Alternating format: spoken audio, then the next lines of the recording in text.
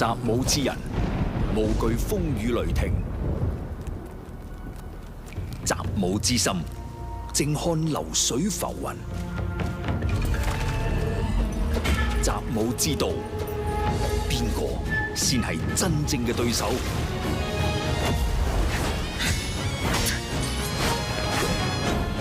讓本帥看看，對手究竟有多少斤兩。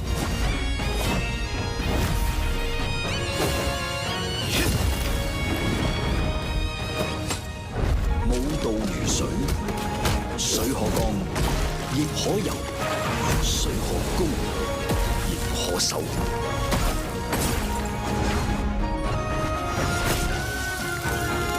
滔滔江河，奔涌无形，无形为形，古董即道。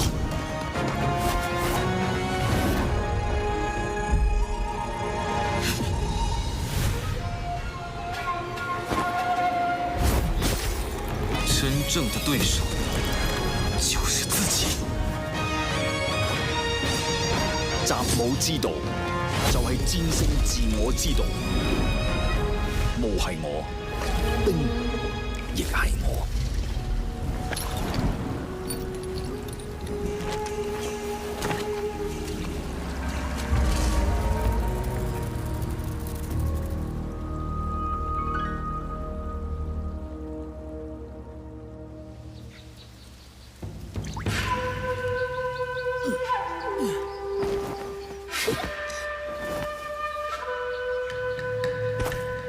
诸位，可愿为本帅俯首？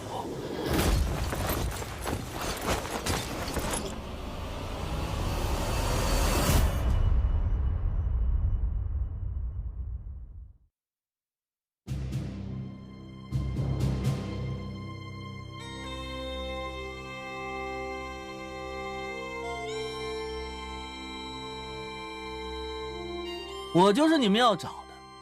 李星云，哎呀，人长得帅就是麻烦，走哪儿都有人惦记。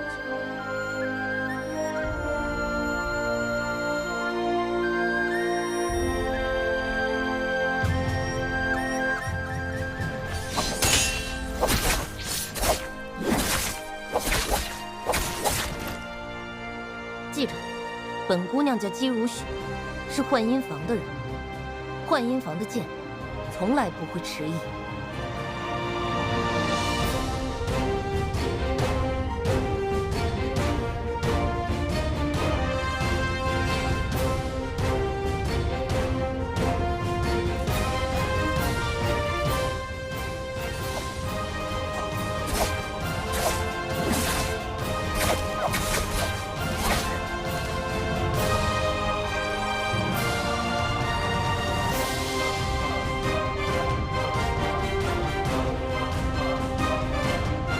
今日起，本帅心之所向，便是人心所向。诸位，可愿为本帅俯首？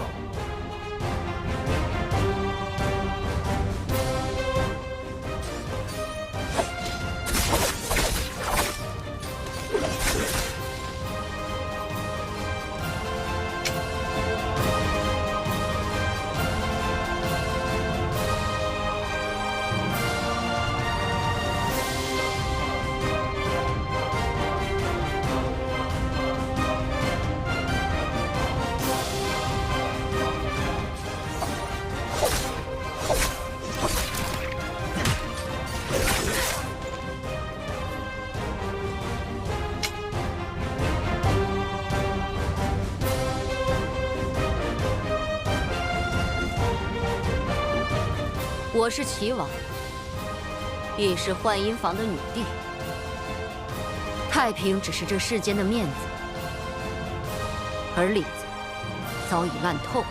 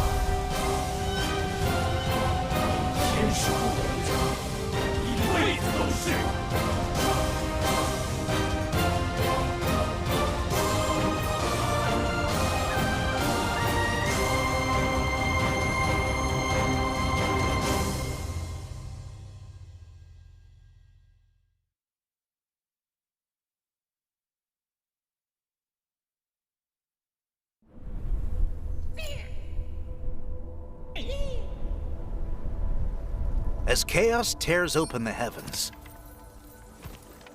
the natural order inverts. My, how many journeys back and forth have you made already? Still not found? Searching for someone lost in the rifts. No small task. It's nothing. I'm just doing my job.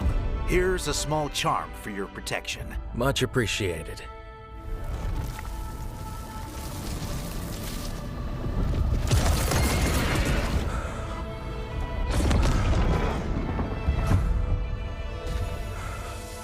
This is nothing like I remember.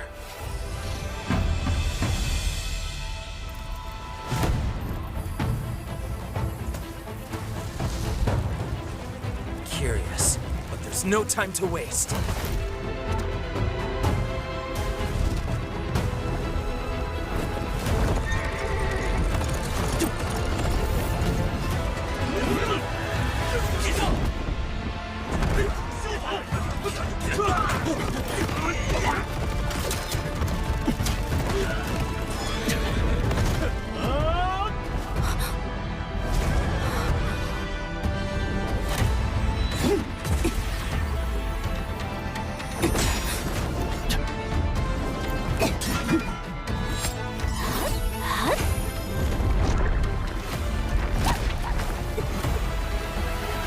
All that, Justina, only to become the matron? Traitor.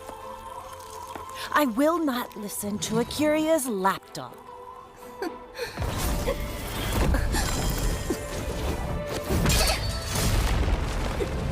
Today, I will purge you shot of your filth! Go now! You're courting death! Justina!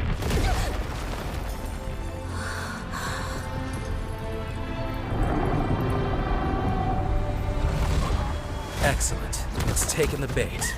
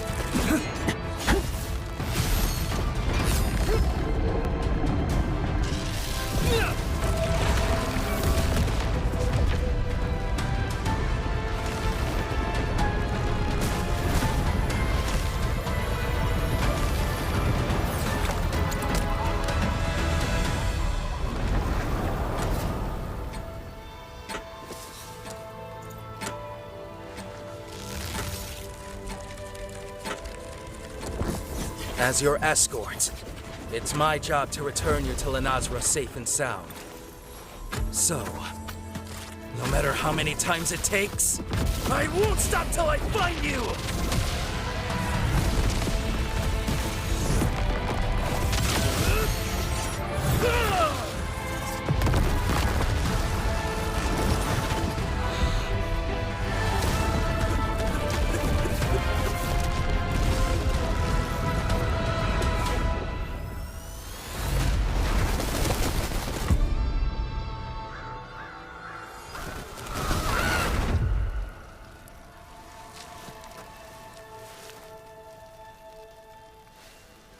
That light.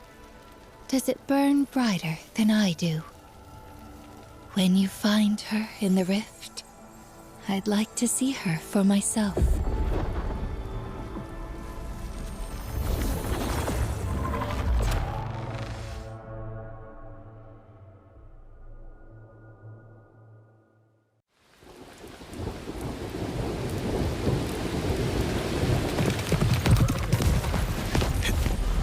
风卷雷云，来者不善。老伙计，这遭又该麻烦你了。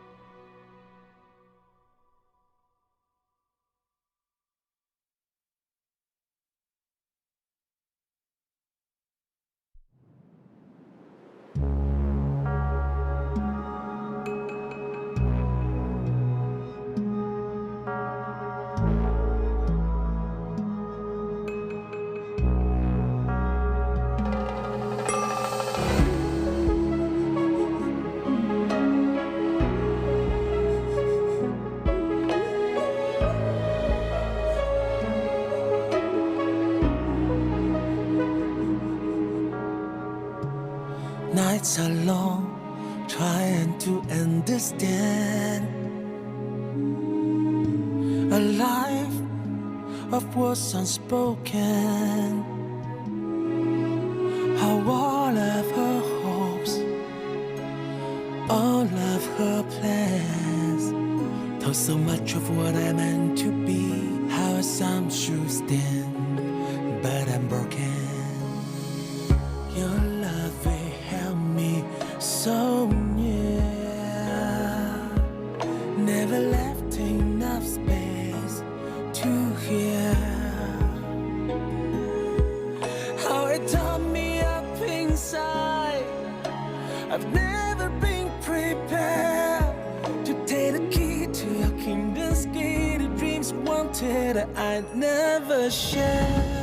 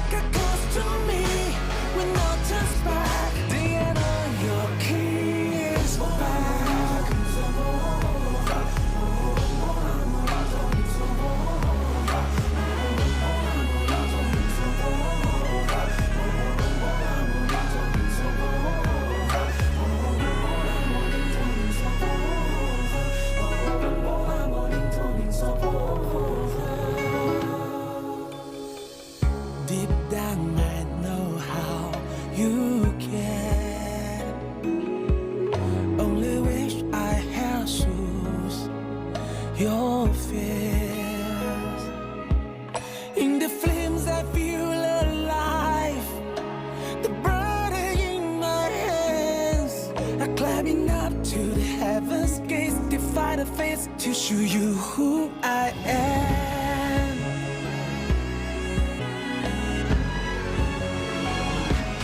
Break this throne now, trade for my freedom instead. I fight it on my own road ahead.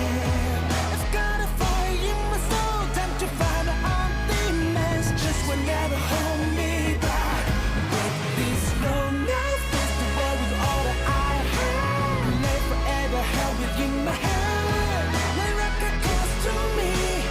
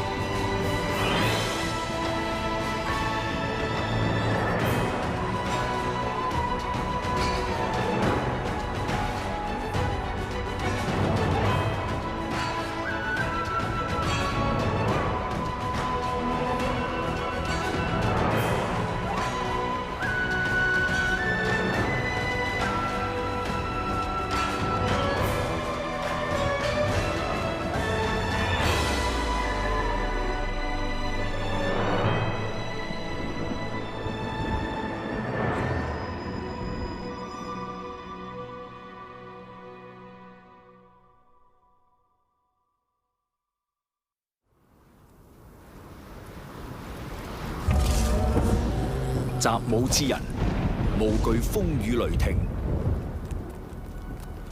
習武之心，靜看流水浮雲。習武之道，邊個先係真正嘅對手？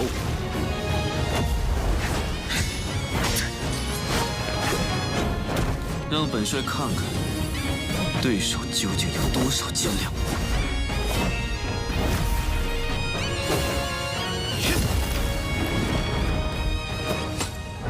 武道如水，水可乾，亦可游；水可攻，亦可守。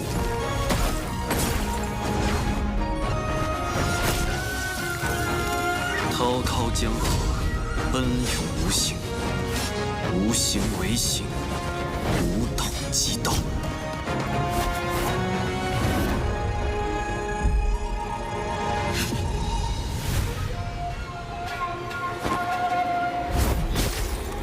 真正的对手就是自己。習武之道就係戰勝自我之道。霧係我，冰亦係我。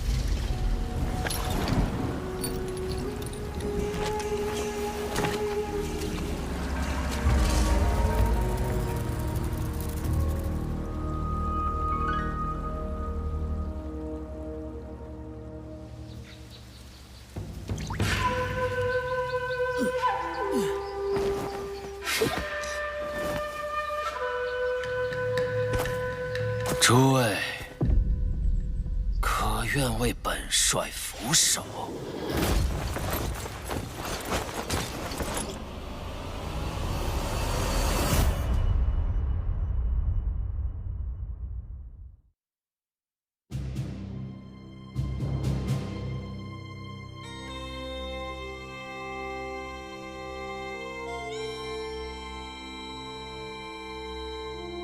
我就是你们要找的。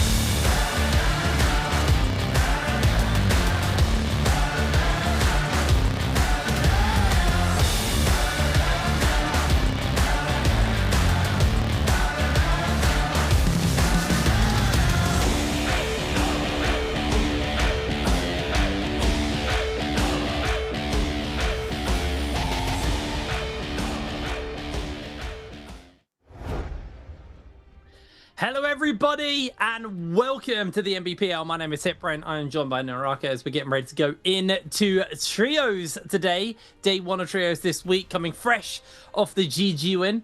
NARAKA, how are you doing? You all right?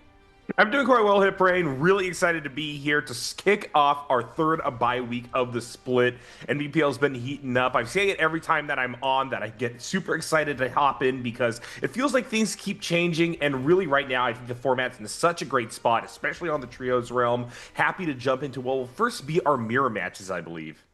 Yeah, no, I was about to get onto Hero Select actually because it's quite fun. We changed it all coming in fresh out of VWC. That was when we threw away the old rules and started playing the new rules. The first couple of matches I personally find a little bit lackluster just due to the fact that they are all mirror matchups. I know some people, especially when we have the big monk offs, absolutely adore the monk. Everyone playing monk in the lobby, but obviously now that we're on to our next bi-weekly, the mirror matchup has actually changed. So it's the Viper Justina Syra comp is our first, and then we got Feria, Inoria, Matari as our second lineup. But for you guys at home, you can grab yourself these goodies. Make sure your NARAKA account is linked to your Twitch account. You can grab yourself these daily drops across the top bar. And then next week, we'll have our bi-weeklies. And it's crazy to say, we're moving on to bi-weekly 3 next week as well. Absolutely bonkers that we are this far into the season already. Hey, time flies when you're having fun, and it's been real fun here in the NBPL. Moving on, day number 1 of the third bi-weekly is going to be great because I think partially we are denied those monk offs. And I saw that I was casting with you on the schedule, Hitbrain, and I remember, you know, every single time that we've had talks about monk, you know, we've had to get into that cycle of how centralizing he is in the meta. And now, luckily, with those mirror matches, as you kind of alluded to, we don't necessarily have to experience that for a few games here. And so, how are you feeling? I know you said sometimes with those mirror matches, they can get a bit sloggy, but do you think that there's anything coming out of today that you're particularly excited for? Well, I was actually a really big fan of the Ainur comps that we were seeing last week. Obviously, new character showing up into the meta, and there was a lot of kind of play around on where we were going to see Ainur getting placed, and eventually fell on this Matari Feria comp, where it's the new version of Cannonball, except you're using the Ainur instead. And I find, like, you know, I'm happy to see that the Viper is in the mirror matchup, because for anyone who doesn't understand how the mirror matchups work, the way we do it is, well, not the mirror matchup, sorry, how the hero select now works is everyone has 0 hero points. So before we used to have, you know, I think it was 15 or 12 hero points to spend. My camera is also really lagging, so sorry about that, guys. But yeah, we used to have about 12 to 15 points to spend on heroes. The first time you picked a hero, it was free. The second time, it would start to cost you. Now, it's 0 hero points. They don't have any points to spend. And the way it works is you get to pick a hero twice, and then you're done with it. After the second time you've picked a hero, you're basically into your 0 hero points, which means you can't score points for that round. So realistically, you're only seeing heroes getting played twice. And with Viper, who is right now being the strongest character on the season, not even really on the patch, just on this season, Viper has been incredibly oppressive. It's interesting to see that, you know, the attention has now shifted away, and with her getting picked up at the beginning of the round, every team only then realistically has one more chance to play Viper, and then they're done with it. Same with this Ainur, who's also been a pretty hot picked character. I think it's really, really fun, especially with the fact that both of these comps are going to like the fact we're starting on Firefly maps. Yeah, absolutely. We're getting that aggression early. Here we go throughout today's schedule. We've got 6 games on the docket. Start off with our 2 mirror matches, Padoria Midnight and then Holleroth Starry Night. And this really is going to be a place where things get to cook up. I've been really loving the Ainur just alongside you, Hitbrain. I think that that's a character that really is kind of the modern transformer for the modern age of the NBPL. It's been very exciting to watch them. And here we go. Speaking of the power of the Viper Ning, she is sitting at the top and center of the screen. As is often the case with NARAKA, you know, she's kind of the icon of the game, and she is kind of packing the power to really match that, as we see that her alongside the Justina and the Syra is kind of what everybody is going for right now. Yeah, it's been the biggest comp to pick. It's got a lot of crowd control. Also, I feel like the silence F on Viper just absolutely shuts down so many comps right now, especially with, I talk about it a lot, but we had the changes where we basically reduced ult duration. So you get hit by a Viper silence as like a Takeda, you just don't get all your free range shoves off. It just doesn't happen anymore. So today, I'm interested what's going to get picked up, because our mirror matchup in the previous bi-weekly was Monk on one side, and then the second game was a Sand Siphon Takeda comp. But outside of those mirror matchups, we were seeing Monk getting played, but we weren't really seeing all that much Takeda getting played. So I wonder if Takeda's just completely fallen off, or with the fact that now he's out of the mirror matchup, people are going to find different avenues and different windows to be playing him. We've also seen a return of the Yoto. She's shown up a little bit. Not a massively high priority pick, but has been appearing in the meta somewhat. So what's caught my interest about today is the mirror matchups have changed. So does this mean we're going to see a lot of Monk in the non-mirror matchup games? Or are we going to see, maybe Monk and the Takeda have fallen off somewhat? The Monk we know is getting played, but definitely not to the levels that we saw in previous splits and in the beginning of the season as well. So we're going into a bit of an unknown when we're looking at the upcoming matchups and what post mirror matchup games are going to look like from game 3 all the way through to game 6. It's honestly anybody's guess on what we're going to see. I expect to see some Monk. We have seen a couple of teams pulling out the Siphon, but by a couple, I literally mean 2 teams have pulled out the Siphon, and it's not particularly worked. It's a hard call on what we're going to see with less Vipers around as well. Yeah, I think that for me, what I often marvel at within the NBPL is the rate at which these teams are able to quote unquote solve a meta or gravitate towards what ultimately becomes the strongest pick. But here, it kind of feels like that certainty, especially for us on the outside looking in, is a little bit more on the side of us just having to wait and see how things are going to settle. And that's always a great place to be. It means that experimentation is up. It means that people are trying new things and maybe in some cases gravitating back towards old familiars. So there's, I think, a lot of space for all these teams to express themselves, and what a better time to do it than right here at the very start of this bi-weekly, where you have points to score on the board, you have games in the future to go for as well. And well, of course, any game at any point is as important as the next. Theoretically, there's no reason why game 6 is any more or less valuable than game 1. People play with a little bit more urgency near the end of a bi-weekly split rather than in the start. And I think that this is the time for people to kind of show their stuff and really make a mark in regards to what they want to test out and what they want to show on the main stage. Yeah, it's weird because normally we're at the point in the season where I think teams have to buckle down and get themselves ready for playoffs, because your performance over these next 2 bi-weeklies can directly affect whether or not your time in playoffs is easy or hard, or even if you have to play through the last chance qualifiers, which I cannot remember the name of. We have a fun name for them, French name as well. But whether or not we see teams go through there affects how they play during this section of the split. But the big thing for me is we're now moving into a world where the teams are still trying to figure out how to play around with the new hero select, but they've got a very limited time to get it figured out. They've had one bi-weekly where they've had a chance to play with it, so I feel like things will be a lot more polished. But I don't expect these guys to have mastered this system. I will know when the system is mastered when basically a meta falls into place, and it feels a little less chaotic in the hero select area where people are kind of pulling anything out. So it's going to be interesting to see when that happens, if that happens this split at all. But these teams are going to want to figure this stuff out by the end of the split, not really just for the NBPL, but for Worlds. No other region is playing on this rule set, and this is the rule set we'll be playing Worlds on.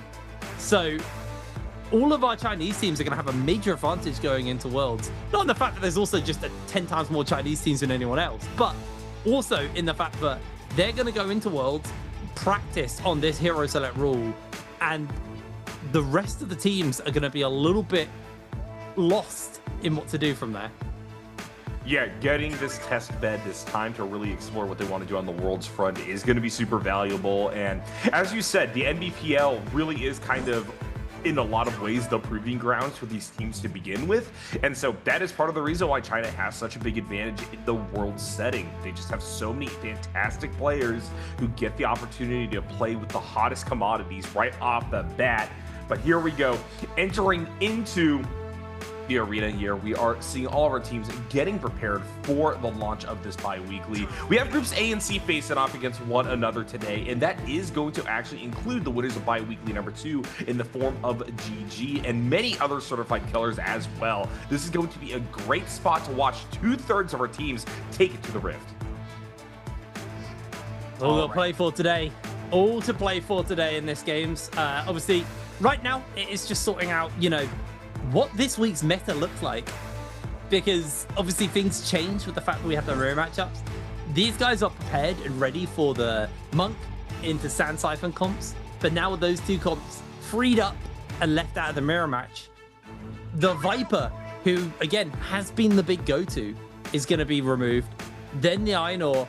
I'm still curious on whether or not the Cannibal Ainur is the best version of Ainur. It feels that the teams seem to think that's the case. I mean, you're seeing WBG, very low pick rate on it, incredibly high average score on it. I suppose the sample size is probably inflated by the fact they had one very good game on it, but even so, I'm curious what's the hopefully, well, sorry, I'm just completely brain farting here. You know, I'm interested to see what Ainur comps actually do settle into, whether or not they stick with this or move on. Yeah, definitely interested to see what happens today. If somebody does, in fact, have a separate way to play Ainur or something of that nature following the mirror matches here, it could be the case that they can just get a faster way to actually pick up their ideal comp because of the new system. It kind of feels that there is a little bit of value brought back towards that novelty. But at the same time, I do think that people usually tend to stick to what they know. It's been the case that for a while now, I haven't been genuinely surprised by anything that has been picked up. And even when I have not been super excited to see the results coming out the other side in either solos or trios. So that's something to watch out for. I feel that, as I said before, the velocity at which the meta gets picked up and understood by these players is just so high. And that's credit to their capabilities, but what it also means is that we're probably going to be seeing that cannonball pick up with the, you know, for the duration of the day, but always keep the eye out to see what other kinds of trios are on the docket here. Still scrolling through all of our teams, by the way, taking it to this first day of competition. And we have some really, really solid teams that are going alongside, like I said, the champions of that second bi-weekly in GG. I'm really looking forward to see how TE in particular fare on this matchup. Yeah, I mean, I feel like TE have been one of those teams who, you know, previously had a full lineup of world champions, were an incredibly top team. And right now, I think they've been, you know, a little bit on the more underwhelming side.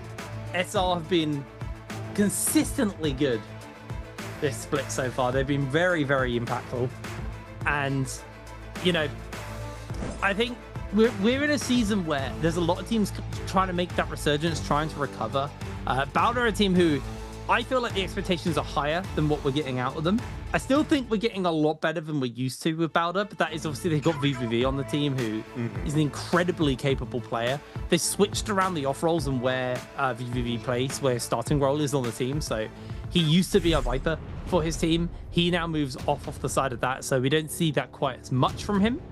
But it's been a split of, I feel like some teams just trying to recover from the year and trying to prove their place going into the World Championship. I mean, we saw GG take themselves a bi-weekly finals last week, sorry. And GG, you know, they dominated domestically last year. They won every split and then fell short at the World Championship as Wolves were able to take that away from them. It's time to really buckle up though for these teams. We're into the second half of the bi-weeklies. Only 2 more bi-weeklies to go, including the one we're currently on. And then we're into playoffs. So some of these teams have to shape up real quick. And honestly, this group, it's got some scary old teams in it. It really does. Yeah, very excited to see how they all fare against one another. Like we said, no pick ban phase here to start us off. We are getting that mirror match comp. And speaking of the power of Viper, well, we are going to see that on full display And I really do think that if you're getting this many Vipers in the lobby, what this really comes down to in a way is kind of game theory. Somebody activates Viper ult to start us off, and things turn into chaos quite quickly. And so the burden kind of falls to every single one of these teams that we're seeing in front of us here to try to keep the lobby stable. And so I think we're going to get some very chaotic final circles because of this, particularly because you have that added sustain that's coming through with the durability of Justina, and then the ability for Syra to ult as the circle closes. Yeah, it's very different from like our big Monk Mirror matchups that we were having last week, where it would kind of wait till the end of the game to really do anything. There is a lot of stall in these comps. You know, Justina has the abilities to self-freeze. Syra offers a lot of crowd control and some healing for her team as well. It's obviously a different version of the Syra ultimate. It's the big bang at the end. Doesn't last as long, but it does a lot when it goes off.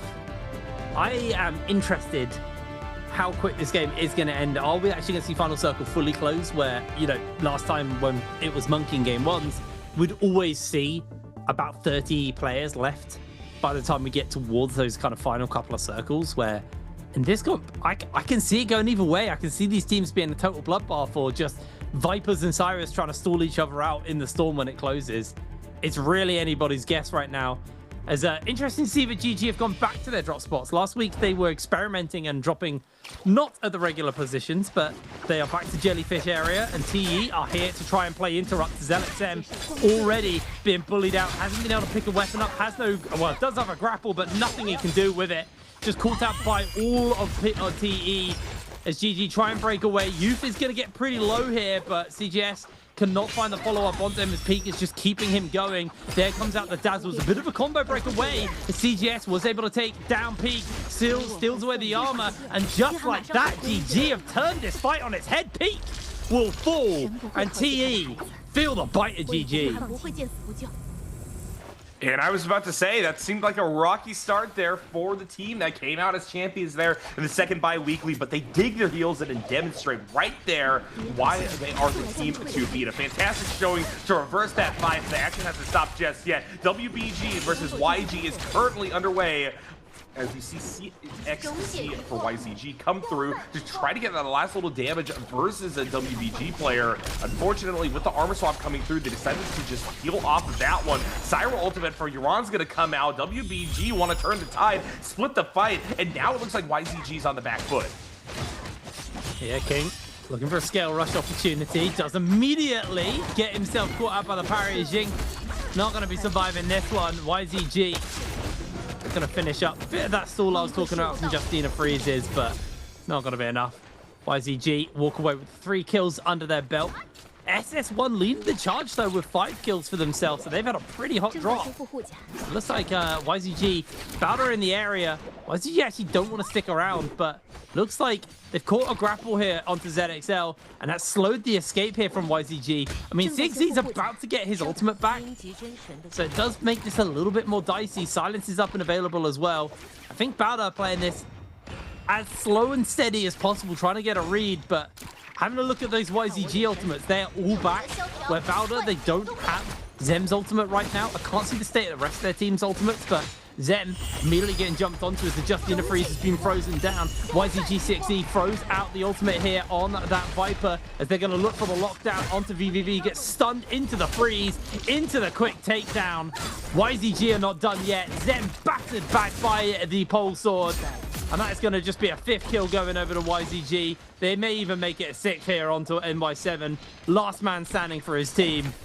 And Bowder, they started this fight, and they did not want the heat. Pinned against the rocks, taken down. And that seems like a little bit of a miscalculation there. Bowder didn't get a full scout out, didn't get to see exactly where YZG was in terms of material, and they're going to pay for that dearly with their lives. And now YZG picking up a 6th kill will actually be the ones at the top of the leaderboard after this flurry of early game aggression. I mean, a lot of it boils down to YZG. Yeah, they had that fight, and Bowder had in their head for everything had been used, but what they didn't account for the Soul Blooms, the fact we're on a Firefly map, so they're able to recover their rage really quickly. So we do see SR pick up that Volpine Essence, so I'm going to be wanting to get the hands on to the first Roma Yangs. try and get themselves snowballing off the back of that. It's one of those things that Raven's been talking a lot about, that, you know, you don't necessarily have to take that first Realm of Yang, but if you do take it, it makes the second Realm of Yang a lot easier. And you start that snowball so much earlier, and especially in these mirror matchups where it is just a true skill of, like, test of skill. It's a hands check versus other teams, because there is no counterplay. There's counterplay, but there's no, like, hard counter comps. Everyone's on the same thing. It's really about just playing it, who plays it this comp the best. Being able to grab yourself a little bit of extra gear does shift the balance somewhat. So starting those early Realm of Yangs and then snowballing it into second ones and Spirit Wells. If you're the most geared and everyone's playing the same team, then mathematically you have the more stats to use versus the other teams. Yeah, it's definitely a little bit of a check of egos going into Realm of Yang because things are so even within these mirror matches.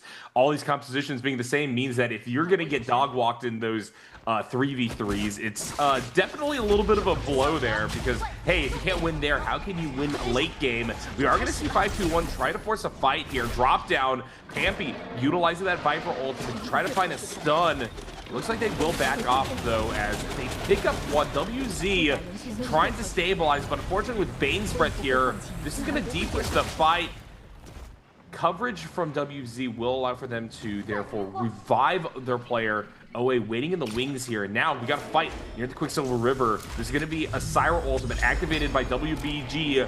LXM for GG going to in turn try to D-push with that Viper ultimate. But using that defensively is never a good start to the fight. That being said, Flying Knives are going to catch out Iran here. LXM loses their armor on the approach pathway. CJ has also an worryingly low health right now, and that means that Yali might be able to just jump on in and knock this Justina out. 330, a little bit split by Jing and Yaron on top of them. LXM continues to try to play at range with the Flying Knives. Gets a brutal parry. Yaron is in trouble, will be knocked out here. Jing can now turn the focus back upon this Viper. But 330, waiting in the wings, is going to try to reverse the momentum of this fight, as on the far side of this one, Weibo's Gali will win a duel versus the other GG member. And now here comes the Syra ultimate. GG trying to once again stabilize. LXM sent sprawling, trying to run up and under to use that Syra spacing as coverage. And now they're going to turn the focus back upon Yali. Yeah, Yali in real danger here. Looks like LXM should be able to finish him up. They did get the revive out from that one member of GG, but I mean, they're going to be able to grab their goodies. Yali actually committed ultimate here as DRG. They're just going to chase onto Yali, decide the fight versus all three of GG is not worth it. So Yali will go down. And that's the end of WBG. First team out of the lobby. And actually gave GG breathing room just to grab the last of their gear from CGS, who did go down. And then reposition. Realm of Yang spawning up in about a minute's time now as well, so we'll see the players starting to get themselves positioned for that, get themselves set up, but not before SR take a rough fight here versus Bowder. I don't know if that Volpine Essence has already been popped, but this is not the place where SR wanted to be seeing that getting used here. Freeze comes out from 17S. Has Asia actually just done a salty run back, or was he armor swapped? I don't know, because that is going to be the end of 17S. Zhao just going to make his way away. Zen gets picked up. Zhao's just trying to be a nuisance and try and find those snipes off. I hope he didn't salty run back. He is just going to make a runaway with a grapple, so it's going to be the end of that as Bowder. NY7 going to chase in, and that just stopped SR, who started this lobby strong, got themselves the Volpine Essence, but they're not going to be able to go into the Realm of Yang anymore off the back of that. They need to go re-gear up, re-loot up, and Zhao, who actually did salty run it back, is now having to play escape here from Bowder. If he goes down, the whole game plan for SR just goes out of the window. They're going to have to then look for the Dark Tide coins to get the rebirth charms to get him back while gearing up. This heavily slows them down as NY7 misses the grapple onto him. That should be enough for him to break away. But man, that was an absolutely catastrophic fight there for SR. It completely denied them the chance to go for anything more. As in goes the Realm of Yangs. JL jump in. They're going to be up versus YZG. 3 other Realm of Yangs as well. We'll get a list of who's in what. DRG versus OA, GG versus 521, JL versus YZG, and WZ versus SS1. We're going to keep our eyes here on the JL one right now as TXJ starts up by a pot, is immediately going to try and pop that ultimate, look for the lockdown on to some members as they just dash around, use the pillars perfectly to evade away from TXJ's lockdown. Sire ultimates have been used as well here as CXZ still holding on to his ultimate. It's finally going to throw it down as TXJ is just going to get caught by the CC lock, pinned in place against the pillar, but the two-man freeze comes down from One Fang to try and get some level of sustain and safety net for his team. CXZ now playing back, no F to work with, no silence, no ultimate. He's just going to have to play this with pure mechanics as he tries to break away. Has got some of the pillars to get himself some height right now as freeze breaks out from QGG as well. The CXZ's just fishing with the fan to try and find that damage off, and he's able to get a large amount onto Junks, but the two-man knockup coming in from the Justina as CXZ goes down. Junks beautifully played that. JL will take the Roma Yang. Credit to JL. What a fantastic showing.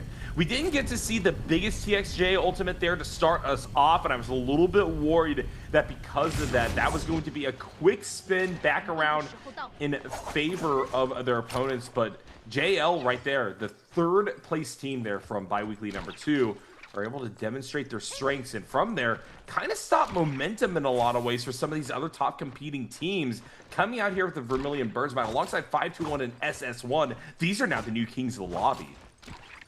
Got one more team as well to pick up that Bird's Might, so we'll have 4 teams, and they'll probably just meet here. This is what happens every time. They get that Bird's Might, they meet up, and they just have a scrap. Get as many points as possible, and then you see the Vultures show up, our 4 teams with the Ramayang debuff on them. They will then show up and try and cleanse themselves of whatever scraps remain. Very Vulture behavior as SS1 right now. Actually just can go inside the vault. They unlock that for themselves, and I don't know what's in that vault, so we'll have a look. But here's a replay of SS1 versus WZ inside of their Ramayang. So they were the ones to take the victory. There's the CC of this comp, man. Young is just perma-locked as Lue gets a 3-man Viper ultimate off as well. Oh, WZ didn't stand a chance here. That is brutal. Even with the 2-man freeze, it's not going to be enough. Damn. SS1, that was super clean, actually. Yeah, really, really good approach. That aerial fight at the start baited out to the Viper ultimate from WZ, who just could not pull nearly as much value out of it. As we cut back to IRL, and this is Bowda. Now down a member, trying to go on the run. Xiaonan for TE, beginning to initiate here. 3v for Bowda, trying to get across to the far side of this one. Nice 7, maybe the one to get to safety, and I think VVV is just going to have to accept his fate as a sacrificial lamb to get TE off the back of the full team, prevent a full wipe. Good parry right there, unfortunately, going the way of TE. Is that this shows skill for TE that will only build them up towards that future value. They're in 8th place now. They've picked up 3 eliminations. This has been such an aggressive lobby, Hitbrain. Talked a little bit before about how this is probably not going to Final Circle in the way that a Monk comp did. And on top of that, the Fireflies just meaning that this is feeling so accelerated now. We still have 4 teams with the Realm Yang debuff. WBG, only team fully knocked out of the lobby right now. But here we go, YZG versus GG. Could be on the horizon here. YZG definitely looking for the initiation. They gotta play aggressively here as they do have the debuff on top of them. But CXZ is immediately focused by everybody. GG dives on top of them. 330 going to start with the Syro ultimate. Here comes the D-push attempt. A Viper ultimate from LXM to try to respond. CXZ bobbled, tries to go for an ultimate, gets their activation canceled. Now they are frozen up and in a lot of trouble. GG did use a fair amount there, but that's going to be a nice parry back on to CXZ. Losing so much HP, and yeah, this is the problem. And I was wondering why we hadn't seen a big Roma Yang kind of like Vermilion Birds Might fight. The problem with these comps is their strongest strength is third partying. So if you're the team who initiates by opening with all your ultimates, you just get jumped onto by the rest of the lobby, and GG, they get jumped onto. They then pop their ultimates, OA, slide in, use their own ultimates, and able to come in. So it's very hard to actually find a good window to initiate these fights. So that was possibly the most bloodless Vermilion Birds Might phase of a game I've ever seen. Like, I think, what, maybe 5-6 people went down total. It was an incredibly slow-paced fight for them. Well, section of the game for all of these teams. So These comps, you know, they're great when Vermilion Birthmite's in play and there's lots of other comps. But when everyone else brings as much CC as you do, it is very hard to fight when you don't have any ultimates, any abilities to really play the escape game. So really, really interesting to see, but that's how these mirror matchups will go with the Viper comps. As we're seeing the 5-2-1 versus GG Realm Yang. GG won this, right? No, I can't remember who. Did they have Birthright or did they have the debuff? I can't remember now. Either way, I guess we'll find out. Yeah, sometimes it's good to keep the mystery about it. I do believe 5-2-1 actually was the one who won this, but we're going to see Ivan try to get down upon CJS, who unfortunately gets massively counter hit here. And while they try to recover, they will have to burn their freeze to try to stabilize. 330 goes down, and yeah, 5-2-1 were the ones coming out away with the victory. Yeah, it was 5-2-1 who won it. Now, like I said earlier, well, it's actually a Raven piece, this one, but, you know, if you win that first Realm Yang, it's a lot easier to get into the second Realm Yang. Sets you up nicely. Get all of the goodies, all of the permanent goodies, as well as those buffs to work with. It's now 5-2-1 going up versus TE inside this Realm Yang. Getting Aerial to open up with. Xiaonan actually not staying Aerial, just using the pillar. Potential scale rush for a bit of height instead. Pampy playing escape right now. Xiaonan gets caught. They throw down that Viper ultimate here. This could be pretty detrimental here to TE as they're getting locked down. Syra ultimate committed as well. They're just going to pick one target and absolutely eviscerate them now. As Peak is next up on the line for 5-2-1 to turn their attention towards. He is able to break away. Pampy looked for a scale rush angle. Didn't quite find it though. And just like that, TE were able to buy themselves a little bit of breathing room, but they're still down a player, so it's going to be a hard fight, especially when Peak is getting caught by the parries. But the follow-up actually went on to Youth, not on Peak, but Peak is blown apart. Nothing he can do. Second parry goes down, and that's the end of Youth. 5-2-1, beautifully. Yeah, I see a 5-2-1. That's quite the showing right there from our 10th place team from that second bi-weekly. A great leveraging of early game advantage from that first Realm Yang win up against one of our top teams. They come out now as I think favorites in this lobby. And really, what I really saw right there was just fantastic utilization of that Viper Ning. Look, Hitbrain, I'm a little bit of a fan of trying to ult second if possible. The idea that you're able to get that longer lasting value by ulting second is something that I often get attached to. But you gotta survive that first wave of ults to try to do something like that. 5-2-1 demonstrates that right there. And now we're on to JL versus SS1. Juan here laying far away with that cannon shot. Now going in, smelling blood in the water. TXJ is already taken out of this fight. Wuye and company are going to take down another JL member. And that is Fong dying last. Another pickup.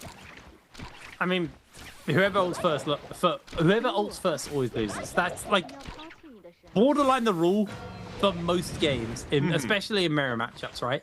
And you see what happens, and we saw it actually with the GG fight, where if a Viper ults and then a Justina ults shortly after, if the Justina gets the freeze onto Viper, and it's very easy because Viper loses a lot of mobility when she's ulting, it cancels the ultimate outright. Just like puts it onto cooldown, it's done. Just consumes everything. So it's a really big factor of like, you know, you need to be timing your ultimates effectively, or you're gonna kind of just cook yourself off the back of that one. So JL getting the revives off, heading out. Looks like TE actually spawning up behind them. We just could probably see a Realm Yang debuff fight break out immediately. No, okay, TE don't want to do that. They're gonna head slightly wide around, as it looks like SR have found Bowder. NY7 just dodging away on those bow shots, and SR, they don't mind tanking the realm for a little bit. NY7 ultimate has now timed out on them as well, so they are just going to get absolutely cooked here by the three members. Although that dazzle could have caught someone. Didn't quite happen. Grapple locks coming in, and NY7, they did their best to stay alive in this, but that's the end of Bowder. Knocked out of the lobby is JL and TE, are two Realm Yang debuff teams fighting here on the edge. And like I said earlier, if you see teams fighting, Viper teams fighting, and you're also a Viper team, this is free picking. You know the ultimates are being invested at this point. You can just come in and CC everyone down.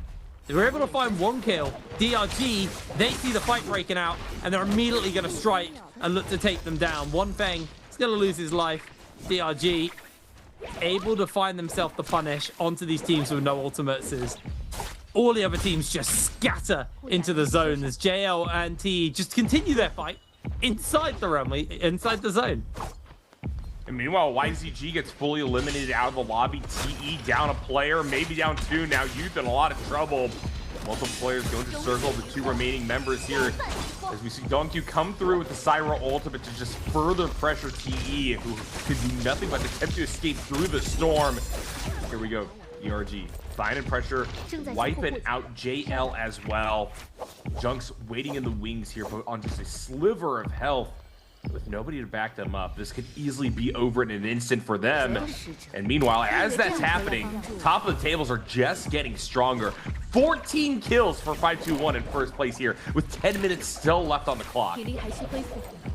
I mean, we've been seeing a lot of teams in trios get onto that double-digit kills quite early in the games, and you know, you got a very aggressive comp here. As DRG definitely need to get themselves into the zone fairly quick. There you go. But we are seeing, you know, we got a very aggressive comp. We got teams who are all stepping it up on their ability to fight. You know, before we'd see like 1 or 2 teams get loads of kills and everyone else kind of just play catch up the whole time.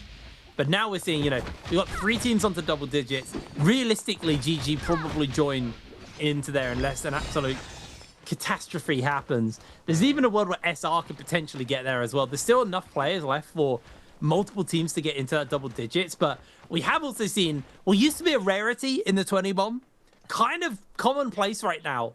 And 521 only 5 kills off, sorry, 6 kills off the 20 bomb. It's very doable. It's very, very doable for them. Yeah, I think that we're in a spot right now, especially with this Viper Neen composition, that because the third-party capacity, as you mentioned, Hitbrain, is just so dang high, what's happening is that any fight can just turn into a map-wide conflict. And this can happen at any point in the game, because any point in the game is a good time to try to get ahead and go for a third party. It's less common that any point in the game is the time to just go for a raw 3v3. Here we go, 521, trying to take some space up here on the top cliff side. SR circling on the far side, may want to try to enter here to try to force something. Spirit will spawn up. 521 ultimately, I think, proven a little bit too strong. SR going to back off for the time being. SS1 will occupy the other Spirit will spawn. Yeah, it's obviously one of these. I think it's the SS1 one, or on the Roman Yang. Spirit spawn is all in trouble. Viper ultimate lands, locks down the members of SS1. Yuan has already lost his life. The armor is stripped off the members of SS1, and everybody launches into the fray. What an insane ultimate there from Zulu. And it looks like the cap is actually going to happen here for the side of OA, but the recap, Campy makes his way forwards. Last to join into the fray. They throw down the Syra ultimate as well. And 521, they're just going for the cap. Yeah, 521 most likely going to get it. Timer running out for this one. And this is a stronger team getting even stronger, but credit where credit's due. That was an insane Viper ult, and one of the reasons why I love this character. Gotta look to the sky, you gotta see the different entry points, and you can never rest on your laurels up against a composition like this one. Absolutely crazy performance coming in there. So we're gonna see Rema Yang debuff will start to spread across the lobby right now. I actually don't know who's got it and who hasn't, just due to the scoreboard not being up, but with that popped, I think DRG were able to, no, it was 521 who got themselves the Draco Storm. I don't know what's going on. I think some of the teams, there you go. So I think this is SR with the debuff on. Yeah. So remember, when the Spirit Well, the Roma Yang spawns up, it has a radius. So if you're outside the radius, you don't actually get the debuff. 521 were able to get themselves their own Spirit Well, so they cleanse themselves. I think DRG were just far enough away that it didn't matter. So 3 teams, not even that, like 2.5 teams got the debuff on them. As I think Capture the Flag's coming out from some of the teams here, looking to try and get, although the Spirit Well is in the zone, so it's quite hard to actually get that cap off. So SR, the only team where almost all their members, it's OA, the only team with all of their members with a debuff on, which is kind of crazy, actually. Yeah, you're oftentimes seeing that debuff applied to almost the entirety of the lobby, especially when the maps are denser. But because so many teams have already been eliminated, YZG, JL, Bauda, TE, WBG, and WZ, it's the case that people were spreading out a little bit more. And I think that like the top and bottom feeders were very well defined going into that Spirit Well. So for a lot of these teams, they thought, hey, if I don't need it or I can't get it, I'm going to back off. And at least some players were able to get outside of the radius because of that. And we're going to see the veins of breath come down across this ever-shrinking map. Up top side, we do see OA looking to just play this position as a lot of teams are beginning to cluster over there to the southwest. Alright, 5 minutes left on the clock. Only 16 players left though, so it could be a complete bloodbath.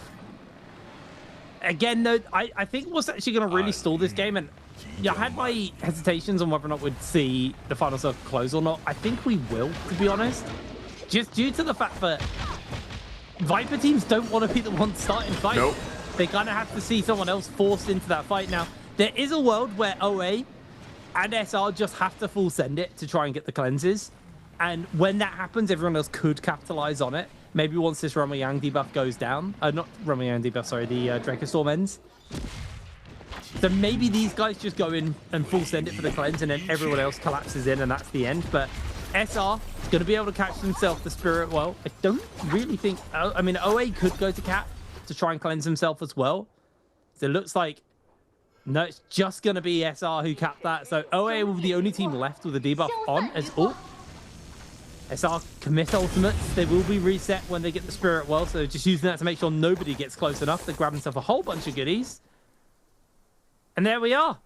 Team OA cleansed. last team with the debuff, and they're going to have to go. They're going to have to send it.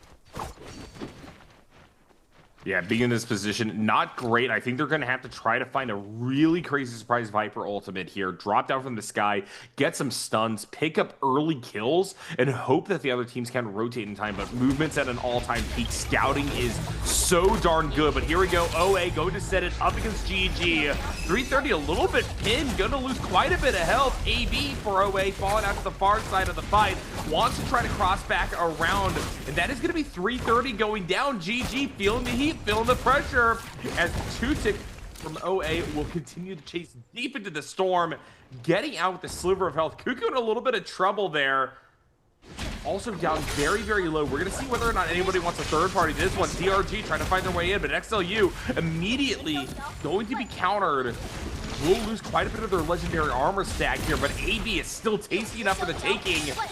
That SS1 is going to try to get down a being positioned now as we see SR also push their way in, and the bloodbath is beginning. Oh, he had to try and get that cleanse off. He was able to get it, but immediately juggled around. This is what I said could happen. The teams just see the fight go down. Everyone jumps in and looks at a third party.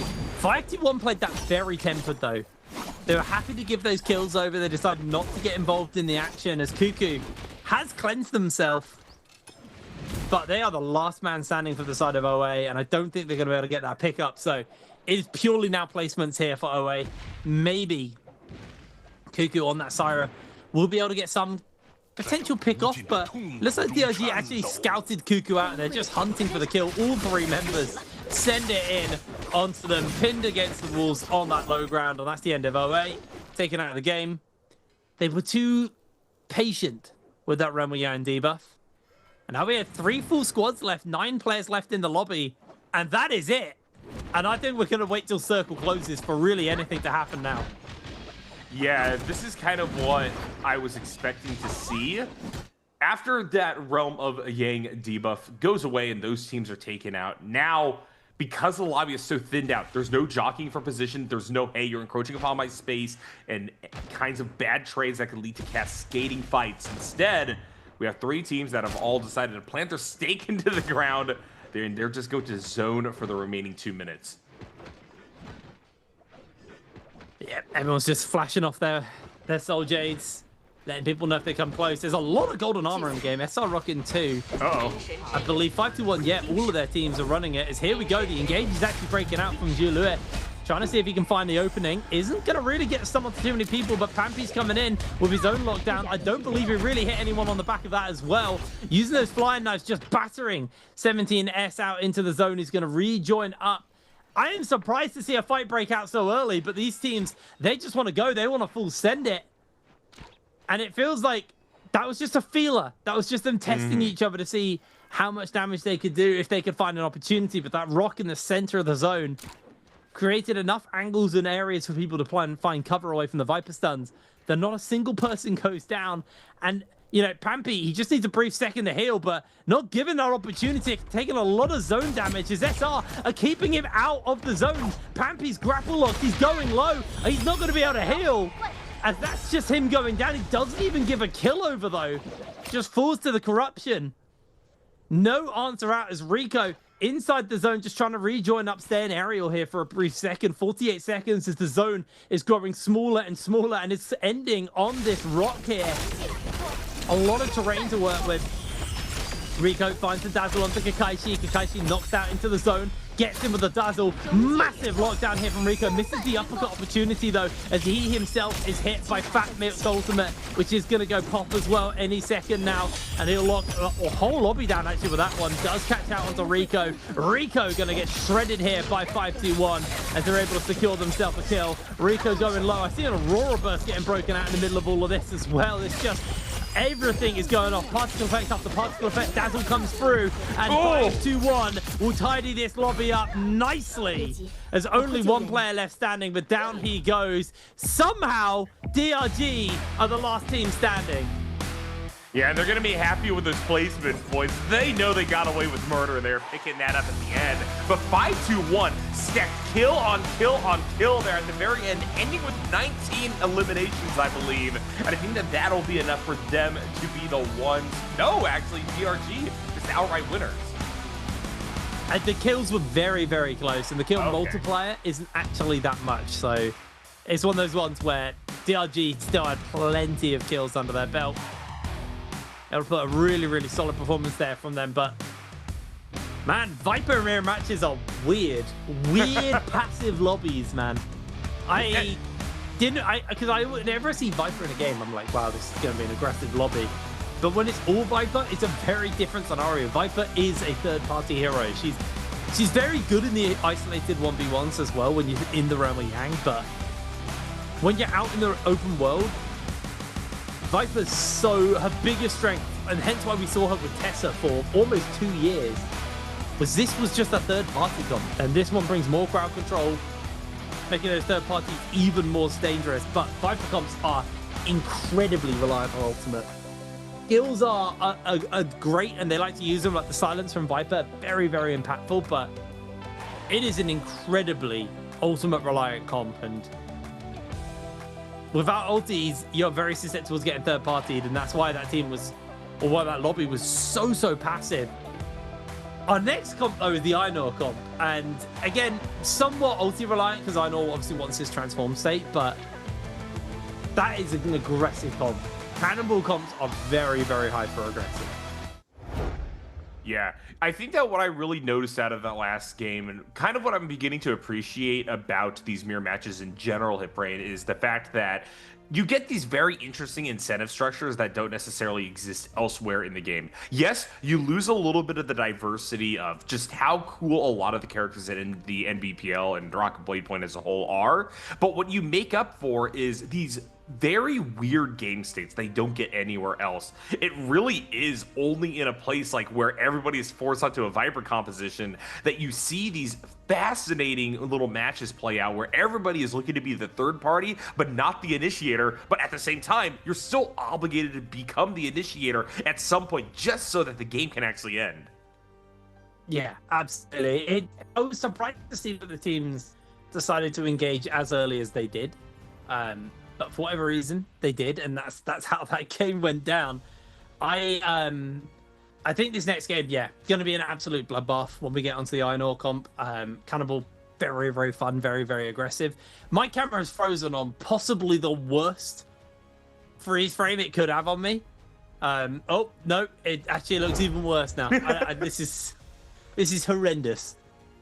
Here we go. Well, luckily we will get away from that with our question. The answer for treasures, there's only 3 options. So, hey, 33.3 repeating chance here. Which hero will be the MVP of game number 1? Viper Ning, Justina Gu, or Syra? There's only 3 choices because those are the only 3 characters we saw in the whole dang lobby. Honestly, a hard one. It's one of those ones where, like, you know, they all have the ability to be the highest damage dealer and do the most work. You know, typically Viper kind of is your position 1 in this comp, but that doesn't necessarily guarantee that you get kills if you're position 1. So, answer that question is Kakashi. Kakashi, wow, that was very quick. So, if you haven't answered already, there's your answer. Kakashi with 9 kills and 22,000 damage coming out here on the Justina. Absolutely huge performance from him. Yeah, remember, guys, if you are the ones who answer correctly and you get whispered, we are using that to get you your prizes. So don't just ignore those messages. And I think it probably is going to be Kaishi because of that. Before we get to our little MVP animation, let's quickly go back through and watch the history of this matchup. Early aggression starting things off. GG reversing this fight versus TE. Getting off to a great lead and start for them. Or in YCG, similarly, good position to begin this one versus WBG. Yeah, this was a messy third party, I believe, that followed that one from the Bowder, but did not go their way. Is this the 3-man Viper ultimate? Yes, this was the 3-man Viper ultimate. They got caught by the Syra pop into the Viper ultimate. That was brutal, actually, from SS1. And it's the thing about this, it just brings absolutely massive amounts of crowd control, and it's devastating to fight against if you do get hit by it, because the problem is Justina can realistically, like, maybe hit 2 people. You have to be standing in a line. So if you're standing in a line versus Justina, you deserve to get your entire team frozen, but Justinas can typically angle it so they get 2 people. But the Syra ultimate is a big AoE pop into the big AoE stun from the Viper. It's really brutal when they get dropped down into this one. This is DRG's Donkey 9. I believe he goes down, but look at the Viper just surviving as long as possible in this fight. As it looked like 5-2-1 had the game in the bag. They realized the health bar was in their favor, so they just let them bleed out. And DRG pull ahead with the kills at the end of that game. Really, really good performance. And Kakashi on the Justina is going to be our MVP for game number 1 of today's games. No surprises, really. Very, very good performance from him. Dragonlight Might as their legendary Soul Jade. Had a jabbing, quick charge in Thundercall, group heal, slow shot, sunwing shot, and Erudition and Spear Storm as their Soul Jade. No wonder they were doing so much damage. Really good Soul Jade loadout, actually. Lots of, you know, we normally see at least 1 or 2 blue Soul Jades. Purples and a gold. Pretty bad. Pretty good even. Yeah, absolutely. Congratulations to Kakashi. MVP twice so far in this fall split. And man, this fall split flying by, as we remarked before, already here on our 3rd bi-weekly. And DRG are starting theirs off right with a fantastic victory, but what is ultimately a close lobby. This day number 1, after just 1 game, has already reached a fever pitch as we move into our second match here shortly. Getting ready for our game number 2. Heading over to Hollow as our mirror matchup will be that Ainur Cannonball comp. It's basically Cannonball, except you take out the Justina and you put the Ainur in. Oh, actually, was Matari always in Cannonball? I can't remember that comp, actually, the original version of that comp, but I feel like Matari was. It's terrifying, by the way. Ainur invisibility, well, Ainur with invisibility is really, really nasty to fight into. And, you know, he does a lot of damage. And his ability to kind of CC lock people with his version of the stab. It's really, really interesting. And what's big about this comp is we were seeing the Yue Shen variant of it was like Matari, Yue Shen, and I believe Viper. I can't remember who the last person in that comp was. But we were seeing this comp where it was like not Wu Shen, sorry. Yue Shen and Matari, but now Matari's in with Ainur. We actually seen less of the Yue Shen showing up in these fights, because again, you can only pick these heroes twice. And when you're going, right, do I want to pick Vitari so I can play with her with Yue Shen, or do I want to just pick Vitari and run the cannibal comp that everyone else is running? You're gonna see Yue Shen just fall off entirely as everyone leans towards putting Vitari into that Ainur comp, because you can't spread out your support heroes. We were seeing, with the old hero selection points for last split especially, there was a lot of kind of hero point expenditure solely on Syra because she was shared between so many multiple comps, but now you can't really share the Syra across multiple comps as well, because you only get to play her twice, and you've already played her once just in that Viper comp, so you get one more use of the Syra. And would you rather run Syra with the Viper? Would you rather run her with something like a Takeda? Why Takeda's kind of dropped out, and we're starting to see, when we do see Takeda, he's typically played with like the Kurumi or the Zip right now. Yeah, I think that right now what I want to see in particular coming out of what is going to be our second mirror match here shortly is just the impetus for people to really spread out, not concentrate around certain picks. And so far, because of the way that the new hero system works, I think that we get a really, really interesting setting for a lot of these lobbies. We get total homogenization on one end, and on this other end now, we get the potential for full spread out into a wide variety of different characters and different strategies. So far, like I said, centralization of the meta and just reading the meta, wanting to play what's best has always kind of been a defining factor of the NBPL, and I think that teams are just getting so good on the analytics front that they're playing what is best for whatever their given situation is. And so even in this new world that we're seeing, I've had our fellow casters full pick the entire stack of characters in the order that they're going in, particularly in the solo side. So we're going to see if that happens here in trios as well. I'm very, very excited to see what comes up. Well, here we go, getting ready to go into game number 2. No big hero select though, so we'll just do a quick rundown of the players and then we'll probably jump straight into the action. Right now, eyes on DRG, won our previous game. And they've been a team who... The history of DRG is really interesting because they kind of sucked when they first came around, and they did one thing, and that was grief J-Team. They knew J-Team used to drop on Sunwing's Rest, and they just used to hunt them down, and it'd either grief J-Team out of the game from that drop, or they would get griefed out of the game themselves. And even if they successfully griefed J-Team, they'd normally just fall apart to, like, FBX back in the day, or TE, and all of our big teams who were kicking around then. And they kind of, for me, just fell off as a team. I kind of paid attention when J-Team also kind of fell apart, and I mean, we don't really have J-Team anymore. I think they're still here under a different name. I can't remember now. Regardless, they were a team I kind of didn't really pay that much attention to for a long time. And then last year there was like some moments from this team, and I was like, wait, DRG actually looked pretty goddamn solid. And slowly but surely, like, this team has actually been a pretty consistent team within the region now. Would I always put them as like a top 3? No, but they do typically seem to be on the higher end of the table. They always seem to be in that kind of top 8. Was it top 6? Oh, I can't remember how we spread out. Doesn't matter. Regardless, doesn't matter. They're always in the top end of the table of our 3 tables. So DRG definitely seem to kind of keep eyes on them. Normally on the lower end of it, but they are there.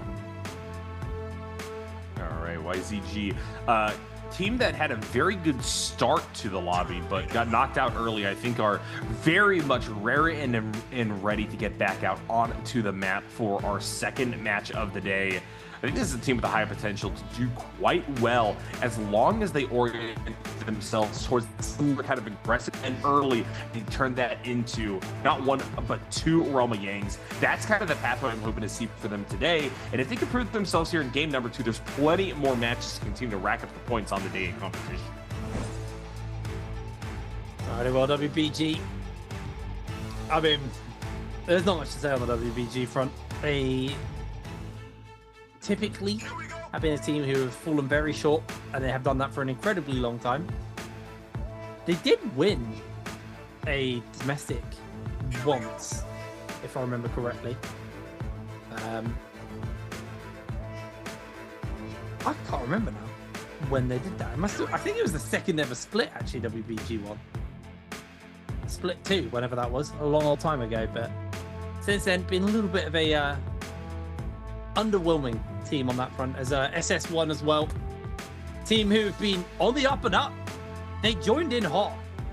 They're not even really like a new team anymore. They're a team who we've had for a little while now. But when they first came in the door, I remember thinking they were pretty solid. And this split, it feels like they've really hit their stride. But his our mirror matchup, it's Cannibal, Iron Ore, Matari, and Feria. Going to be getting loaded in onto Holoroth.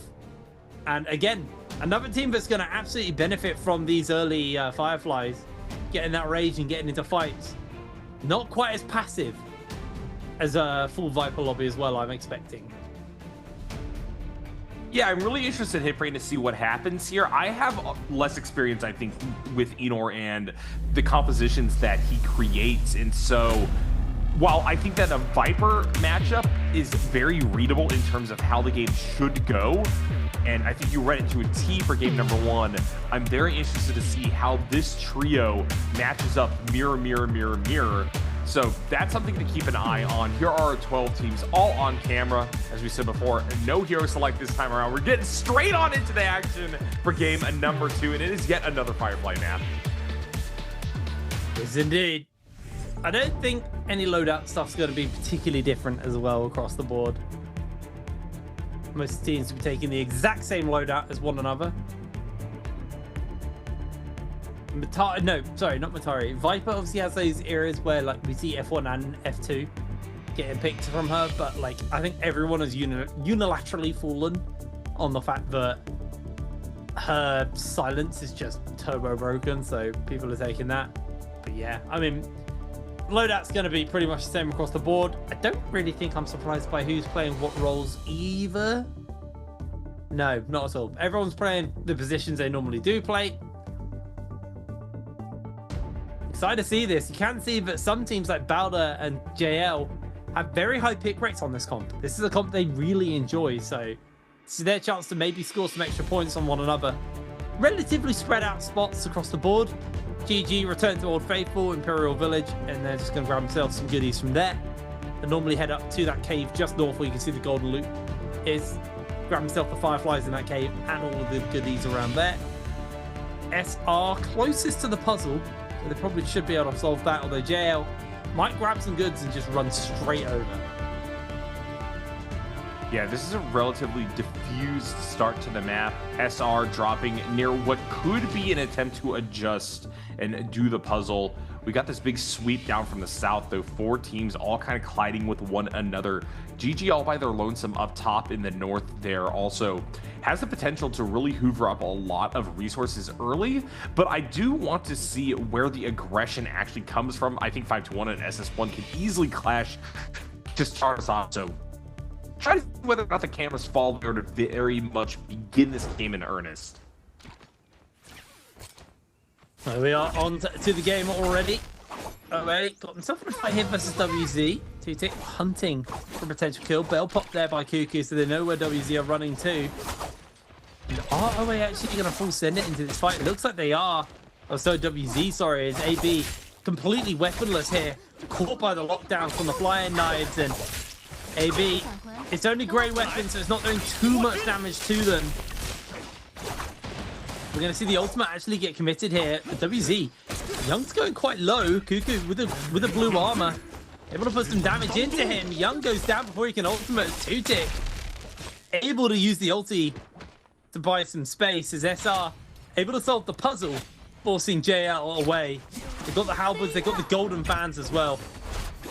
Incredibly risky. If 17S gets parried, he is in some serious trouble, and he's playing versus an invisible Matari right now. Does have that ultimate available to him, so his transform's going to be even more impactful. It's just a straight up 1v1. I don't think Junks really wants this heat. Golden fan with ultimate available, in he jumps with that F onto 17S. 17S needs to commit the ultimate fairly soon. Here we go. Ooh. Throws it down, times it incredibly dicily, but Junks' invisibility has broken out, and Golden Weapon Einor at this stage of the game is going to cut you apart. Down goes Junks. Yep, and that was a great start.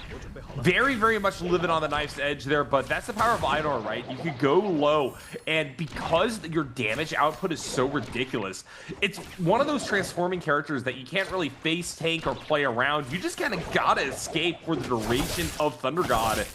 And we're going to see whether or not TXJ is going to be pressured to use this here in this chase down versus 17S. So it looks like the backup that JL has for this fight is that SR is just going to be going down relatively easy here. One more hit's going to take away TXJ's armor, but it doesn't change the fact that 17S is in a whole heck of a lot of trouble. Tries to scale rush up and around, using this rock for great movement. Unfortunately, they're going to be double caught out here by the hook shot, and that will be the end of their first life. Still got the reburst though. It's not the end of the world for them. Right now we are going to see TE hunting onto 521. Pampy being chased here. Fat Milk as well. TE with the fact that they just got the man advantage. Should be able to take this one, although I say that Pampy's gone down and yet sorry, I got my team's model back there for a brief second. It is purely Fat Milk on his lonesome, getting caught by parries. Scale Rush was charged up but didn't even get used in the end. Fair amount of action to start us off with off the bat. Not overly surprised by that one as QGG is transformed here. Just trying to find himself a little bit of damage. Of all the transformers, he has the most mobility, I know. So, can be very good in little spaces like this. Able to get the two-man slam down onto Bowder. Lovely pick here from QGG. Ultimate's about to time out. Only has grey armor though, so when he comes out, he's actually a little bit weaker. Has blue weapons as well, so wasn't doing quite as much damage, but pinned against the wall. Needs to try and find a breakaway, but Zem has got the lockdown onto him, and that is going to be the end of him. Bowder able to find the victory there in that fight. Yeah, great stuff there. Bowder trying to play initiator here. Picks up 3 kills early in this one. We got some teams out to a rollicking start, in particular 5-1 there on the top side. Currently at 3 kills, will lead the pack by 0.1 points over DRG in the performance from game number 1. Meanwhile, we have TE, Bowder, JL, OA, with WBG and SR all on kills so far, setting themselves up nicely for the first round of the game here in a few minutes. Yeah, we've got about 3 minutes until that Roma Yang spawns up. So plenty of times actually where I think still 2 teams have their revives still available to them, 521 and YZG. Or are they on... I can't remember. Oh no, they're reviving. They're reviving. That's what that is. Okay. As we are seeing Young here, jumping onto Donkey 9. Donkey 9 just jumped inside the mech because he was getting a little bit too much heat put in onto him, but DRG coming in for the backup as Young's ultimate's about to time out. He could be in some serious danger. They've got their own Ferrier mech thrown down here, but Donkey 9's invisible thanks to the Matari as the no ult zone gets popped, and that just cancels both the Einor ultimate and the Ferrier ultimate on the other side. WZ just playing escape right now. They've got cannon fire coming in from their Donkey 9. He's now rejoined into the action. Zhao getting himself pinned in place, separated from his team. Nice parry comes in though, able to steal away the purple weapon as well. Uses the F to stay aerial, looking for that aerial shot off as DRG are picked apart by WZ in this fight. Really nicely played from them. I didn't see exactly how they turned around because the camera was kind of facing the wrong way, but DRG just fall apart. Even with the fact that they had their ults up a little longer, thanks to the fact that Donkey 9 here on the Ferrier was in the mech, but not in the zone when it got popped, so the Forbidden Seal didn't cancel their ultimate. All right, Bowder all the way inside of the shadow already, with Junks also just playing artillery fire on the far side of this one. We have the potential for a fight here. JL waiting in the wings. Looks like TXJ is just going to back off from this one alongside the rest of JL. Bowder as a group now moving down through Valley. It seems like things are probably just going to calm down for these ensuing minute and a half between here and that Realm of Yang. Nobody wanted to take the risk of being timed out or burning too many resources to actually be able to run in there and just mash on the interact button to hop on into the pit for that first fight. 23 minutes. Realm of Yang spawning up fairly soon. You can see a bit of shopping, bit of pre-fight loadout for these teams. They're just going to hit into the shop, grab themselves pots, grapples. A lot of grapples would have been used just chasing for these early kills, and some teams would have just lost their grapples because they would have gone down. You can see the positions of where the teams currently are, where the Roman Yanks are spawning up. Bowder, JL, and YZG. I mean, the nearest one to them is just north of the puzzle at Plumed Castle, so probably a lot of teams contesting for that one. Bowder are going to look for the first move, while everyone else kind of just scattering around the place, to be honest. It's been a relatively quiet one on that front, as we do see JL going for the pickup. We're able to get it, jumps into the mech immediately. Got to be careful because that thorny roller could spin around any second now and crush you. So JL were able to get away with that one, but it could be the ultimate. So, feel a little bit rough going forwards as YZG hunting for the potential kill here. They've got their ultis available. Are they more interested as Forbidden Steel gets popped? And JL just jump in, use that as a cut through. Interesting angle here. Yeah, this has been a surprisingly calm little bit of the early part of the mid game, I would say. That opening definitely had quite a few fights take place, but right now nobody feels like they have the incentive to really go for much of anything. And the ability for these fights to last quite a while off the sustain provided by the Enor and the For Real ultimates means that everybody is just kind of handshaking, waiting for Realming Ink to drop. We are getting some poke damage here. GG and company staggered up. It will be them entering into Realming Ink to fight versus SR. Oh, there we go. GG getting himself in this round with Yank. Ultimate available here for everybody, obviously, as no one's going aerial immediately. They kind of wait until the last second. Both pop the F. Don't really find anything with it. Ultimate is going to get committed here from CJS, but still, everyone's relatively aerial. He does look to try and get the damage here onto Zhao. Doesn't quite find him with the stab, but he's just sliding around trying to find those openings. The 17S also potentially a target here for him. Able to get some damage off, but with everyone being invisible thanks to Matari, it's very hard for both of these Einors to really trace where the other team is. We're going to see now the Ferrier ultimates also getting committed in the middle of all of this is CJS. Don't think he was really able to get all that much damage out with the Einor ultimate. Did see a couple of potential slams breaking down, and Zhao now finds a good cannon shot down onto the members as they're hiding behind the pillar. 17S, they got a fair amount of damage here. CJS is also going to get hit by another cannon shot as 330 needs to give cover fire for his team as LXM being chased onto. Rico incredibly low. LXM's able to take him down, and just like that, GG have put the attention in their favor, have got the man advantage for themselves. Zhao goes down, and it is just now 17S on his lonesome. Don't think he's got enough in the tank to pull off the 1 versus 3. 5-2-1 on another lobby, going to pick it up there. Bowda versus WBG still going on, but what a showing across the board. SS1, GG picking one up as well. And we got our front runners moving through into the mid game. Alrighty, well, GG with the Vermilion Birds might picked up. 5-2-1, making their way off. Still got one team inside the Roman Yang as well, but I think like our Roman Yang teams are just looking to fight each other. I don't know why Fat Milk's running. He's got the Vermilion Birds fight. It's really not the end of the world. He just wasted his ult timer there. And ultimately, you know, if you go down here, it doesn't matter. You've got the rebirth. 5-2-1. I'm surprised by Fat Milk's passive play there in SS1. They go aggressive. They're going to be able to walk away with this one. As Fat Milk does find himself a brief turnaround, but 2 Vermilion Birds mites are going to get popped. Yeah, unfortunately, that aggression came a little bit too late. That being said, 5-2-1 still doing relatively well for themselves. Ivan trying to force their way in. Luoye in a little bit of trouble. Will manage to get a counter hit here. Ivan going to be sent sprawling on the backside. Vermilion Birds might pop for him as Pampy, by their lonesome, is going to get surrounded here by SS1. All right, Luoye getting some damage off here, looking for Pampy. Pampy's going to go down. SS1 able to take themselves that fight. We still got our 14s with the Birds Might on them. Interestingly, they didn't find that fight. Normally, there's kind of almost like an agreed upon fight where just everyone goes and brawls.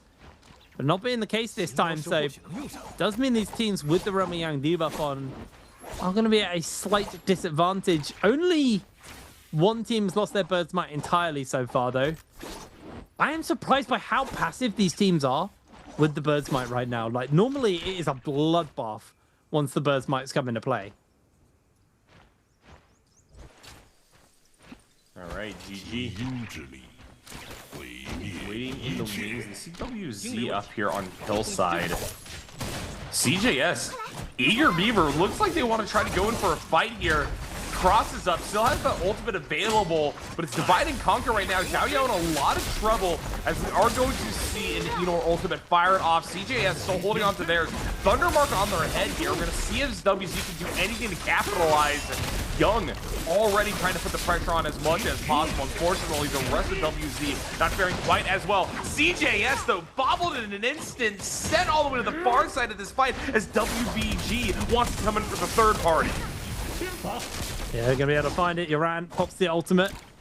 And he found the extra bits of damage here onto the members of, well, anyone, really. It looks like everyone's just scattered the moment he's committed it. Jumping back into the zone to try and hunt the members of Bowder. SR also jumping into the fray. SR with that Roman Yang debuff on. This could be so dicey for them. TE already down the Rhino as Yoran jumps forwards, slams down onto two members. His ultimate's about to time out here. Has no armor, needs to find some healing. Now, we are still early days, so the zone tick isn't too bad, but you got multiple teams fighting inside the zone. You can see a lot of health bars getting stripped away really quickly. Zem from the side of Bowder is going to go down in the middle of all of this. As Yoran, he's going down. No way he's going to find that cleanse off. SR also potentially hunting for a kill here. It's Kakaishi committing ultimate. AB also committing ultimate. 3 players with the Roman Yang debuff left on them. OA have 2 players who are currently taking a lot of heat here. As Kakaishi, he's going to just get himself picked off, taken down, find some healing, but DRG knocked out of the lobby. And that's going to be the first team where the dominoes actually fall. DRG winners of game number 1. Not looking too good here. No points scored on the board. And they will definitely be on the struggle bus coming through. We're going to see how the rest of the scoreboard shapes up following this. But right now, it seems like aggression is pretty darn high. A lot of teams pushing to break towards that double-digit barrier right now. 15 minutes still left on the clock. And the fact that we got that absolute war outside of the boundaries of the Shadow, I think speaks volumes to the extent to which these teams want to capitalize on whatever point they can, as TE will die to the storm. That's going to be 2 teams out of the running. 5C1 leading the charge right now with 7 kills, but they're tied with OA and Bowder on that 7 kill mark. SS1 only 1 kill behind as well, so while it felt like that Vermilion Burst might open in a pretty lackluster way, it ended in a lot of action, a lot of fighting as 2tick is looking for the damage here onto 17S, just zipping away from this one. 17S is going to now time out on his ultimate, needs to find some healing as 2tick also going a little bit low, and I think that's the end of 17S. He has no pots. Just dies to the corruption as we're going to cut to 5-2-1 and SS1 inside the Roman Yang. All right, Fat Milk here already popping that ultimate, catching a Lu Ye a little bit, who's going to be seized once again. That being said, it looks like the Xenor is finding a little bit of difficulty in actually pushing out the damage that they have the ability to. That being said, Lu Ye going down does still mean that 5-2-1 feels very favored in this fight. And unfortunately, with Juan having to use that Faria ultimate early, the timer is a ticking on the ability for this Faria to continue the fight. While this is occurring, Fat Milk is taking a little bit of damage, still has a lot of armor to play with though, as Ivan is now going to hand off aggro, push over to the far side, and SS1 are still struggling to make anything happen. The remaining 2 players make that one. Yeah, well, Fat Milk able to finish that one off. There we go. 5-2-1 secure themselves the win inside the Roman Yang. We're going to see, I believe that was Bowder who also won their one due to the fact they have Mystic Might. Typically, that's when people take out the second Roman Yang as their buff. So WZ were able to secure themselves a Spirit Well with 13 minutes left on the lobby. Still got 20 players, although 2 of those, I believe, are still looking to revive. So a little bit more of a bloodbath to come. We're going to cut over to WZ now currently hunting for a fight versus YZG Zhen. Low on health right now. Armor also getting a little bit stripped off the back of that one. He's just going to die to the tick of the Shadow Corruption. Easy pick there for the side of YZG. Sorry, for WZ. As YZG, I think their time in this lobby is done. They look for Young. They don't find it. There's the cleanse. Really nice from WZ. Able to secure themselves their 6th kill of this game. So definitely starting to jump up that scoreboard a little bit. First game did not open strong. This game, 6 kills under their belt, jumps them up to 8 total points already. Only goes up from here for the side of WZ. Nice opener for them. As we still have SS1 with the Ramayang debuff on. So they're going to be looking to try and find themselves a cleanse somewhat soon. Although they have a bit of time. They're about 3.5 minutes left. Yeah, Yelly in a lot of trouble. Getting chased down by Bauda. There's the coverage, and there is the kill. As we look at the scoreboard right now, 5-2-1. 2 games running have been the front runners in terms of the kills here. First one to crack the double-digit barrier here at 10. And we're going to see whether or not that is going to continue. SS1, I think, has the incentive off of that Ramayang debuff to try to find a fight here relatively soon. And while this set of characters doesn't necessarily have that same third-party potential that we saw out of the Viper comp in game number 1, it doesn't change the fact that these are characters that like a good scrap, that like a pretty prolonged fight as well, and there are opportunities about to present themselves for it. Alrighty, well, Yoran being hunted here by the side of Bauda. I think this is unfortunately just going to be a pretty underwhelming chase here. They do look for the shot off onto Yoran. Ran only grey armor. Actually, Bauda really want this kill. They are not giving it up. They want to just get as many points on the board as possible, committing a lot of those grapples. But with the grey armor, very easy to pick apart. So 5-2-1. Mystic Might, they could see that there was a team about to look to go in for the collapse. And SS1 still have that debuff on them. 2 minutes left to find the cleanse. And by the time, if they wait till the last possible moment to cleanse, they're just going to have the debuff put back on them, because around the time the second Ramayang debuffs fall off is around the time the Spirit Well Ramayang forms. So everyone else gets the debuff put back on. It's a vicious cycle of pressure that it can put onto these teams if they're a little bit too wow, words are really hard for me today. Lethargic about trying to cleanse himself that Ramayang. As here we go, SS1 committing for the fight. TXJ getting jumped onto. Both Iron also committed ultimates, but TXJ actually starting to go very low here. Yuan, sorry, trying to get some extra bits of damage off. He jumps away, looks for the lockdown. He's going to just G-transform and jumps into the mech. Nice use of the pillar to keep your Rhino in this fight.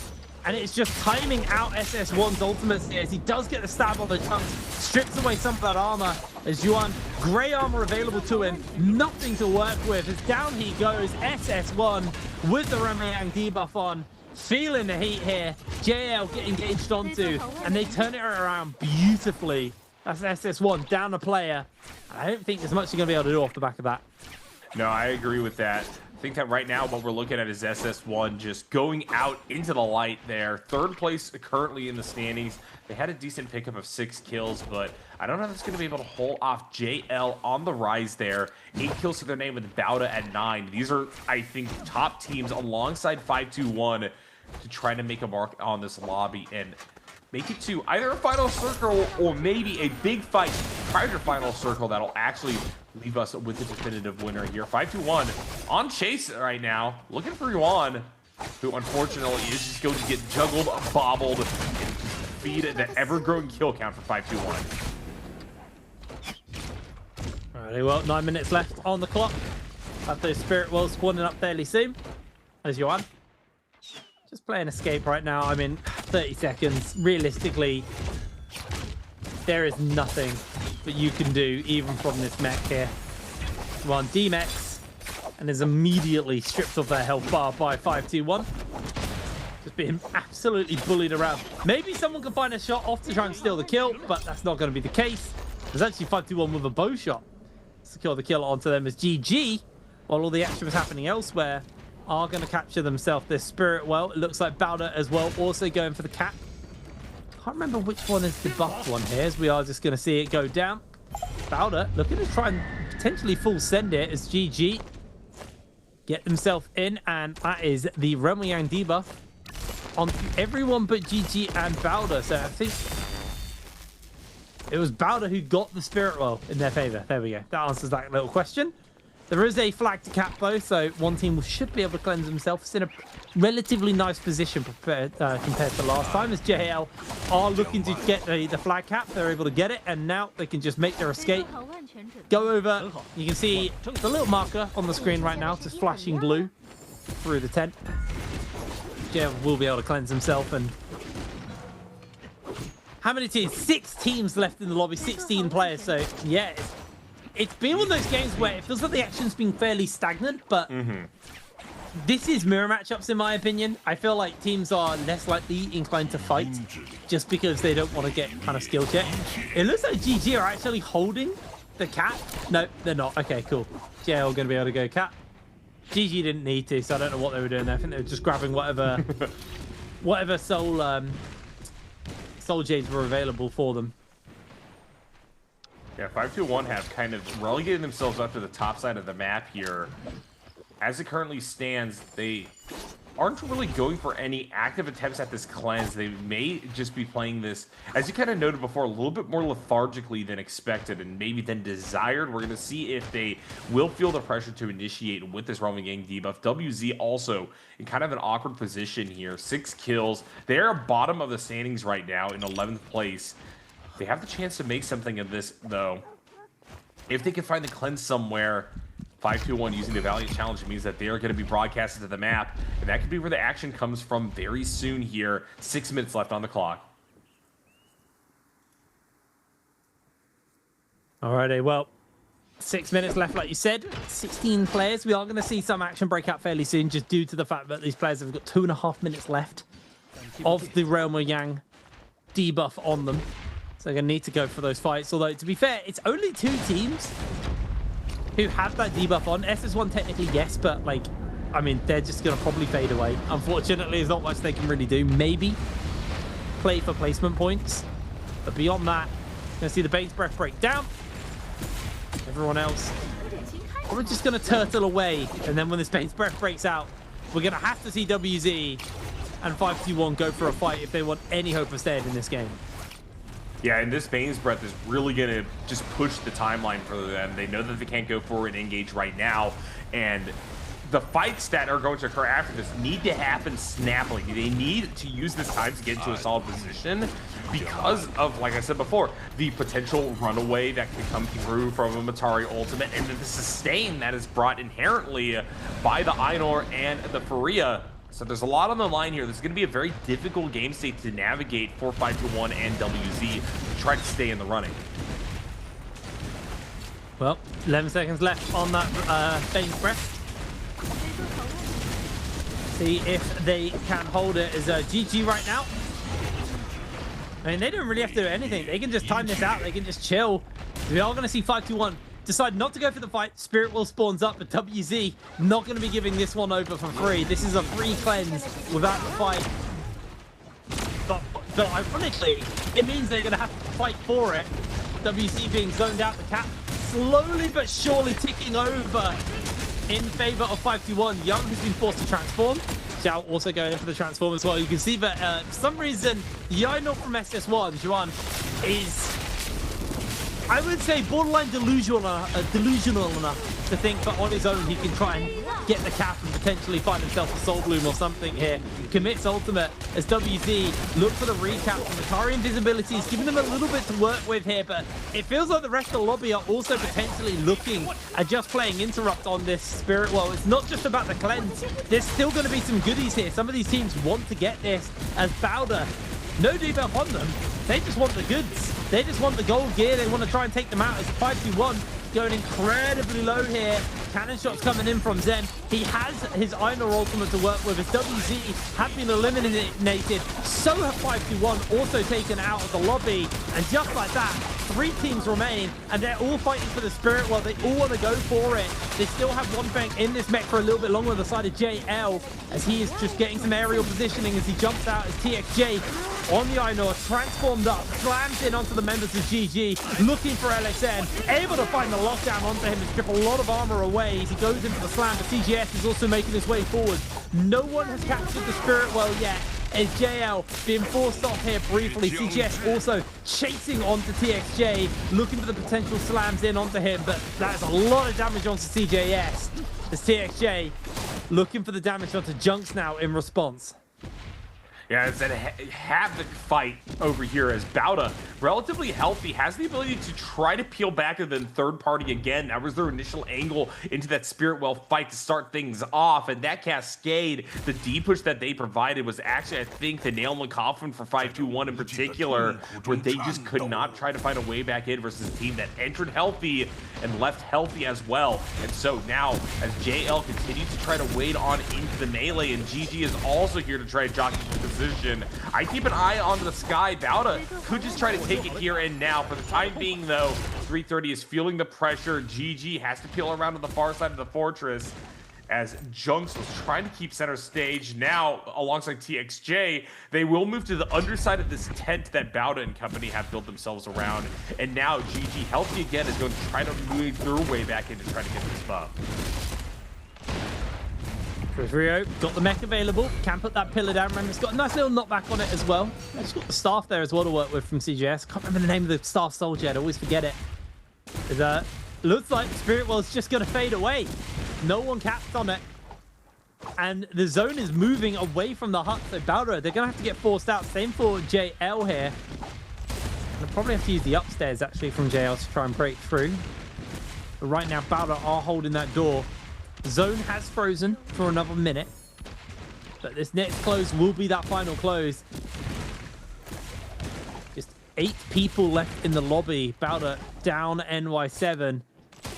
May look for the pickup, but GG actually looking to try and gatekeep the Karen to make sure that the pickup can't happen. Looking for the headshot. Oh, nice shot to VV. They were not able to pick up NY7.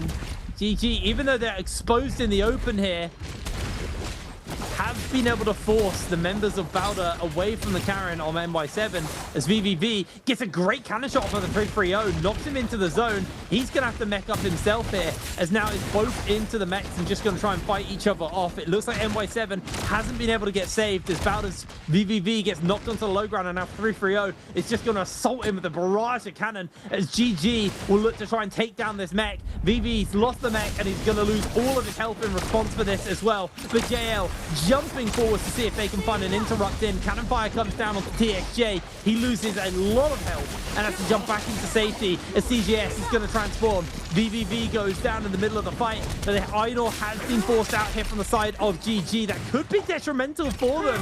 One thing, inside that mech still for a brief second as JL forced into the zone. They're going to try and get the damage up from this Ainur, but he's incredibly squishy to the mech. As CJS can't really find anyone to do any damage to here right now as GG just holding what remains of the high ground as One Fang also on the mech trying to batter away. I actually think that JL have been passive enough here with their ultimates behind the tidy up because they're at the end of GG.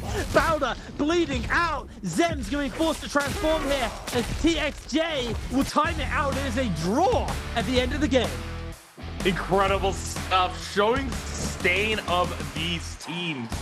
What a composition. JL will come out on top by the factor of eliminations here, and they played that last fight perfectly.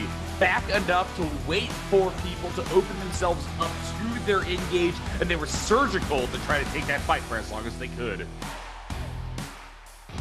What a huge victory there for them. Honestly, I feel like they just played that, you know, very, very passively. GG, because they didn't get themselves positioned in that hut at the end, they were kind of like the free ones to shoot at, so they then had to play extra aggressive to keep the attention off them. And JL would realize that like there was no way that they were going to be able to go for that fight versus GG, who were just on like maximum aggression, and it forced them away. It was really, really good to see from the side of JL though. Played that very passively. Hats off to GG, honestly. They played that fight, considering they were probably in the worst position. They did way better than I expected them to on that low ground. Yeah, absolutely the case. Usually you do want to try to control from that high side, especially when you have an artillery-oriented comp or a comp that really likes to jump in with a Furia, but here, didn't really matter quite as much. That was a very interesting setting for the final circle as well. That kind of anti-chamber that was created on the backside of the fight led to the capacity for several characters to run back, heal up, and then look for the re-engage. JL recognized the value of doing so early, and then they did so often throughout the course of the last fight. And hence from there, they cascade that into a dub for game number 2 of this day 1 of competition here in the bi-weekly trios. Really nice performance there from the side of JL in game number 2. I am now happy. So I've obviously for a while had beef with the monk comps and stuff, but I will say I find the mirror matchups kind of uninteresting, to be completely honest. I like people like Raven absolutely love them, and I can understand why, because there's a lot of minutia. The mirror matchups are kind of like the skill expression of playing the same comps into each other and who can play it better. Is you know, it's very interesting, but I find, you know, the way in which the teams interact with each other is massively different and a lot more passive, where the later games where, sorry, my brain is just completely scrambled, when we move into these later games where people get to kind of pick their comfort picks and you know, there's more variance in the lobby. That's where I find trios most fun. That's where I find like the counter matchups and the theory crafting and comps is super, super fun. The mirror matchups are great for one good reason, and that is they open up the ability for, you know, the best comps to not be played too much, so you don't grow bored of them. I'm expecting lots of monks going forwards, just because, you know, they're free. Why wouldn't you take them? I assume that's what we're going to see a lot of in this game 3. Yeah. We're going to be opening it up here in just a little bit, guys, to our actual draft games, and I'm very excited to get there. But before we do, we got a chance to win some treasures. So answer A, B, or C. We only got a 3-optioner again this time. And the question is, which hero will get more kills in the winner team in game number 2? So out of our winning team, JL, did Inor, Matari, or Furia get the most kills?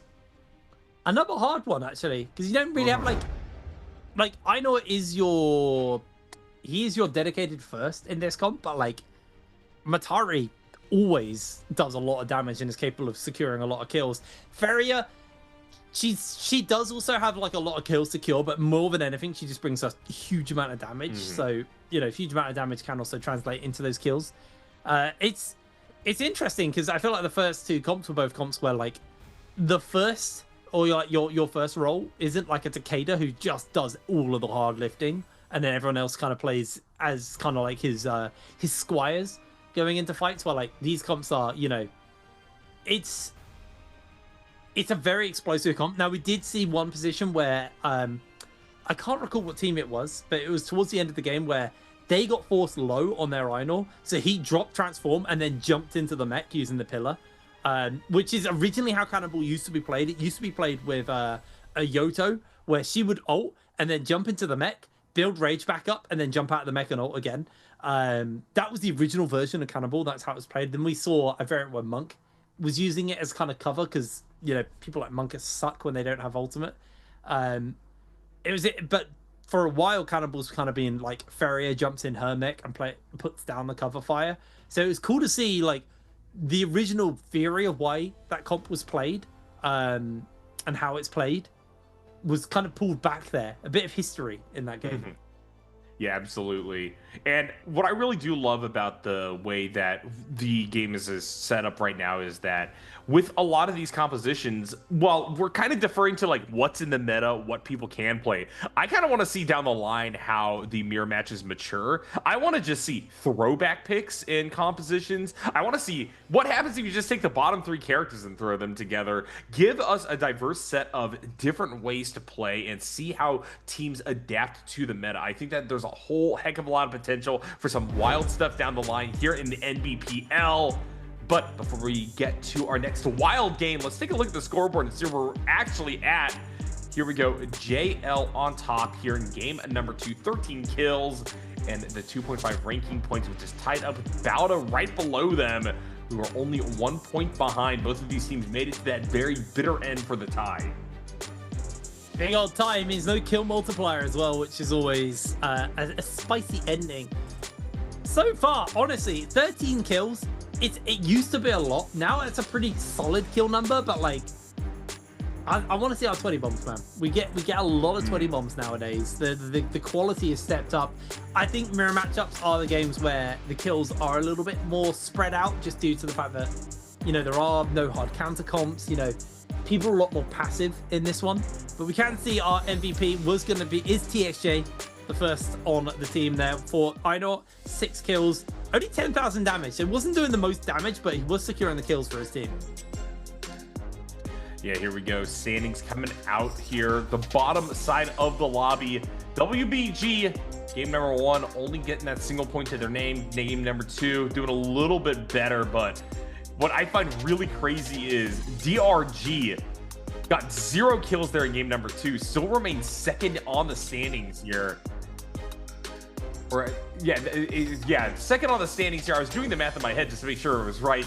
And, you know, I'm going to trust the scoreboard gods here. JL, 15.5. It shows that the volume of kills for what I thought was going to be a more aggressive composition actually didn't matter quite as much, especially with that loss to kill multiplier like you were talking about, Hitframe. That means that things look about as it did after game number 1. Here we go. Highlights for game number 2. I'm honestly surprised by OA today. OA absolutely devastated the last bi-weekly in the regular side of it. They obviously didn't win the win, but OA put some absolutely monster numbers on the board. Like record-setting numbers on their points coming into the bi-weekly finals. And I find it very interesting to see, but today they've been borderline silent. And what they did last time was they were pretty consistent across the board. Like, in the last bi-weekly finals, not finals, sorry, the last bi-weekly regular, they only had 3 MVPs before games they played. But those MVPs were so monstrously big, combined with the fact that they were consistently scoring at the top end of the table, put them far ahead of everyone else in the runnings going into the bi-weekly finals. So I find it very, very bizarre that OA are so quiet right now in these first 2 games of the day. Yeah, it's interesting to see here. I do wonder how some of these front runners are going to contend now that we're out of this kind of new era of those mirror matches right at the start. It could be the case that some of these teams are getting a feel for that. And I would love to see a statistical breakdown of who's benefiting the most from these mirror matches versus maybe haven't quite found their footing with these unique game states just yet. But regardless, let's move on back. Let's look at game number 2 one more time with TXJ being declared our MVP on this Einor. Really, really solid performance. 21,000 damage. Okay, I totally misread his damage. He did loads of damage. 21k coming in from him.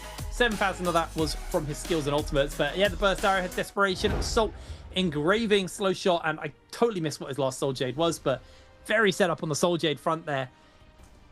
Impressive old game. On the side of JL, they played very passively at the end of that lobby, and then able to pull themselves into a tiebreak scenario where they just pulled ahead on the kills that they had. I'm excited for game 3 though. These Mario matchups to me they're a little bit more passive. They're a little bit more uninteresting. There are the minutiae where it's fun to see. I feel like Takeda comps are incredibly aggressive. But I am excited now we get into the point where we see some personality picks from these players. These comps that, you know, these teams think that they love the most. You know, we'll see things like the Viper showing up in the first rotation. We'll see things like Monk throwing its head around. But when we get later in, I mean, we've had some very, very spicy comps showing up. But for us now, we're going to throw ourselves over to a cheeky break. And then we're back with game number 3. So we'll see you in a moment.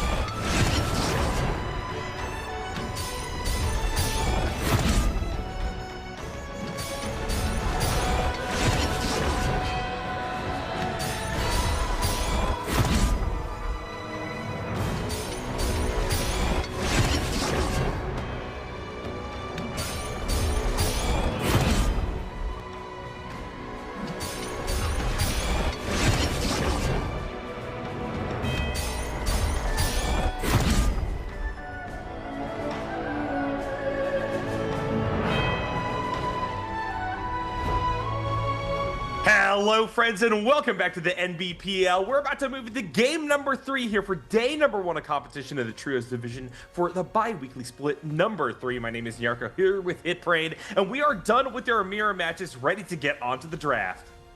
This is the fun section to me. Obviously, hero points now removed. They do technically exist, but you just have 0 of them, so kind of removed. What we'll see now is, I reckon, a lot of Monk, a lot of Viper today. Obviously, the Monk, they have more opportunities to pick. Each team can only pick that Viper comp one more time today, total. And they got 4 games to spread that out. So I reckon we'll see some... Normally, what we typically see is like the team in firsts or the first rotation teams will pick up that Viper. There is a world where, like, that isn't the game plan. They've practiced something else. They figured something else coming into this bi-weekly, and we could get caught blindsided by it. I know the... Tessa, Wushen, and Yoto comp has also been kicking about quite a lot recently. A lot of crowd control again. Safety net in the Wushen to pull you out once the Yoto ultimate is down. If you lose the fights, you can teleport the Karens out and pick them back up. So there are worlds in which that comp may show its head a little bit more coming into today. I'm interested to see what these guys have got up their sleeves coming into this, because I am adjusted to our previous bi-weekly where it was Monk in first position and then Takeda in second position, and then after that we went into drafts where, you know, the Ainors, the Vipers were showing up. I still feel like Viper is so powerful and so potent that it's going to be getting picked. Obviously, we still have, every team gets to play that Ainor comp one more time as well. I don't know what these guys have got up their sleeves. We got 4 rotations coming up, so we'll have to find out. Yeah, a lot of different ways for them to strut their stuff, a lot of different placements in the draft order, and that's becoming ever more important with the shift in how the hero points or lack thereof manifests. So definitely interested to see how throughout the rotations on the day we see how these players begin to really involve themselves with the complexities that are coming through from this iteration of the draft. We're about to get into that. All the teams just getting prepped, getting ready. And already we've had some fascinating games. 5-1 on a little bit of a tear here. They didn't quite get the dub in either one of the 2 games on the day so far, but certainly they have just been exceptionally consistent and the ones to watch out for, in my opinion. And that is how OA did it last week as well, or last bi-weekly. They, you know, they only found a couple of wins. Their wins were big old wins, but for the most part, they were just on the top end of the table. They were podium all the time. They were constantly scoring. I think they had like 1 0-pointer over their 12 games, and the rest were all massive scoreboard points going in for them. So maybe 5-1 are going to fulfill that role this week as our kind of like consistently solid team. But, you know, there are other teams to keep your eyes on. There's obviously teams who aren't playing today as well. Here we are loading, though, into our first round of the Hero Select. Remember, there's 4 rotations, not 3 now, so spread out a little bit more. And if a hero is picked twice, they are put on the ban rotation. There we are, Viper comp opening up for WZ. Not overly surprised by that one. Sand Siphon for SS1. Interesting. Okay. Yeah, interesting that we are seeing that as the top pick here, even before we see a Viper come out. Now, that Viper is going to come through back-to-back here, meaning the Syra and the Viper are both going to be banned here for the second round selection, as we are just going to get a run back from OA on what we saw in game number 2, which is that Enor Cannonball composition. Guess they aren't quite done trying to make a mark with that just yet. It's a very solid comp. What's interesting is we actually saw a Temi variant of the Viper comp. So it's like the Temi Viper, which is a very old school comp, actually, getting locked in there. Obviously, Syra, a bit more of a new addition to that comp. And then on the other side, we saw the more banned one, what we've seen from, well, the more played one, what we saw at the beginning of the day, the Viper Justina Syra comp. I know the Temi's great with the Viper. I just much prefer, personally, the Justina variant, but gonna see SR lock in that Monk comp for themselves off the back of this one. So Monk still open and available. Could see this third round see some more Monks getting picked up. Obviously, we still got that Yoto Wushen comp kicking about in the area. It's actually the Decatur version of the Monk comp here for GG. CGS running the Decatur. Seeing that's an old comp. I haven't seen that one in a moment. The Cube Kylin comp. So Hardy Kylin. I mean, Hardy got nerfed into the ground because this comp was too oppressive. And I know there's been a couple of light buffs to both of these two, but like, man, I'm surprised to see that comp pulled out. Yeah, I'm happy to see this hottie here. There was a running joke from the last time that I was on here, the Nbpl, where I could have sworn that we did see a hottie all day, and I was being reassured over and over again, no, you 100% did see a hottie. Now I will actually remember from minute one that we, in fact, are getting that locked in because, as you said, a throwback, but also a kind of shocking thing to see here picked up. We're going to see how it fares as we move into the last round of picks. It's weird because we have seen Hardy getting played, and we've seen Kylin getting played, just not together for a long time. Like when Kylin first came around, Hardy was the #1 support for this guy. I am surprised, but maybe they know something I don't know. But seeing YZG locking in the comp, I expected to see at some point the Yoto, Wushen, and Tessa comp getting locked in here. Have these guys got anything else? Oh, it's not the Yoto, it's the Zai version of the comp from DRG. Interesting. What are TE going to be pulling out as their final rotation? I know Alliance were... Okay, well, that's a very, very different version of that comp. I don't even know what that comp even is. Zueishen, Karumi, and Zai. Very bizarre comp, but, you know, a lot of aggression. And, you know, with Zai, her ultimate, like, she, I think, out of all characters, felt the bite of the changes to ult duration. Because before you would Ult, F, Matari, F, and then by the time you're done, then you start using your chain scythes and ripping people apart. Now, obviously, you don't get that third reset because they're not running Matari in this comp. But what you're getting from this is you're going to be able to use the chain scythes a lot more effectively because Wushen will be covering, not Wushen, sorry, Yueishen will be covering you in the Terracotta Warrior form. I'm not sure. I'm not sure what I make of it. I love Zai. Zai's such a great character, but finding a way in which you can make her work in the current state of the ult durations is hard. We'll have to see. So we are getting ready to load in to game number 3. Halfway through the day now, so we head back to Morris Isle. Good old Faithful. And a lot of bizarre and interesting comps locked in here. Yeah, I'm really happy that things are living up to the hype here, Hitbrain. I actually have been really enjoying these mirror matches at the start. I think I said that before, but that's mostly because I've been kind of seeing bog standard pickups for compositions on this side of the draft, but not so for this one at all. We got a lot of really cool stuff to keep an eye out for there at the top from Bauda. You in fact see exactly what we're talking about there. Kylin Hottie together with the zipping support. This should be an interesting one. Looking to prolong fights, looking to find surgical shots in on weak members and sustain through any pressure coming their way. And there's a whole lot of pressure to be had. We have a few monk comps coming in here. You can see that Chrome Dome sparkling clean there for SRJLGG, all able to pick up this character. A lot of zips across the board as well. Full 3 being picked up, 3 Kylins as well. And meanwhile, we also still have that strong presence of the Viper Ning. I mean, we're gonna see Viper all day. She's way too strong right now. Drop spots are interesting. No one going to Sunwings, no one going to Celestia. In fact, GG, this is the one big change they've made. They've always been a North of Celestia guy. They've always been going to Secret Tunnel, get yourself the goodies, where last week they started dropping at Shadow J Mine. They're carrying that trait on. So while they played around a little bit on both Holoroth and on Padoria on their drop spots, Shadow J Mine seems to be a new drop spot which is stuck for GG, and it's perfect because no one's dropping there. GG like a quiet drop spot. They don't really want to be contesting and fighting early. They just want to loot up for free and then jump out. And you know, they're happy even when their drop spots aren't golden. They're just happy to go get the loot they want and then head off from there, where everyone else pretty clustered in where they're dropping, so it could be a bit of a bloodbath to open up with.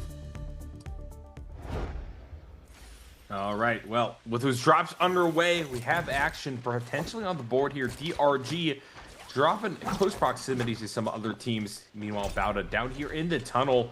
Definitely could get sandwiched. DRG above, maybe looking for the drop down. DRG just waiting it out.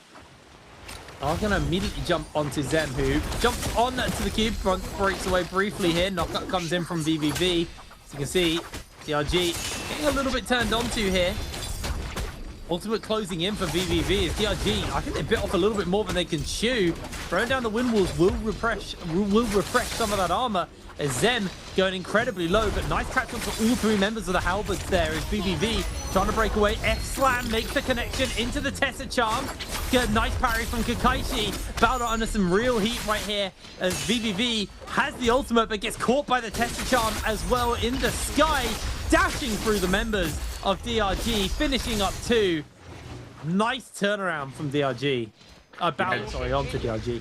Yeah, unfortunate stuff for DRG. Unable to get that initial fight going their direction. WZ also in dire straits right now. Incredibly low health. JL coming through with the flying knives. Gets parried, but manages to pick up Xiao for their efforts here. Will be able to recover. Decided to wade back into the fray here.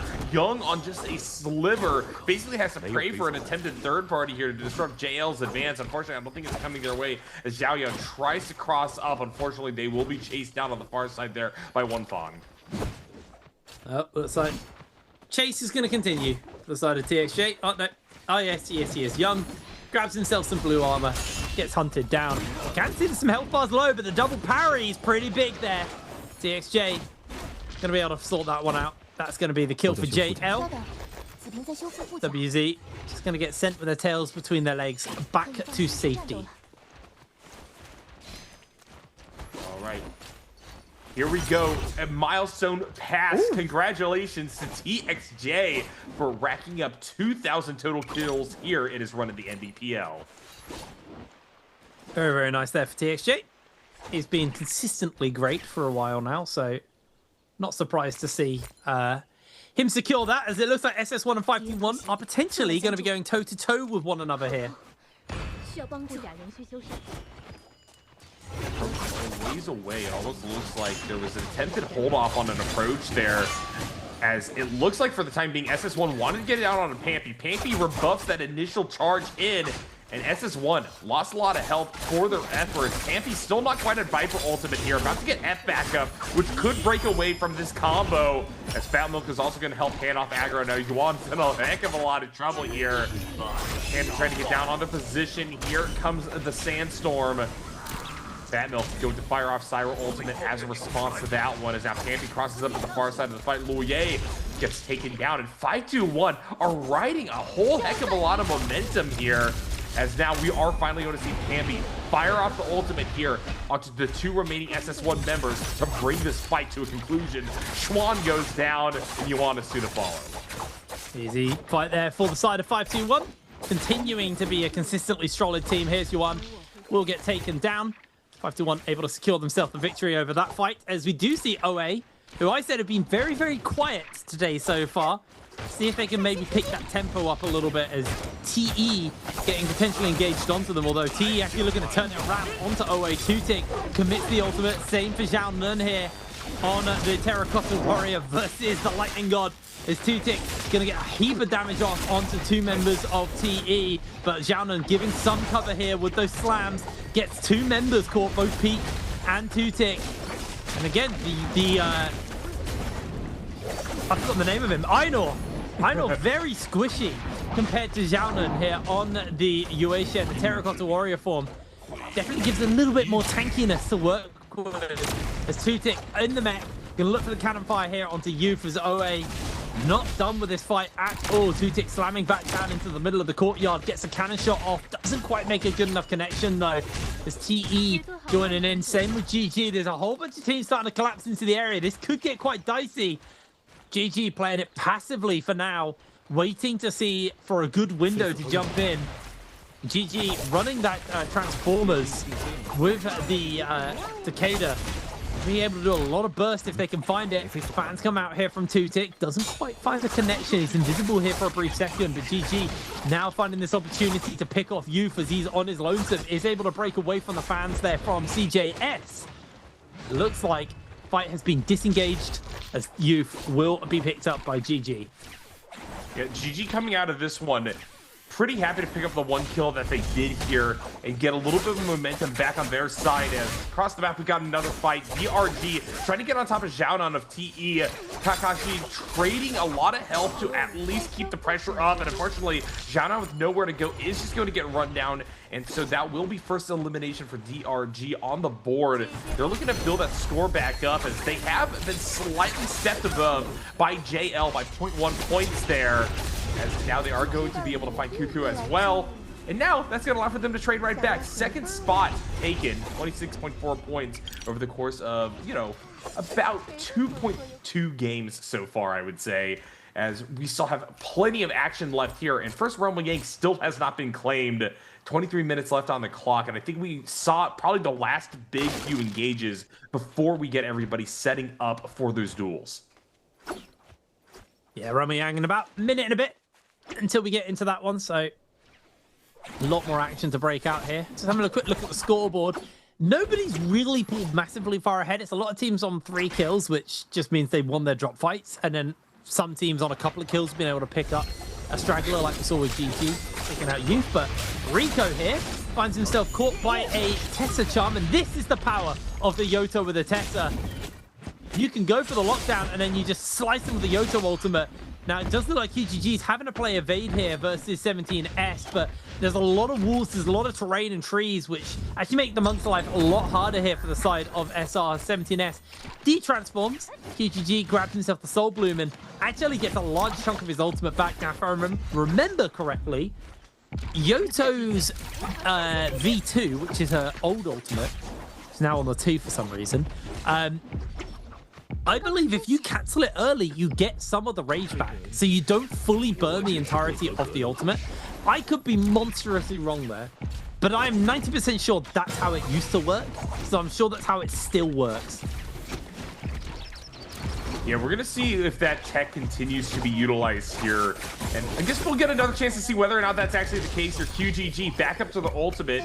Could be watching to see if that will come through in a little bit here. But for right now, they're just going to hoover up a kill. And like I said, we're getting those last few dregs of fights and aggression occurring here as everybody tries to prep themselves for what should be a big push for action here in just a little bit. 17S going to be revived up here for SR. They're still going to be down to Kylan for the time being, who's going for the resurrection on the far side of this one for Michelle. As we see JL as a group cast across here towards what will be spawn up of the Realm of Yang. JL teleporting in, and their matchup will be against GG here. We're going to see who will be able to take this. Monks fighting inside of this is a pretty classic thing that we've seen. It's very nice to have a captive audience for the duration of your ultimate. And the question is, who's going to fire it off first? LXM pressing that VTXJ, going to match it up on top of the column. Jump down with a power foot. Both looking for grabs for the time being. TXJ wanting to take center stage here. LXM running back into the fray, but unfortunately, CJS has already been grabbed up, and JL's trying to do what damage he can to G side. Unfortunately, nobody can capitalize on TXJ buying space like that, and now we're getting a little bit of damage being directed both of these monks' way. Here comes the despawn. LXM dropping down, same thing for the other town high. Both of them worryingly low, will have to be sustained back up through the zip, but that's first ultimate pop by both sides, and neither of these teams have really done a whole lot of damage. It's gonna be up to Takeda to try to bring it back.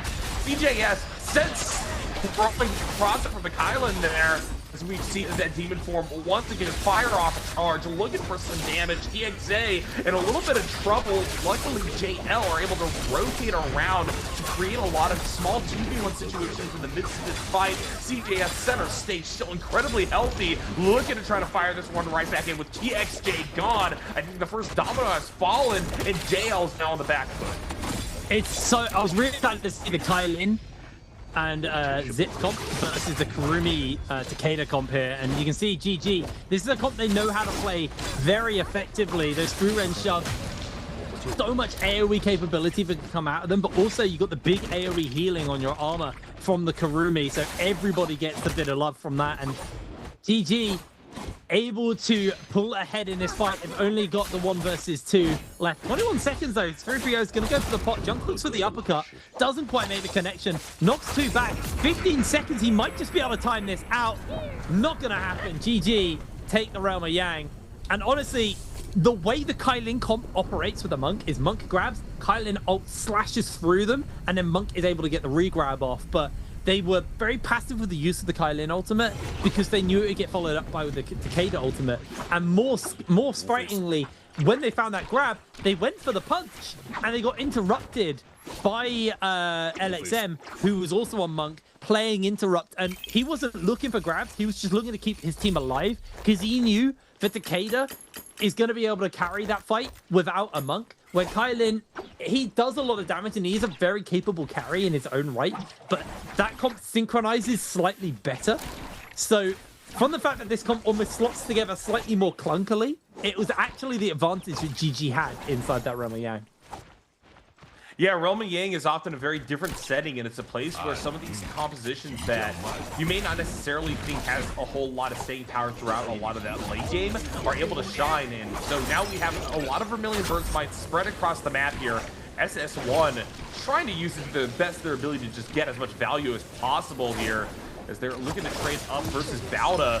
Bauda also emerging victorious from the Realm of Yang here means that this is kind of just for the points and not much else. Luoye trying to find their footing here along this sheer cliff-based wall, approaching towards NY7, who's going to cross up into the ship graveyard.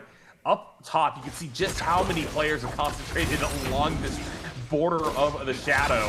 Luoye company looking to make their way in now. Yuan incredibly low to start things off. SS1, I don't think it stays for this fight for too long or chase for too long either. NY7 in a worrying position, will be able to cross back up. Luoye in a little bit of trouble, fires off another one of the ghostly forms. Unfortunately, they're just going to get beaten down as WZ enters their way in. Xiao Yao in a little bit of trouble here. BVB similarly having to try to spread out here. Xiao Yao felt enough pressure on this Viper to try to activate ultimate. Here comes Campy looking for the nuke. Multi-man stud. What's going to come from it off Flying Knives? He's getting down on the 3v. Picks it up. Unfortunately, Campy will be melted on the backside of this one as 9-7 finally gets chased down after a long fought battle.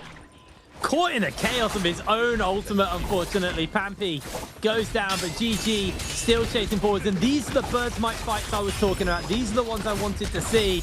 I just think GG lost their golden weapon, so they need to take out Fat Milk and get that back. The Furen shove will be enough for him to secure. He's got himself the purple fans. He still has plenty of damage to work with. Another couple of Furen shoves in the pocket here for CJS as AB is going to be going down to GG. Another kill under their belt. Another trophy for them. 10 kills in already. GG, the last team with the Birds Might left, but that's timing out in 15 seconds. They're not going to hang around, and now it's just up to the teams, the Vultures, to try and get themselves those soul balloons. Those last couple of soul balloons that are necessary as JL are taken out of the lobby. KGG caught here by the Tessa Charm. He is going to get hunted as soon as that pops, as in jumps DRG, looking for the kills onto him. Fans get thrown down. He throws up the F, just a breakaway. Can pot himself up a little bit here as you can see XLU just chasing for the kill. F available to him. Chain Scythe still being burnt. Gets the slam. Doesn't quite actually make a good connection with it though. So doesn't go for any damage as he's still hunting onto the members of YZG. Throwing out this Chain Scythe, but out comes the taxi to safety. DRG getting nada. Yeah, DRG tries to push the issue right there. Unfortunately, they're up against the Wuchen composition. They managed to get out, and I think that that's another issue with the Zai a little bit. It takes a bit for her to wade in. It takes a lot of abilities, and it takes some resources. And while that happens, it's very easy for the other team to not necessarily panic spread in the way that you have to sometimes against like an Einor or a Monk or something like that. Instead, what happens is they all kind of group up, they teleport out, and now we're going to see what other fights occur as we move to second Realm of Yang. That was just a straight up battle from Realm 1 to now Realm 2. God, I love Vermilion Birds Might in situations like that. I mean, that's typically what happens. It's, the mirror matchups are weird, but that's typically what we do. Is you just see the Vermilion Birds Might fight just keeps you satiated until the second Realm of Yang spawns up. Fat Milk here on that Syra. A lot of crowd control. Remember, Viper right now is considered to be the best Realm of Yang fighter in the game, so let's see if they can actually make it work. Right now, they're playing a little bit more passively, waiting for 17S to go for the ultimate, but he's now an easy target to lock down with the freezes. As Zhao incredibly low. Fat Milk dodges away. Pampy, can he find the slam down onto 17S? It looks like the answer is going to be no here, as Fat Milk holding that ultimate for as late as possible, waiting for it to break down. Viper Stun onto 17S is going to make the connection. He is able to time the D-transform at the perfect moment, though, to break away from this one, as Zhao is getting absolutely microwaved here by 521. He's trying to make the escape, but it's not going to happen. Fat Milk's ultimate only makes the connection onto him, but with a 3 versus 2 and no ultimates to speak of, 521 have a significant advantage here. Bell goes out. Rico gets knocked up. Armor stripped away from him. Fat Milk with the golden fan is just sinking into the damage onto 17S. And it didn't even look close. 521 absolutely demolished them in the fight. Yeah, if you want to answer the question as to how 521 have just been performing so well game after game, this is your answer. A distillation of their skills in those team fights, coming through there, timing their ultimates well, playing patiently too. Huge note on that front. We are going to get a handoff here as 521 will just handshake. Coming out of that one with SS1, who also emerged victorious from their own realm of Yang there. There's going to be 2 winners alongside WBG. We're going to see whether or not Iran and company want to go for something. This is a team that I think has a high ceiling, unfortunately, has not really been able to match or embody that throughout the course of our 3 games on the day so far. But with 13 minutes left on the clock and a decent buff going on into what is going to be the second half of this matchup, I do think that they have the potential to take this one home. They just have to work through some of these top teams. 521, yet again, top of everybody's minds, and GG tying them on the kill so far. Oh, respawn's coming in. Only 2 teams have the debuff on. And again, you can actually time this debuff until the Spirit Worlds spawn up. Obviously, if you have I believe it's timed, so if you have the debuff on and someone caps the Yang Spirit buff, it doesn't just replace and extend your timer. I think you just keep your debuff and it will time out pretty, like, seconds later. But what I mean by this and why I bring this up is because if you are able to find that cleanse and you find it late, you might find yourself getting immediately caught up with another debuff on, so it can be a pretty rough one. Anyway, this is SS1 versus Bowder inside their Yang. I actually did not know who won this one, so it's a bit of a surprise for me. You can see Louis, the gear is there for him now. He has himself the fully upgraded ultimate, so those Fu Ren shots absolutely chunk at this point. Once you got your once you got enough weapons in the inventory of your team, you just absolutely slam as Takeda. And NY7 pinned against the wall, caught by the Fu Ren shots. I mean, look at that damage. It is brutal. Massive numbers advantage for SS1, and yeah, easy fight for them as Bowder running around with the debuff on. Gonna be looking to find a cleanse on that one. 11 minutes until the circle fully closes. Not too long until the Realm of Yang's Spirit Well spawns up alongside the Ever Spirit Well. So probably want to try and find an opportunity to get yourself cleansed and then away from those Spirit Wells, unless you feel ballsy enough to compete for it. Yeah, we're going to see who actually wants to try to take that center stage and fight for Spirit Wells. The diversity of compositions means that this time it isn't necessarily just going to be a hands check or that little game theory of who wants to hand off the first hold on the Spirit Well, because most likely if you start the hold, you probably aren't going to keep it all the way through. There's just too many people poking and prodding you from afar. Here, it's kind of like that there are some teams that I think are much more well-suited to taking a Spirit Well fight than others, and we're going to see which ones will actually orient themselves to try to go for that here. 10 minutes about to be crested here. A lot of teams in very, very good positions for themselves. And I think this is one of the more stratified games that we've seen so far. Everybody's been partaking in the aggression. Not everybody has been profiting from it nearly as well as 521 and GG have. You can see across the board some lower kill counts. DRG only at 2, SR only at 1, and notably SR and Bowder, the 2 teams with the Realm of Yang debuffs on them, neither of them particularly are in really big material advantages where they can just pick off a straggling team. I think Bowder, a little bit more healthy with a little bit more in the way of materials, will be the first ones to take a fight. We do see them attempt to direct their aggression towards speed. Well, we can see Vivi here get some damage off on 2-1 at the moment already. Takes himself the cube, breaks away, pops the ultimate here, has those dashes to work with, and this is how this comp used to function. VVV finding the slices, but not quite sinking in the kills yet.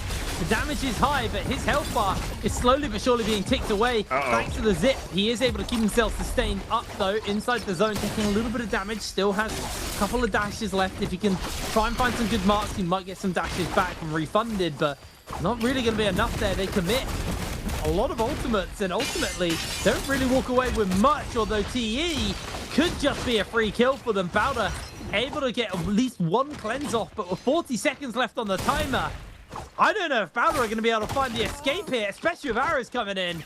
WBG secure the kill onto VVV. Bowder lose yet another player as Youth is going to get picked up by TE. Yeah, and that's just rough. Although at the same time, almost kind of expected in a way. TE having no kills, not really being in a great position. We're still able to sustain very nicely off the back of the Yueshan. It's just so difficult to actually try to find a kill versus that kind of restorative and evasive team composition. But while that all was going down, and unfortunately we don't see Bowda profit, we will see a fight between some of the leading teams here. Viper ultimate, nuke dropped upon the Spirit Well. Will space everybody out. 5-2-1 continuing to maintain control of this one here as a trio. SS1 coming along the backside as they are going to occupy the other Spirit Well as well. Loye just trying to space for the time being. 5-2-1 and company slinking off to the wilderness. Here we go. Buff going to be secured here, I believe, by SS1. Yeah, they're going to pick it up. You can see that already they've got themselves the cap. Everyone has the debuff on. Wait, what? Hold on. Are they trying to cap a second Spirit Well? What the hell's going on? No, I am so confused. I am very, very confused on what the hell's happening with SS1. Did they cap and then move over? I thought so. I thought they said like one person to one and one person into the other. I don't know exactly. I'm so confused, but we'll find out in a moment. SS1 playing it quite passively on that front, but we do see SR, they were too passive. That's what went down. They had 8 seconds left on their Roman Yang debuff and they tried to fight. Like, I don't know what you think's going to happen there. As we do see DRG going for a cap with the flag, so they're going to be able to get themselves cleansed. DRG, that takes a bit of a weight off their shoulders. Can't see the scoreboard, so I don't know how the rest of the teams are looking on the debuff front. SS1 only have their buff for a little bit longer. And actually, I think SS1 almost caps the Spirit Well. They forced off, almost capped the Spirit Well, and now they can just go back when they want. If they want to go grab it. But obviously, I don't think you can have 2 buffs at once, so they've already got 1 buff, so they're just kind of trying to time it out so they get both buffs. Although I think the circle has moved way beyond that Spirit Well, so yeah. I think that might be a little bit cooked. Yeah, and just in general, with this rolling movement of the shadow inwards, we are getting some little skirmishes around the very edges of the map right here. TE, SS1 looking to strike their way inwards. That is Hottie on wings from above here. Looking for an angle on in. Loye and company just want to negotiate space here. Zem is incredibly low. Will be sent plummeting to the ground on just a touch as we got Bane's Breath on top of everyone, and chaos is about to ensue. TE waiting on the edges, looking for some way in. Gonna get poked here from afar by Cannon Blast or 2. And given how low Xiaonan is in particular, this is a worrying position to be in. You're gonna demonstrate a little bit of weakness here. Teams are trying to get out of the range of these Bane's Breaths, and I think that in kind they may be looking at TE as a ticket to deliverance here. SS1 making it up to the hill country on the far side of the map. WZ gonna occupy the very north reaches. Can't be free firing upon DRG. Windwall gonna come up, protect that team. As 5-2-1 are up to definitive lead at 13 kills here, and they're just looking for the next prey. I mean, TE have the Karumi, so the health bar's not too much of a threat to them, especially with the fact that they can just pop ultimate at a moment's notice. Quick taxi out there from our Yueshan. Doesn't want to be hanging around, but I think the RG just teleported into danger. to be honest. Yeah. Although they might have teleported the danger into Powder as they're able to secure the kill. Slam comes in from Youth though on the Zai, and DRG starting to get cut apart here by the damage. Transform being broken out as well. TE hunting for this final kill onto DRG. Grapple locks onto Kakaishi, who's trying to make an escape away. Is able to get aerial briefly as the cap comes in, but SS1 now with the ultimate chasing in as Donkey9 going low. Dazzle hits onto multiple people, and Jing gets himself inside the Farina mech, just trying to see if he can find some extra damage.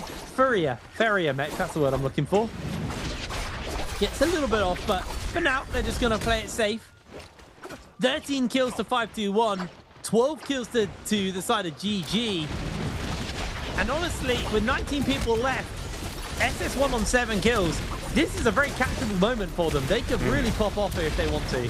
Yeah, we're going to see who actually wants to take the aggression. TE going to lose 1 to the Realm of Yang debuff, was able to get the Zai cleanse.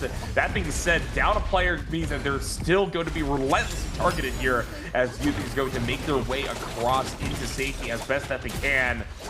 Back into the eyes of WZ here, one of those teams that just wasn't able to get a big material advantage early. I think they just want to slow the pace of this game down. They know that 5-2-1 is just smelling blood in the water and going for whatever kinds of fights that they can. SS1 also in a surprisingly healthy position. You said it before, very catchable moment. 2 legendary armors for them. They're actually well set up to take whatever fight they so desire, as WZ are just getting pummeled by artillery fire from above. We're going to see whether or not that pressure cooker will be enough to force Young into an awkward position. Flame Splitter come in. Xiao Yao going to try to ultimate. Unfortunately, they can't save their team member here. But WZ, for the time being, will at least be pushing the 2 remaining members. Unfortunately, Xiao Yao coming out of ultimate just has nowhere to go. SS1 will bobble them and pick up another kill. And they are moving up on a warpath with 9 kills on the clock here. Pampy is feeling the pressure. This could be the chance to create a massive hole in the armor for the top team in the current lobby. 5-2-1's Pampy will be able to heal for the time being. There's rocket shots coming their way. WBG doing a good job continuing to play on the high ground right now. At 7 kills themselves, they are not in too shabby a position, but multiple teams are now going down. WZ down to only their Syra, I think, will be the next one to really fall off the map here. As there we go, eliminations for both them and WZ. And now we're down to our top teams. Righty, 22 minutes left. 12 players left in the lobby as well. 5-2-1 are leading the charge right now. Justina Ultimate has been committed though, so I've been probably not really going to get much use out of that one. Just have to try and build that rage back up, but ultimately I think it was a defensive use here. LXM in the middle of the zone is going to transform. We also see Jing jump into the mech as LXM's going to go fishing. Able to find himself 1 grab, makes that 2 grabs, walks them into the zone, goes for the clash, gets a massive amount of damage off, looks for the re-grab onto Lue, slams down, isn't able to quite find him as LXM's actually lost a lot of HP, will heal back up thanks to the Kurumi circle. Doesn't get caught by the big Dazzle, but now the Furen shoves, knocking him back as he times out on that ultimate. Has got some armor to work with as his health bar being stripped in half. Jing goes aerial there with the musket, using the F just to try and get some shots off, but everyone's on the low ground as that's going to be the end of Fat Milk from 5-2-1. They've lost a player already. They've lost their Viper.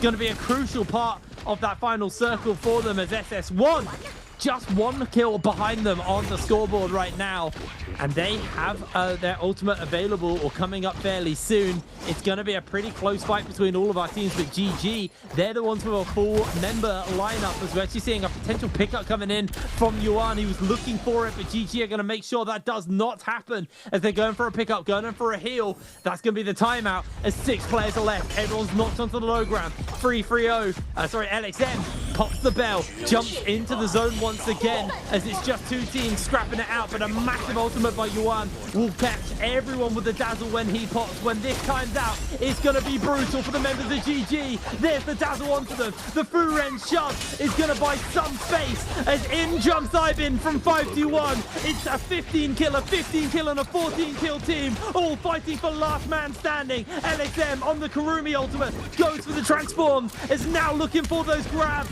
as GG are able to secure themselves the final kill onto the members of 521. Yuan trying to play escape, trying to time out the members of GG, but I don't think he has enough steam in the tank. GG take game number 3.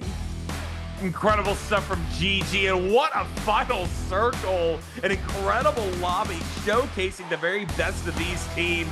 Who comes out on top of GG, a top contender for a while, able to get themselves their first win of this third bi-weekly split. Poster Boys the last year, won the last bi-weekly. They were denied the World Championship by Wolves. Everyone expected GG to be the favorites to win. Well, they were the favorites to win. Everyone expected them to win. And Wolves snuck it out from under GG's nose. They were so close as well to taking it. Almost had the Golden Road year where they win all of the domestics and the World Championship. Can this year be their year? It feels like they fell off. They lost a lot of that energy and that passion after losing Worlds. Split 1. It wasn't so hot for them. In fact, they didn't win a single bi-weekly in spring. They didn't win the finals as well of spring. That was going to be over to the side of SR, actually, who won spring.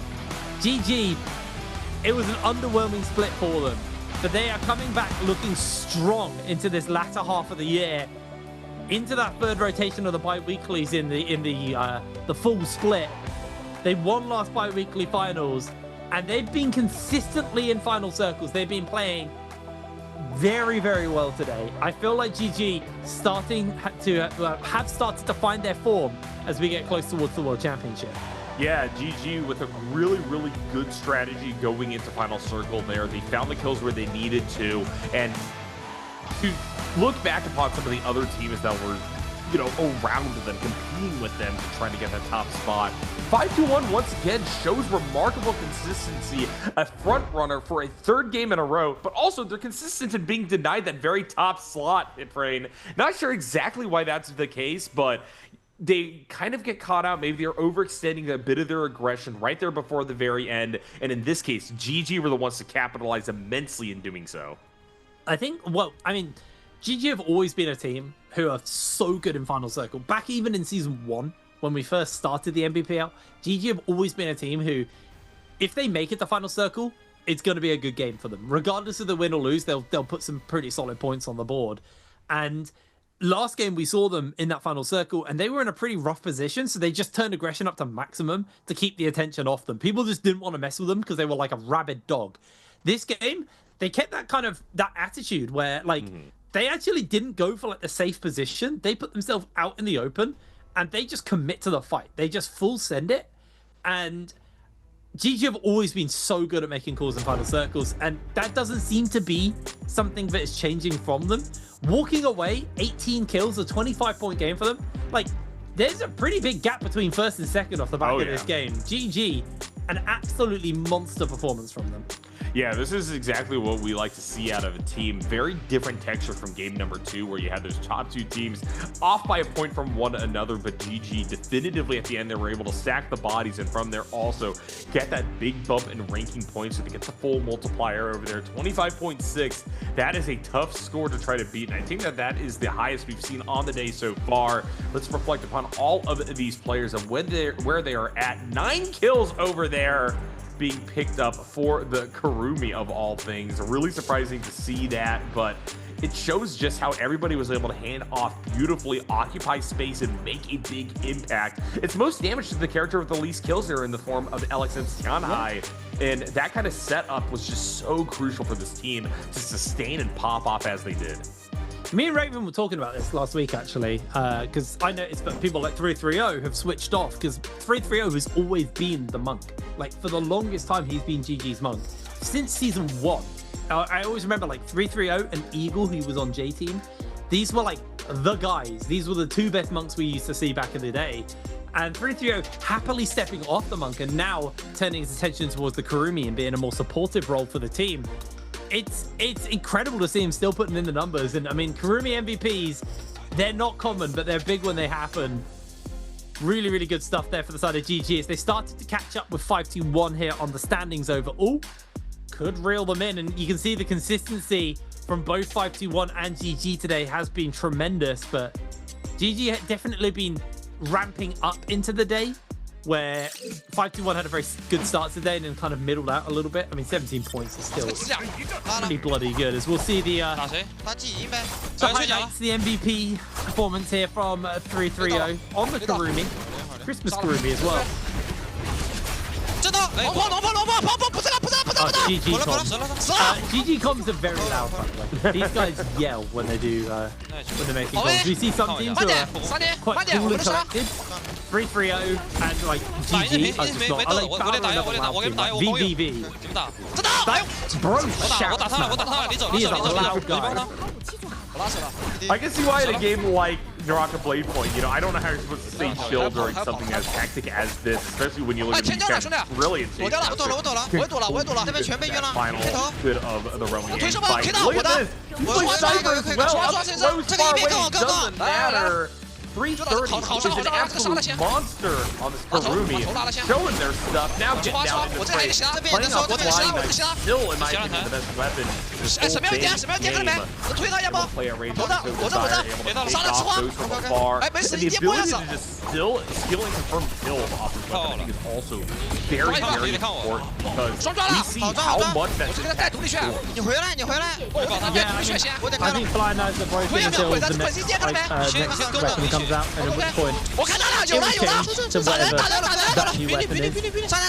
But right now, so good at their mid-range power. You know, you get lead charge, you can do so much damage. I don't even think they had those in this game, but you can see the power of the Kurumi just keeping that monk alive, healing him up with the mid-range support from those Flying Knives. And yeah, 330 walks away as MVP out of this game. Absolutely brutal performance from the support. Yeah, you don't see a whole lot of Karumi recently, I feel, or at least it feels like as soon as I entered into NBPL and was started casting, one of my favorite characters kind of fell off the map. We got a little bit more zips, or just not really much in the way of pure healers, but this is kind of showing exactly how good Karumi can be in the right hands. Congrats to 330 for the third MVP. Yeah, well, we saw, obviously, the release of Syra. Syra just did what both Zip and Karumi does, but better, because she brought crowd control and damage, where, you know, Zip and Karumi are specifically just healers. That's like their dedicated job in the game. And Karumi's like F1 got heavily nerfed, so we started seeing this armor variant, which was great for Takedas, where originally Zip was great with Takeda. Like they just both have their niches where like Zip is, you know, not consistent heals. She's kind of like throwing out big burst heals every now and then, and you know, you pick up the petals on the floor, the leaves, whatever they are.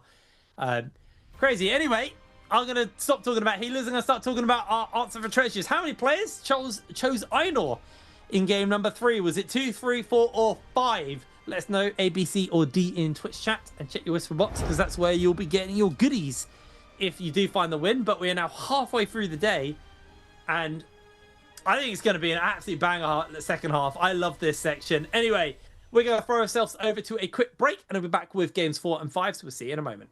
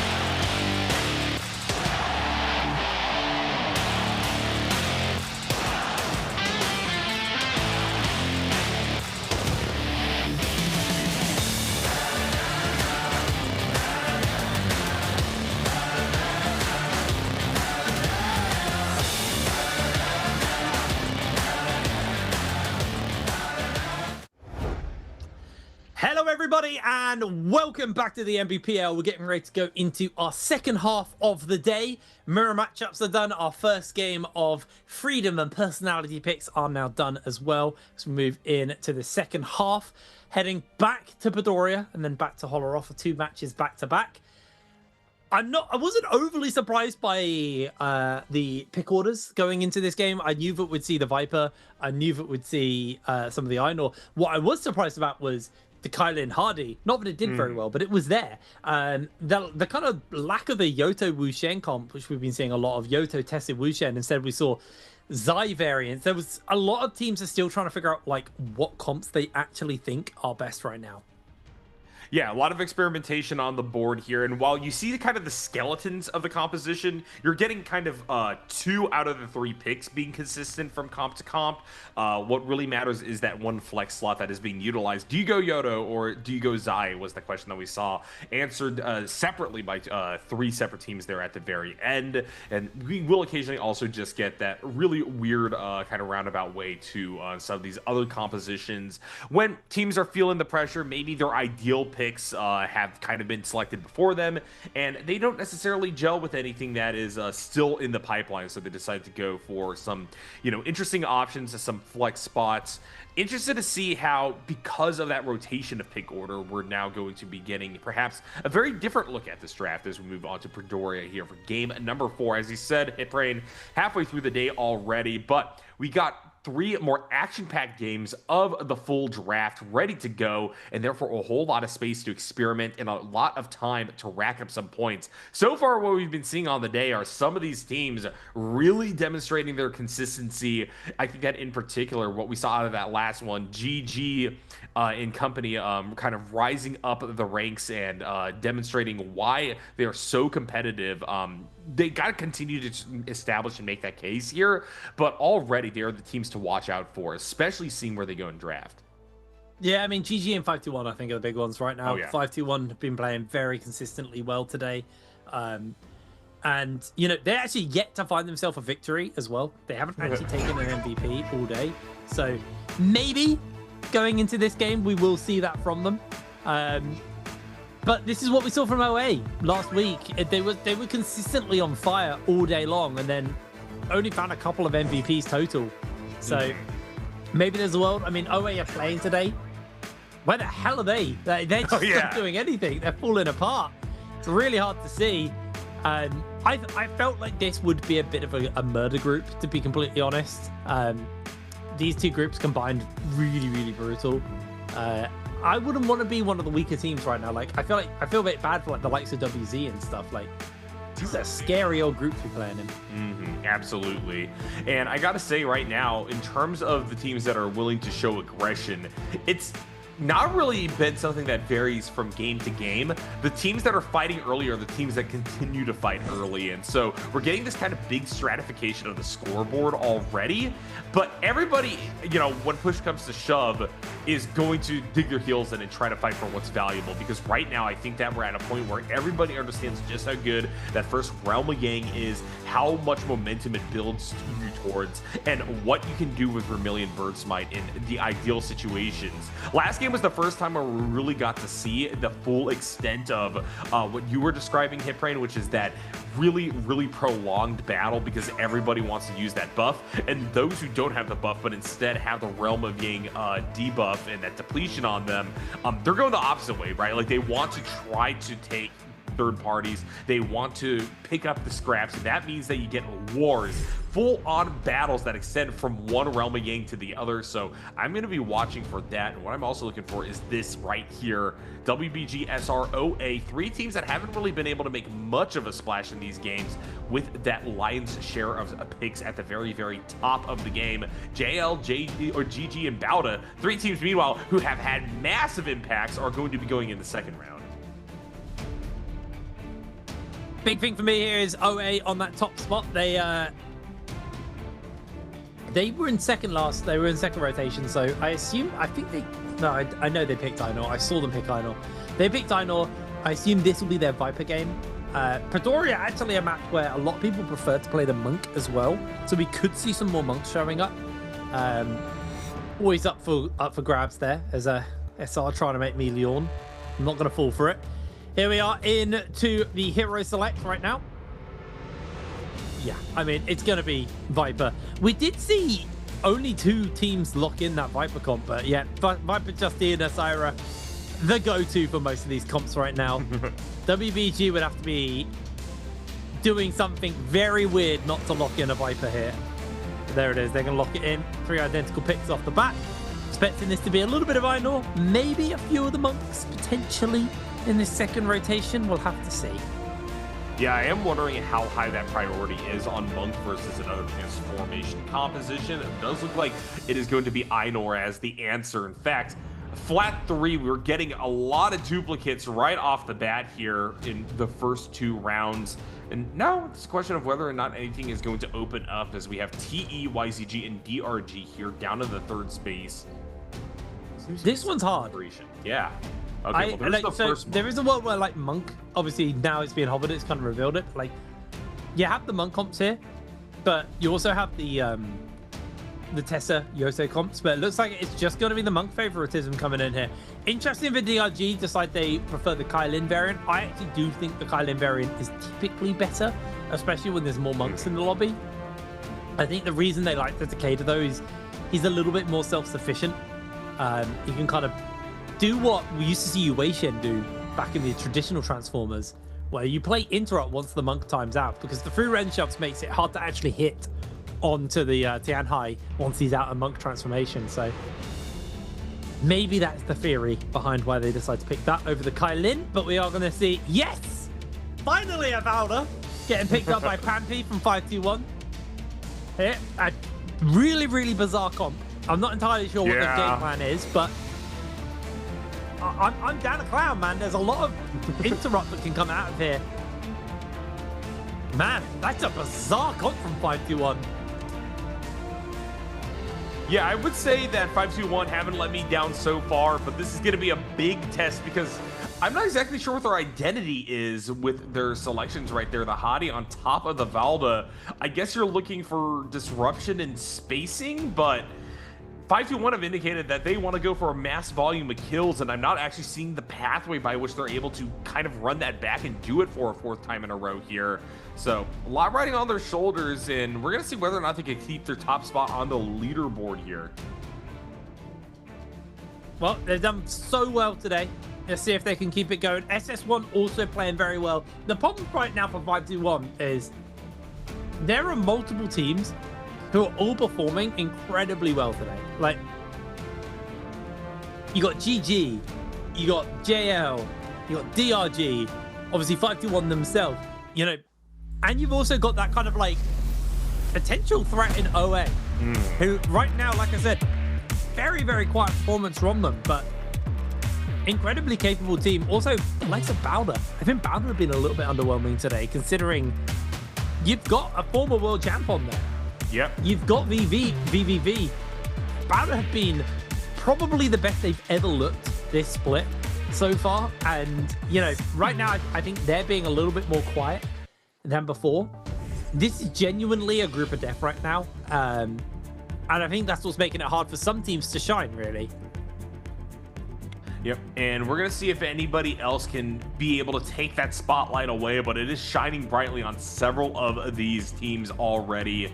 DRG had a great game number 1. They're one team that I want to see try to get back on their horse because they've had a struggle series following that really big, maybe overperformance there in that first matchup. But now they're on a Monk composition, you know, the bastion of consistency here in the NBPL. And so we're going to see whether or not they're going to be able to make something work off of this one. Those 3 Vipers as presence across this one are something I'm going to be looking forward to. And whoa, we got a concentrated drop there, top side of the map there into the northwest quadrant. WZ, YZG, Bowda, and Weibo all wanting to face off against one another. And we're going to see whether or not Sparks are going to fly early there or perhaps center stage. SRJL 521, that's a group to watch. Yeah, I think that's a really nice little hot drop in the middle. Some solid teams over in the area. And I mean, 521 on this Valda. I wonder whether or not the problem is you're not on a Firefly map, so you're not going to be able to build that rage up quite quickly. It's the V2 Valda, so it's the one where You don't choke out the tidal wave, which, in my opinion, is the best version of Alda, but I understand why no one plays it, because it's simultaneously the best version of Alda and it's also trash. V2, way more effective, gives you a tanky health bar, a lot more mobility as well, because you're not stuck atop a pedestal. You can just look for the spears and find the lockdowns, but they need to build up that rage. It'll be an interesting hot drop off the bat as hopefully we cut over there, and yes we do. Already you can see JL hunting onto some of the members. They've been able to force back quite a few people, grab some goodies. 521's Ivan has already been able to secure himself some purple armor and blue flying daggers. Is 17S isolated, losing a lot of HP here to the members of JL. Has got the backup of his team though behind him, so has been able to break away. An incredibly tempered aggression there. No one full sends it at all. Yeah, very interesting to see. I really did think that SR was a little bit too vulnerable and that would lead to some sort of forced dive, but it looks like aggression is actually coming from elsewhere, as YZG and WZ are going to be the ones facing off against one another. CXZ wants to cross up, get to the rest of their team, but unfortunately they're caught up at the door by Xiao Yao and a few other members of WZ. That being said, Xiao Yao takes too much damage, dies early in this one. CXZ able to get out of the charm, going over in the outside, may try to go on the chase down here, but seeing that Young is still getting pushed upon by their teammate, will decide to cross back up, and now WZ in immense trouble here. Young can't really find a way out, tries to cut across the map, but I think that is going to take Xiao's life to do so. And Xiao Yao, almost off the run back, is here to try to force something. CXZ actually is going to fall, and WZ pushing enough and trying to find the re-engage will benefit from doing so. Alrighty, well, as we cut over to SR, who've now repositioned up towards where SS1 are. Also, I believe OA were in the area, although it looks like OA are just scampering away. They were able to secure themselves 2 kills, but I think they've lost their Justina in all of the action. SR find Yali pinned against the wall. Take him down nice and easy. Another little kill for them, as we do see SS1 jumping into the fight. Gets immediately caught by the Justina freeze. Has got a dash to work with. Jumps onto Rico now, but he may have to use those dashes defensively, but that's going to come at the cost of Lue's life, as he is caught by the perma CC onto him. OA though re-engage into the fight. They've got their own Viper Stun, but the free-man freeze! Viper Stun comes out from OA. AB, can he find it? Looking for the lockdown. It looks like Rico's been able to break away. I think there's enough people in the area for someone to get the sword, actually. Red sword up for grabs. Potentially available as AB. Trying to break away here for a second. Dazzle comes down. 17S is going to get pinned. Freezes himself up, but again, it's just caught by the CC as OA able to put the kills together that they're needed as they re-engage, recommit in on to Yuan. OA secure yet another kill. And finally, the team that have been oh so quiet all day long put 4 kills together off the bat with grey armor and grey weapons as well. Just looking absolutely flawless right now as they're looking for Lue here from the side of SS1, hunting him down. AB just plays the escape game here briefly. It looks like Lue able to escape. SR should be able to pick Zhao back up though. Yeah, I don't think OA can overstay their welcome here. They've picked up a solid number of kills, 4 already. But if they go back in, we could see SR try to just force the fight in return, and the vulnerability that can be caused from that position could be used in the early exit if they aren't careful. So they are going to get away with what they were worth, and then we are going to cut back to yet another fight here. And that was a brilliant snipe there off the back of the Yodohime ultimate to knock everybody else down a peg. YZG still trying to fight this one out, though, to protect the corpse of QGG, who's the one knocked out by that Yodo to start things off. And ZXL is going to hold center stage and try to buy a little bit more time and space. Will be able to land a grab immediately off the back. Get the clap off of it as well. WZ in a little bit of trouble. They got that really good armor to start things off. Unfortunately, I don't know if they can continue to take this fight. Karumi continuing to provide space for YZG to use the entirety of ZXL's ultimate. And while QGG is definitely in trouble, sustain that the Kurumi tether is providing means that they aren't necessarily out of the fight just yet. That being said, ZXL maybe took a little bit too much more damage on the back end. He's going to have to try to escape. Mobile will come to the first position. Galio and company, though, feel the need to try to stop the revive from happening. And so instead of going after the Tianhai, they're just going to dogpile CXZ, who's been kind of left out to dry. They lose their armor. They lose their life for that defense. WZ, unfortunately, will be able to pick up there, as now we will move over. OA taking a fight off the back of the Syra ultimate. They're fishing for something, but as it currently stands, SR, they're playing relatively avoidantly, trying to split up and prevent OA from getting too much off the back of this fight. Now with the turnaround, it looks like AB's in trouble. Yeah, nice little parry lands onto AB, and with that, Cuckoo, the last man standing here for OA. Although I think they can pat themselves on the back, a 5-kill start. Way better than any of the other performances we've seen from OA so far. Looks like Cuckoo wants to hang on to his gear though, so he's just going to try and play escape. I don't know if anyone has got the Volpine Essence yet. I know we're in the area, but I think there's been so much fighting that no one's had the chance to run over and secure it. But there we go, SR. No salty run backs. They kept their revives. They played smart. They played safe. They're able to turn it into pretty solid start for themselves off the back of that one. Where are they? 6 kills. Actually, yeah. Yep. It's a bloody solid start, actually. Yeah, most in the lobby so far, but that isn't actually what's more remarkable. What is crazy is just how many teams have kills on the board. 521 has still gotten off to 3, which is a great start. WZ is fighting again, which I can't believe. We're going to see if they're going to be able to get this versus YZG, who sits there at 1. They've already lost their Takeda in this one, and it looks like Young is going to clean up versus CXZ here. And all of a sudden, now it's going to be 2 more kills to WZ. YZG's eliminated.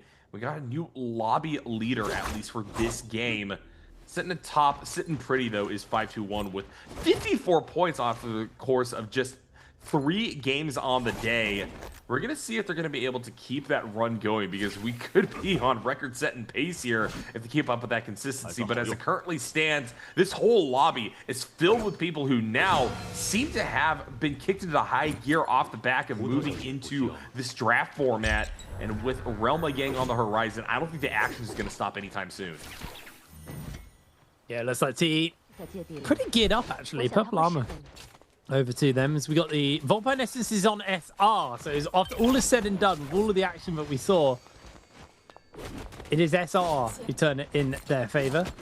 They are just going to look to reset and get themselves set up for this Realma Yang spawning up momentarily.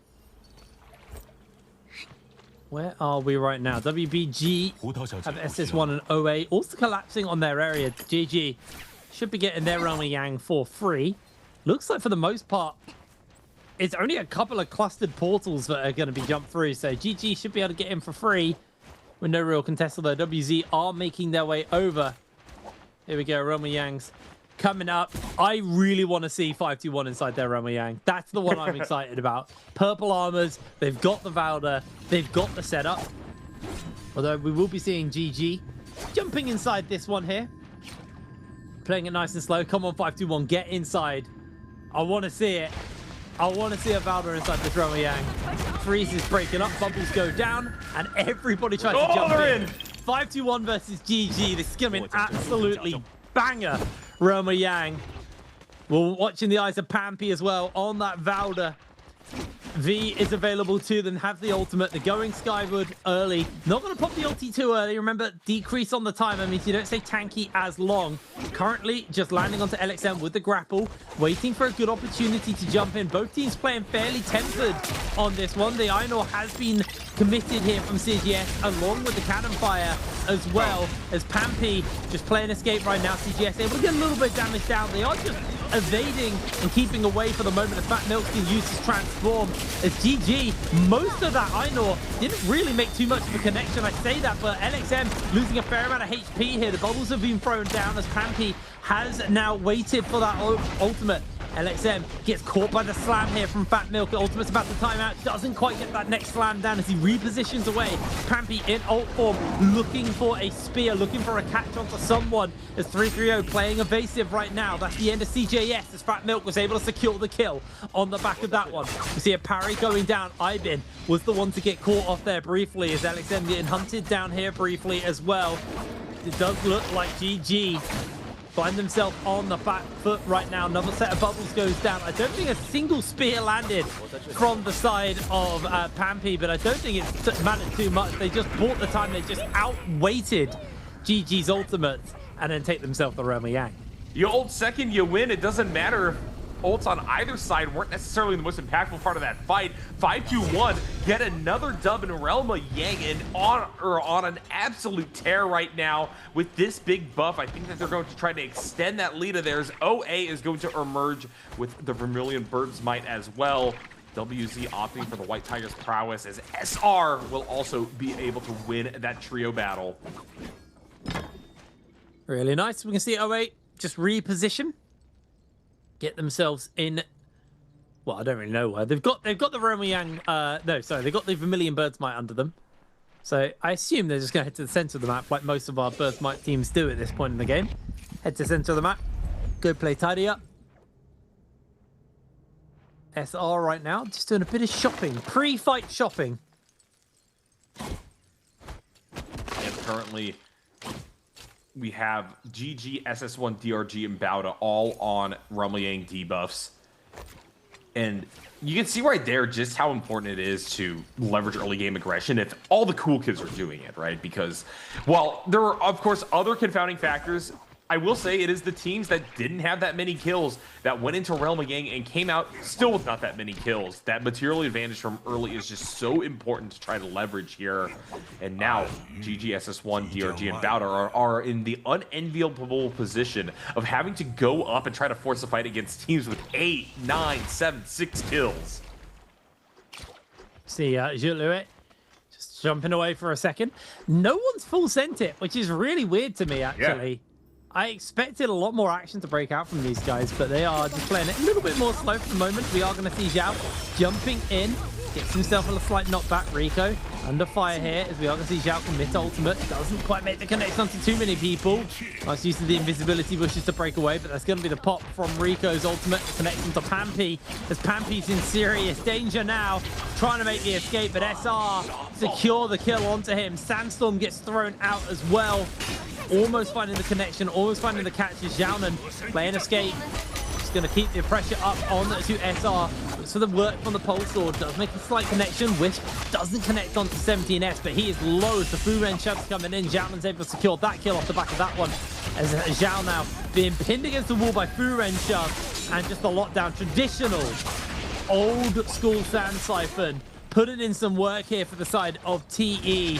As they're up to 8 kills already. Really, really solid performance from these guys, and they're not done. Xiaonan repositions with the F, looks for the whiff, doesn't find the connection as this health bar is incredibly low. Has himself the Vermilion Bird's Might though. He should be A-okay, even with him going down off the back of that one, as WZ slide into the action, and now with the Yotohime, they're going to be able to tidy up a whole bunch of damage, a whole bunch of kills here. They don't have the Bird's Might, but they don't need it.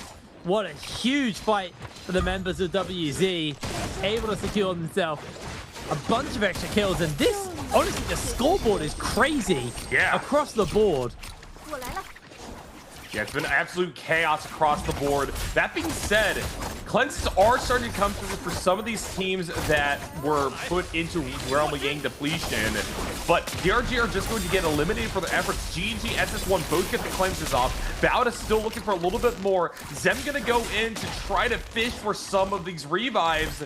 GG at their back right now with only 2 kills to their name. Could be the prey for them as we both see fight each other in their ultimate form. CJS getting the short end of the stick, or should I say the lightning rod in that trade, as Zem is going to now play gatekeeper as the shadow closes upon the enemy team. Bauda hungry for the ability to get back into this fight and cleanse that Realm of Yang debuff, will unfortunately lose their Matari on the back end of this one. GG coming in could spell a disaster for Bauda, who now has to fend off elimination. 15 minutes left in the game. We're going to have the second Realm of Yang spawning up soon as well. GG able to pick up, able to reposition. They have the pillar if they need to get in the mech to force their way into the zone. Not going to be too hard for them, just doing some healing. GG, a much quieter game from them right now. 3 kills. But I'm looking at SR, 12 kills. These guys, they won the last, was it last season? Yeah, they did. Sorry, I completely brain farted. SR won last season and they're looking to be back. But hey, look at that. More Valda action inside the Realm of Yang, going up against the reigning domestic champions here in SR. Actually, also the EWC champions as well, as looking for the freezes. Doesn't quite make the connection here with 17S. Still got 2 dashes to work with. Last dash goes wide. Fortunately, doesn't hit the mark as now Fat Milk's gone for the transform, trying to see if he can find the damage. See also for these Valda spears, I don't think Pampy's pulled the trigger yet. He's playing fairly slow and steady. There's waiting out the CC. Ivan does briefly get caught, but Fat Milk gives cover here.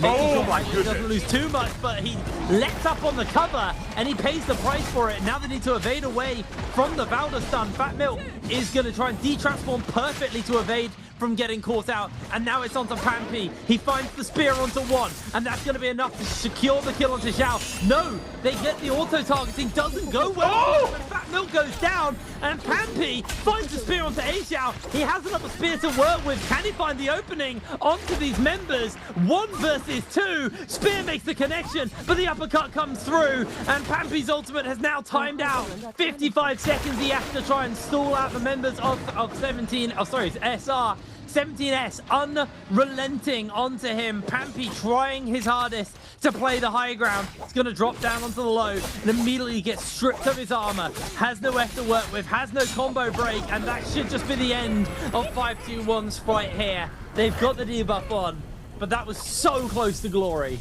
Yeah, that was a series of unfortunate events for 521, and yet still they're almost able to stabilize there. But the auto-targeting mishap, the fact that the coverage just wasn't there off the Yueshan to actually prevent the death of their teammate meant that it was a 2v3 for too long and then a 1v2 for too long. And this is coming off the back of also kind of disappointing performance with that initial Vermilion Bird Smite. We didn't really get to cast 521 coming out of Realm of Yang because they just took a fight and I think died somewhere off screen while that was happening. And so because of that, this is the first time where we're really entering into that back half of the lobby with them in a position where they just don't really have the same momentum as some of these other teams. Let's take a look now at OA versus SS1 that was taking place here within the Realm of Yang. Yuan in a whole lot of trouble. Cuckoo 2 from above on this Syra, doing so well, just bogarting everybody to awkward positions, and immediately Viper is going to hand off the aggro. Gets her ultimate, gets the elimination versus Yoye, and now while Yuan's trying to do what they can, this is a divide and conquer mentality for the side of OA. SS1 will lose another, and Yuan is short to follow. Nice little fight off the back of that. 12 minutes on the clock. Respawn's coming in here for SS1. Can they make the recovery? TE currently just hiding in visibility bushes. I mean, TE could pull the trigger. Oh, they check the bush. SS1 shoot a pistol into the bush and find TE. Immediately looking to open up onto that fight. Juan throws down the ultimate. Sandstorm was committed. Juan struggling to really connect more damage than that, but is getting his dashes down onto them. Sandstorm will be fading soon as well. Juan does briefly get caught by the edge of the Sandstorm. Nice use there from the side of TE. It looks like SS1 might find himself in a little bit of danger.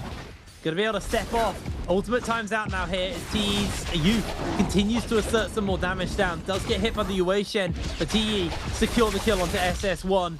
And, you know, I love the initiative of SS1 to just go for the fight immediately. But TE were prepared, and TE might not be done yet. Actually, this might still get a little bit dicey for them. Youth is in danger. He's going to find the uppercut onto the member and secure the kill. Beautiful turnaround. Peak is low, but Peak doesn't have the debuff. Peak will be able to get picked back up as Juan is now looking to try and find the extra couple of kills. Although both of the TE members are low, Juan might be able to find the kill. 1 versus 3. He turns it. 1 versus 1 to tidy this one out now. Can Youth save the day? Ultimate committed by Juan there. Youth is incredibly low, and somehow Juan turns the fight 1 versus 3. Incredible stuff from Juan on this Kylan, knocking out what I thought was going to be one of the top contenders here. TE bow out early. 10 minutes still left on the clock here in game number 4. They and WZ are both gone, and that is creating the golden road for OA and SR to try to take it all. All these other teams are contending with lost members, low kill counts, or the Realm of Gang debuff. 521 needs to pull the trigger soon, take something, and try to get the cleanses going if they want to get back into this. 10 minutes left on the clock. Only 5-2-1 with the Realm of Gang debuff on. You got 1 minute 40 left on that as well. They're geared up, but the problem is actually a really rough position to force a fight. There's a lot of terrain. There's lots of kind of avenues to evade and not get caught. So 5-2-1 need to pick their moment perfectly, but the time frame in which they can pick their moments is getting a little bit lower, as it looks like Yoran tries to fish for a fight onto Ibin. Ibin's not going to give it to him, though. Surprised, actually, that they don't just use that as an opportunity to take the fight. Maybe they hope that they can capture a spirit well, but I don't know. It's going to be incredibly tight for them. As SS1, great little turnaround from them earlier. They're actually going to use the rebirth chance to get their teams back, as we are going to see. OA finding themselves in some danger here. SR looking for the fight. Dazzle is just going to hit onto everyone. Nice dodge back there from the side of Zhao, just to break away from Cuckoo's Dazzle. As now return Viper ultimate is committed. OA desperately looking to try and get this one. Should be able to pick 2-tick up, although Zhao has something to say about that. Into the freeze, into the crowd control. AB will lose his life. We will see ourselves the Spirit World getting captured on the side of SR. Yeah, SR, good position. 17 kills on the board. 20 bomb, very much incoming, I think, for them if it keeps this up. 8.5 minutes left on the clock here. 5-2-1 are cleansed of the debuff. So their calculations did, in fact, pay off, and now there is pressure elsewhere on the map. SS1 gets the revive onto Yueshan, and the zipping is back up. Unfortunately, Kylan is still going to have to contend with the Realm of Gang. So we see these teams now scramble and try to figure out the angle they want to take to ensure long-term survivability. I'm looking at OA in particular as a team that, unfortunately, while having a high number of kills, is most likely out of it. They would have to get double revives. I don't think even if they have the money to do so, they have an opportunity to get back into this one. And so now all eyes are on SR. Activating their ultimate. Zhao tries to fire off into a massive stun on the Viper Ning. Doesn't quite get as much dropping the Quicksilver River as they were so desiring. And now being down that bit of utility, they're going to just back off from this one. Let GG and company try to contend over a Spirit Well. There we see the flag in River. GG dropping down, looking for something here. Just repelling it back up the cliff-based wall. Things still hold in stalemate here due to the topography and due to just how dangerous any fight would be. Jing, though, massive counter hit here. Blue focus on top of them means that I think WBG will now be the target of multiple players. 2 members left as the Justina has already been taken out here. Jing does manage to find a safe space by which to heal back up. But Yoran, maybe not so lucky. It's still very much a sitting duck in the river. But while I say that, it does look like there's some other players also vulnerable enough that aggro will be dropped in their direction. And here we go. Jing, starting with a Viper ultimate. We're going to see where the fight goes from here. Well, finds nothing with a Viper ultimate, and then the fight ends with him getting taken down. Brutal. I mean, that was a very underwhelming ultimate from him. There's so many invisibility bushes, but you just jump in them, and Viper can't do anything about it. There's literally nothing she can do, so pretty rough spot to actually try and force that. We do now have a 5-2-1 in the Ballista, looking for Cuckoo. Nope, hits the edge of the Ballista. A little bit of range poke here, but looks like 5-2-1 are going to be able to hold for now. Still a lot of players left in this final zone so far. Yeah. 20 players left. Gonna see the Bane's Breath break down as Bowder. Do get hit by a Dazzle, but covering there with the staff. NY7 making sure that they're not going to be under any real threat. It's just that moment now where We were out of the Bane's breath, and we might have a very, very packed final circle. Yeah, I would tend to agree. I think that final circle, for as many kills have occurred so far, they've been on people able to get revives, resets, rebuilds, and therefore we are going to be getting absolute chaos here at the very end. That being said, usually what happens is if you do have the big pack moving into the final 5 minutes, people for the most part just feel like there's too many characters that can cause a third party or things of that nature, so it actually kind of slows things down as a stopgap for a few minutes. But inside River here, Junks is just getting absolutely clobbered, and I'm sure somebody's going to want to take this kill. It looks like it's going to be CJS trying to get down on top of them. Junks invisible, manages to get away, armor swaps it back up, and now there's a Spirit Will to contend with it, so GG will pull back. Nice, they break the pillar as well, so GG don't have to worry about any Ferriers meching up or any Ferrier teammates meching up. I was just going to look to capture that. It's only the Miss It Might. It's nice. It's not going to be the, you know, be-all, end-all. Not the old era or launch state Tiger's Might, where we saw the Thanos snap of the AoE as it popped everyone in the lobby. That's long gone, but GG able to secure themselves that. A bit more gear for themselves. SS1 continue to go aggressive. GG. They pop their ultimates to hold that Spirit World, so they might as well use them as soon as they get a free refresh. Is JL going to get taken out by Bowder in the middle of all of this? This Yuan is going down. GG able to secure that kill. And that Karen is not getting picked back up. SS1 down a member permanently. They're Kylin as well. One of the most important people in the team. Yeah, and that means with SS1 having the lace taken out from under them and OA also in a diminished state, this might actually be the chance for GG or 5-1 to catch back up in terms of the kill count. And so yet again, things gravitate towards the top of the lobby here as we are going to see the full elimination of another team here. Bowda moving up a slot on here with her 5 kills through game. We're going to see if they're going to be able to get any more. Ivan taking to the skies here on Mahadi. Looking for something here as Gem gets down on the Fat Milk. Ivan going to work as a spacer here to prevent any further pushes forward as Zem, still in Thunder God form, is looking for more. GG, while has 330 on this Maria to just pump out damage and soften up multiple members of what looks to be SR on the far side. And they're going to take this as an invitation to go in against what is the top team in the lobby right now, who has picked up the 20 kills. 330, now feeling the pressure.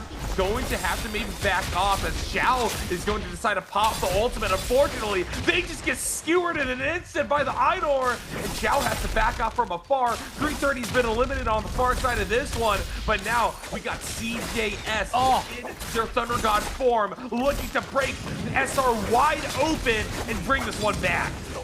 GG got caught out by the Volpine Essence. SR picked it up at the beginning of the game. No one has popped it. Zhao almost died. Volpine Essence full heals him. Absolutely brutal for GG. They full sent it in, they paid the price, but Zhao eats a parry, loses his weapon, and the Palm Lightning from LXM will finish him up. Beautiful pick up there. CJS trying to get back inside the zone. He's low HP as Rico goes down. 5-2-1. Slide in and secure the kill onto Rico, as now they're just going to full send it. Transform's coming in, and it looks like our Valda team might be putting some kills on the board, but with 21 kills onto SR, it is going to be hard pressed to overtake them. They're going to have to get every kill available and first place, and I still don't think that's going to be enough. The 21 bomb from SR is absolutely monumental to overcome. Ivan hunting for a potential kill. Fat Milk has been able to secure it for his team as Ivan jumped up into the sky. Crampy with the fans going to secure the next one. Now Ivan sliding forwards here on the Kylin, the Huddy, trying to knock people into the zone, just batter them back. NY7 losing a lot of HP here off the back of that one, as he's getting some healing, some survivability, but 5-2-1 are going to finish that kill up. And now it is just them versus GG to end this game. They've been able to secure every kill they want, but I don't think even with these members of GG it's going to be enough for them to secure themselves first place, as they are looking for the damage. LXM gets caught by this water spear inside the zone, takes a massive chunk. CJS though in the transform is looking for Pampy, can't quite find the slam down as the S is enough to buy the space away, as Pampy is electrocuted down by CJS, as now he's jumping in onto Ivan. He takes the cube for safety, but the transform will be timing out fairly soon here. It's a 2 versus 2 to close the the game out. And CJS has equalized the score for the teams. Can he make the hero play happen? Can he secure first place for his team? Losing the transform now off the back of this, as he has the pole sword to work with, as he looks for the members. Ibin, low HP, but the parry is huge from Ibin. Switches out into the Hong sword as he's looking for the damage. Parry being trying to find it, but he can't quite get it. CGS is so low here. The F's about to come out from him. He's just on blinking health bars, and so are the other members of GG. LXN can't quite find the damage as it's Ivan on his lonesome. That's gonna be it for 5-2-1. They are the last team standing. Unbelievable stuff. The hero play from Ivan, the last man for 5-2-1 to attack on that last little bit of the score line. But you said it before, and I think that you're probably right. SR will be the ones winning the lobby here in Hitbrain off the back of a massive 21 kill game in their favor. But credit where credit's due. An incredible final lobby off the back of some of our best teams here in the Trios division. That was absolutely crazy, that final circle. I thought GG were going to be able to pull that off, and then they ate 2 parries to the face. And the crazy thing about that was, it was GG fishing for the parry. They kept trying to fish for a parry, and went after it for a blue focus out, and immediately gets parried. Absolutely brutal turnaround there. SR, though, they did the legwork. Sure, they would have liked the kill multiplier. Sure, they would have liked the placement points of being first, but them's the breaks. They got focused out a little bit too early. I believe they were 4th coming into that game on the overall standings. So they'll get some placement points, but no kill multiplier. It's a little bit of a pain for them. Regardless, solid game, and you know they don't have long to really catch their breath after this. It's a quick breather, and then we go straight back in, heading to Horrorful game number 5. So see if they can keep the wind in their sails, keep that momentum that SR built up from that last game.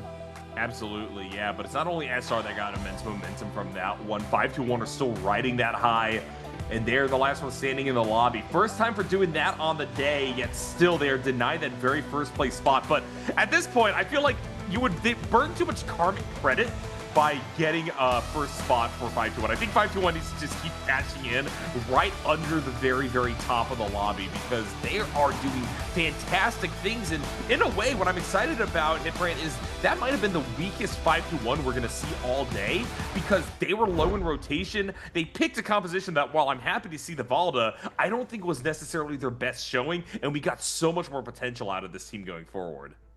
I mean, I think the Valor is good. I think people are sleeping on Valor right now. She had a place in the meta prior to the ult change durations, and her and Zai, I think, were the ones that were affected the hardest by it. I think a lot of us expected Transformers to really suffer, but it actually feels like, you know, even so, they look pretty good. How many kills did 5-2-1 get in game number 4? Was it 11, 12, 13, or 14? ABC, that isn't an A, that's a D, by the way. ABC or D in Twitch chat. Don't put AB, it's not ABCA. JOS box, get your goodies that way. All lovely, all nice. But yeah, I think that Valda's actually really good at the moment. I just think a lot of people are sleeping on her. I think it's a matter of finding what comps she suits as well. And right now, that's not a bad comp, because we're in an era where, like, comps are actually quite far and few between right now, and you need a lot of comps. You need stuff in your back pocket, these kind of like what we've been calling in solos personality picks, the characters who, you know, you don't typically see as often. But having like a Valda Yuashen comp, who are 2 characters, who are not getting played at all right now in the meta, having a place for them is actually good. Having a comp that you can just pull out if you need. So actually, it was Hardy as well, right? So it's like 3 characters who just don't get played. Yeah. That's a freebie. But here you go. Overall standings at the end of that one, 5-2-1. That kill multiplier brings them very close to SR, but not quite close enough. SR walk away in first place, and SR do take the MVP at the end of this game. 9 kills over to Rico, 26,000 damage. 26,000 damage on 17S as well. Like, that is a lot of damage from these guys. Yeah, they were always in the thick of it, always making marks during their fight, so it makes sense that the damage count goes as high as it does here. And I think across the board, universally, people were dishing out things in fights left, right, and center. And so That level of aggression and that kind of game definitely benefits a team like SR that was able to get off to an early start. And from there, they do manage to claim of the lobby, but only just in terms of that point count over the tops of some of these other players. And let's see how that's going to shake up the standings here. WBG, unfortunately, while they had a good game number 3, are kind of back to their old ways. Game number 4, down to only a single point. They'll be sitting at 15.5 overall on the day. Let's launch up to the top half here. 5-2-1 are beginning to widen the lead right now. 13 points plus above their second contender there in GG. SSR definitely benefiting massively from the big 22.5 that we got on the scoreboard there for game number 4. They will hop into the 4th place. Still, I think it's anybody's game. This game here, if 5-2-1 have another absolutely massive game, I think catching them today is going to be pretty hard unless you have an absolutely incredible game 6. But I think, honestly, anyone can end in first right now of like our top 5 teams. So it just gives you a big kind of start. And we saw from LA, you know, they had a very good day 1, and then their start to day 2 last week, last bi-weekly, was a little bit underwhelming. And then they just put up a really good day and caught back up. But like, even if they'd had a bad day on day 2, they still would have qualified for bi-weekly finals. Although I will note, the entrance points to get into bi-weekly finals are actually significantly higher than we're used to right now. Like, we were seeing, I can't remember the qualification numbers were. It was like 80 points like where you needed to be to qualify for bi-weekly finals. So like, everyone is scoring high at the moment. Yeah, absolutely. Here we go. In terms of competition, once again, this is a team that likes to get a little bit loud. SR really solid fight inside of Realm of Yang. And one thing to note about them as a team is fantastic spacing and offset is in credit in part, I think, to the way that they calm. So great to see this here. I love that we are able to get this little snapshot of this play. Multiple big Realm of Yang shots on top of that all. Yeah, really, really big stuff. As I mean, SR, they just it's the strongest comp in the meta right now. They really made it work. Winning their Realm of Yangs, getting good third parties off. SR, you know, there's a reason they absolutely dominated DWC, and they won in 4 games as well. Like, it was a very, very fast pace. In fact, SR won both of the EWCs. They both won both solos and trios because Spider won solos in 4 as well. Like, this organization, they're looking real good at the moment. This is definitely their time, as we're gonna see our MVP on the Syra here for the side of SR is Rico. 26,000 damage. Got himself Scatter Shot, Erudition and Spear Storm, and then just a lot of Blue Soul Jades. Yeah. Nothing too fancy. Yeah, I was gonna say 26,000 damage delivered via 3 attacks Soul Jades. I know why.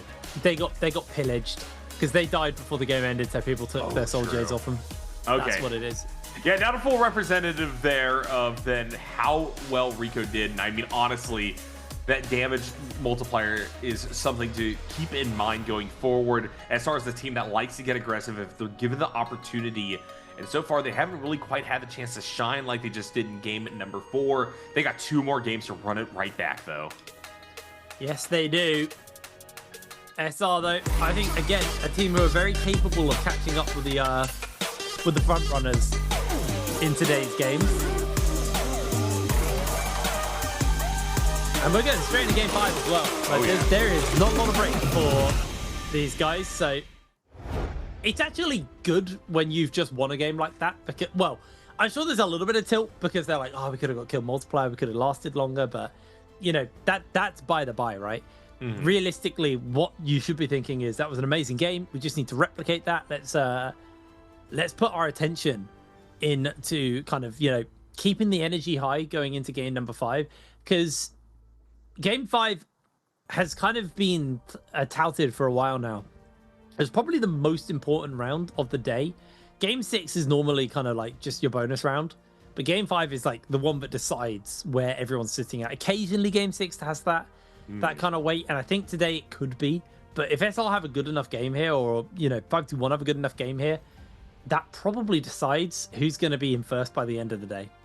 Yeah, like I said, Hitbrain, it's all psychological to a degree, right? Because theoretically, you get the same chance at scoring points in any game that you're playing, so really one game shouldn't be more important than the other, but you can really feel that a team that is coming off a big win in game number 4 probably wants to repeat that in game number 5, and like you said, the potential for you to move up your slots gets more and more locked in and more decreased as time goes on, because everybody's accumulating more points as a whole. So I'm really looking forward to seeing the kinds of effect that the pressure that does come from that dynamic has upon all of these teams and players, what decisions are going to be made, because for the most part, I find that Nbpl has some of just the best strategic gameplay I've seen across a lot of esports, and it comes in these incredibly narrow and tight margins because people got to read what the sense of the lobby is, where people are at, what are the incentives to go in or not, and when you get to put the finger on the scales with those extra little tidbits of scoring and all these other dynamics that people have to balance, we got a real pressure cooker on our hands, and I think we're about to get into a fantastic game number 5 because of that. It's one of those games where, like, NARAKA, I hate the word macro and micro. I think macro and micro are kind of just boring universal, tags for, various different play styles. But, like, the thing about NARAKA is, on the level, there's so many different things that are going on. Like, obviously, the big stuff is your ability as a player, right? Like, have you got the hands? Have you got the mechanics? That's the big check, and obviously all of these guys have that. There's not single player, even the teams on the bottom end. But what separates the bottom end teams from the top end teams isn't really the mechanics, it's the understanding, it's the minutia of, like, the game. They don't know who they're fighting at any point. There are no names, there are no skins, they just see default skins. Like, you don't know who's fighting, but some of the better teams can get a read from the movements, from the drops, from where people are coming from, of who's what. So they then know who to like target and who to avoid. You also have things where, like, teams will understand rotations better and how to work with the circle, how to get into the realm of Yangs, how to transition that into the final circle. All of these things that people kind of just put under the umbrella of macro and micro, and there's way more. I'm just not gonna sit here and list them all off because it'd just go on forever, but, like, there's so many little things that, like, make the difference between these teams, and that's what separates these top teams from these bottom teams. And I think why we've seen such an increase in quality in NARAKA is because as the game has progressed and more people have got into it, and some of the smaller organizations have been able to invest a little bit more into their resources towards the game, we're now at that point where the understanding of the game from the organizations and the coach's perspective is way better than just like, oh, our guy's just better at Monk, so we'll just win the game because of that. Where before, you have people with the hands, but you'd also have people with the resources, and that's why we saw, like, primetime FPX back when FPX were the best team in the league. Why they were putting 50 more points than other teams in a game. Also, we had kill multipliers on everyone, but that's different. But they just understood the game really, really well. Where now, a team like WZ, who used to kind of just be kind of a target dummy team, really, like they weren't doing much on the point scores. They were just kind of points for other teams to score. They now understand the game better. They now play better. They now score better. So everyone's tight at the top. It's really, really fun because of that. Yeah, exactly. Well, we're going to see exactly how everybody navigates moving into these last 2 games with those dynamics in mind. Nbpl has been in a constant state of evolution for a while now, and as you're kind of alluding to, we're at a point where, while players still have their preferences, right, we still have those personality picks coming through, and we still have the capacity for a lot of these teams to express themselves.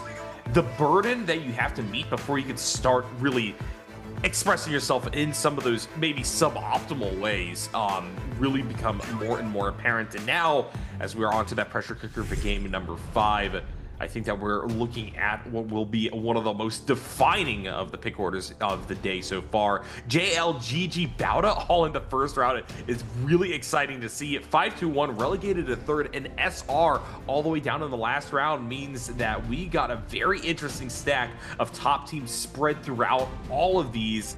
And I think that therefore we're going to get a very, very interesting texture, especially early game. And keep in mind, all of these teams, they move up 1 space, right? So, like, next game, GG will be at the bottom, SR will only be in 3rd. 3rd and 4th are my personal favorites, though. I think third and fourth picks, they're the personality picks. You know, the first one's a Viper, second one is Ainur.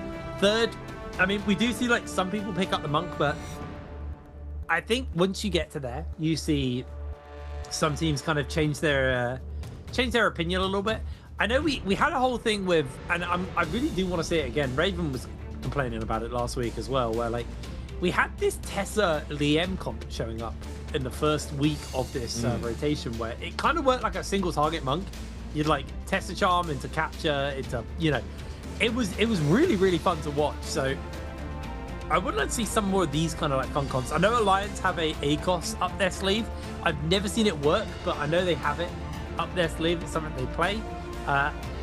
Interesting to see, but both JA and Bowder actually go for the Temi variant of the Viper comp, where the Justina variant has been typically the more popular, especially with the fact that Temi, they can't refresh wisps off each other's walls anymore, which used to be a thing they could do for teaming, but that is now done. This rotation, yep, I think we're going to see more Cannonball. DRG and TE, we're going to see more Cannonball, right? There we go. Okay. Not quite on cue, but yes, we are going to get Cannonball for TE as well as YZG, who started it off. DRG really thinking hard about this one, though, and perhaps they're just looking to shake things up as, you know, they've been falling back into that pattern of just not getting the points that I know they're capable of, as indicated from the game number 1 on the day. The time's ticking down. Their selection still hasn't quite come through. Eventually they will relent, and we got the flat 3 across the board. No surprises off the back of that one.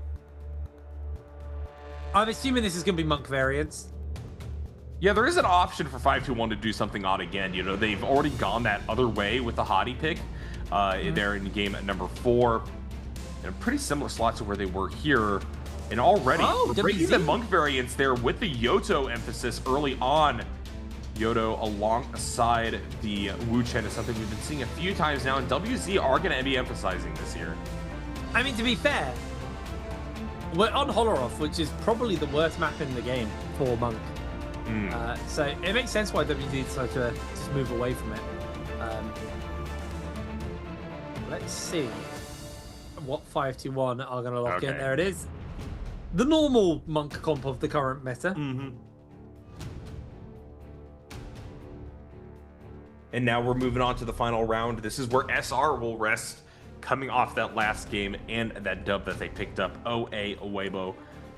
Also, I think given a lot of freedom here, you talked about it before, this is kind of where the personality picks come up, where the meta maybe isn't quite as defined in terms of the priority stack. And a lot of the top characters have been selected here. Yoto's still on the board with the Wu Chen, as that was only picked up by one team in round number 3. And therefore, OA will be going for that same composition here. SR and Weibo looking for their options. I mean, this literally could just all be Tessas, but no. Takeda Yueishen here for SR. Weibo, what have you got in the pocket right now? Okay, the Zai variant of that comp. This comp is really weird. I don't really fully understand it, but I'm sure I'll speak to someone smart about it later. Get them to explain exactly what this comp does. Well, we're going to see what this comp does here in just a second here, as all of our teams have locked in for game number 5. We have our comps ready to go as we dive on into this match. And there's a lot on the line, as you said before. We've had very much the story of the day, Brain, being those of the people getting off to a great start to their bi-weekly split and really racking up the points. The gap between the top teams is widening, and I really do think that right now this is the last chance for some of these teams to feel like they have made a big mark before they go on to their second day of competition, right? Because right now there's a lot of teams that still have a lot of ground to make up, and the bar's being set very, very high as well for Group B, who is yet to play. Alrighty, well, here we go. Getting ready to go into this game number 5. Penultimate game of the day. And what do we got here? We got a whole lot of teams prepped, locked in. Very interested to see what we're doing in terms of our characters and ability stacks, I don't think we're going to get too much variation in terms of where each one of these characters is at. While there's some amount of freedom in picking your characters, for the most part, we're getting the F1v1 on the Viper most of these spots. Yeah, I don't think we're really going to see... Sorry, I had a cough there. I don't think we're really going to see too much variance on what people are loading out with. Yep, Silence V1 Valda for TXJ. Yeah, it's the standard. It's the standard right now. I know for a while there was a bit of a division within the Viper community on what people would take as their F and even their V, to be fair. But I feel like we've kind of fallen to the old standard. Is that, yep, GG, speaking of old standard, dropping at Imperial City. Wow, Imperial City. They do have TE in the area though, and TE actually closer to the hut at the back, which is typically where GG like to go. So I'm interested by that one. Meanwhile, SR once again dropping on the puzzle. Yeah, seems to be the thing. Everyone else is pretty spread out. There's a potential for maybe some fights down at Matab there with Bauda and SS1. We got JL, DRG, and SR all kind of together in SR. Maybe spending a little bit of time on the puzzle as a beacon could allow for JL or DRG to take a fight down the line. But we could go anywhere from high aggression all the way to maybe the chillest start of the game. It really kind of depends on how everybody looks for openings and what kind of push and pull we're going to be seeing out of these first few minutes. So if the camera descends and we're immediately within the midst of a melee, I think that is going to do a whole lot to define where we begin. And here we go, JL, DRG, both tight in the area here. Junk's looking to loot on up. Extra large U taken to the sky. Blue charge looking for something here as TXJ will land upon their location and immediately delete that armor. And unfortunately, I think that you may not find a way out of this one as the damage is handed off. JL fights well, and DRG virtually lose a member as that is going to be an initial retreat. As Donkey is also going to try to do the same. Unfortunately, Kakashi not too lucky. XLU back into this fight. Unfortunately, that's just right in time for the partner to die. And that'll be 2 eliminations on the board. Make it 3. JL with the 3-0 to start things off. And they are the first ones with kills alongside YZG. Yeah, nice start there. YZG 3 kills under their belt. Same for JL, like you said. The 2-tick. Throws out the F, just gets a bit of safety. Windwall's also thrown in as well. F actually is about to come back up here for 2-tick. Has just been battered back, but it doesn't really matter. OA starting off nice and strong here. After what has been, you know, a very quiet day from these guys. OA's AB throws the ultimate. It gets dodged out. Tap dodged by Young is beautiful. 2-tick has the fan. Looking to see if he can find that opening onto them. OA 2 versus 2 here in this fight. F comes out from 2-tick as he gets some healing. It's Yoto versus Yoto. Uppercut makes the connection onto Young. Young is low, but in comes YZG as the third party. 2-tick committing the ulti. He's just going to chase onto Young and see if he can secure that kill, but it is going to be a hard press for him. Able to secure the kill. Last couple of flashes go through, hit onto YZG as 2-tick was able to get this Soul Bloom, but he is on his lonesome. YZG have the invisibility from the Matari as well. It is a tool ask. Finds himself the uppercut. 2-tick doing pretty well, actually. Ooh. To hold his own. Is going to get caught here mid-air by Zen. Catches the parry onto Zen in response. Again, though, the low health, no armor is going to be an issue for 2-tick. Hit on by the scale rush and finally finished up. YZG, another kill under their belt. Moving up to 4, but JL off camera have moved to 6 as well. And so we're just getting another aggressive game right off the bat, Hit Brain. And the question is, where will it go from here? GG launched into the sky, definitely CTE. The question is, do they want to actually try to force a fight? That's going to be a hook shot in. It does look like GG, helmed by CJS, want to at least try to push and ensure that TE, when they will emerge from this rift, are under pressure at the very least. That being said, the big build in charge here could be really beneficial, and so you've got to stay your hand, see exactly where everybody is coming out of here, but there's a chance we get one more fight before Realm of Yang at the very least. Yeah, definitely. I think, you know, a lot of these teams have still got their rebirths. Look at JL. I don't see why they wouldn't risk it, to be honest. I guess there's a world where they want to save resources.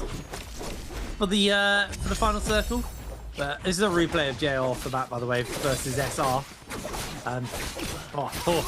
Poor Zhao, man, getting absolutely rolled. They even commit the stun as well, the ulti onto 17S. 17S was able to break away. Okay, that could have been nasty. Yeah. Crowd control into crowd control, but JL being a little bit too much of a menace for SR to deal with. That early kill. And this is the problem with these drops where, like, people are very squishy early off the bat, and yes, damage is a little lower, but if you get caught isolated from your team, that now forces your team into the 2 versus 3 going forwards, as it does look like Lue gets himself caught out by the Viper stun. That's going to be the vast majority of his ultimate just wasted. Yeah. Looks for the grab, doesn't quite find it, now has to get away from the Syra, who repositions for the dazzle. No, NY7 breaks away, nice grab. Does make the connection here. Bowder, though, are looking for the kill onto NY7. He's able to evade away, but Lue, he's going to be losing that ultimate fairly soon. Grabs have worn out, and with the grey armor, Lue is incredibly easy to pick off here. Bowder did lose a fair amount of HP, but they were able to get the revive, well, the heals back in for VVV. And they're not back onto him, but VVV will be going down. SS1 have the man advantage now. Armor swap comes in. Lue gets himself a soul bloom as well to build up some more rage, as Bowder crumble at the foundations to SS1. The pole sword is too big. Great stuff there from SS1. Back into the fight, I think really shows the communication and the ability to hand off, because as you said, that was a big blanking of Tiana High ult for a while, but they capitalize on the single grab and get immense value, as now we look upon TE versus 521. 521 still looking for the first kill on the day, or excuse me, on the game, which is surprising given how these other games have been going so far, but they don't really want to smoke a youth here who has ulted up as the Einor, and is now looking to try to drop Thunder like Zeus upon one straggling member of 521. I think that was Fat Milk for a while, but that isn't going to lead to a whole lot of damage. And actually now, 521 sensed that with CX descending, this could be their time to try to capitalize again, utilizing this island. He's got all his dashes, crosses up one, crosses up another, and TE are being ripped asunder. All of a sudden, Ivan stabilizes the fight, knocks out Youth, and now Xiaonan will follow. WBG in the area on top of Pampy. Ivan going to be able to deflect at least one approach from Iran here, but he can't keep this as a 1v1. He's going to have to try to find a way to restabilize off this fight. Iran just wants to pull Ivan back into the melee with the remaining members of WBG. Want to capitalize. It looks like for the time being, though, this will lead to a handshake and a standoff as WBG will go into the rift. Alright, well, we're going to see a DRG right now. Getting himself into a little bit of a scrap here versus SS1. So just going to jump through. 521. This JL in the area. This is kind of crazy actually for DRG. Looks like all three are somewhat close to one another though, so they should be able to disengage, although JL are looking to try and get some damage in. TXJ, he's just being bullied in the door. DRG gatekeep so effectively there. Don't let him inside. And that's a potentially bad loss here for the side of JL. Off the bat as Lue potentially finds himself in a little bit of danger. Just going to get a little bit of looting done on Young. Grab some goodies. But we got Renma Yang in like a minute. So yeah. I feel like these teams don't want to go too hard right now.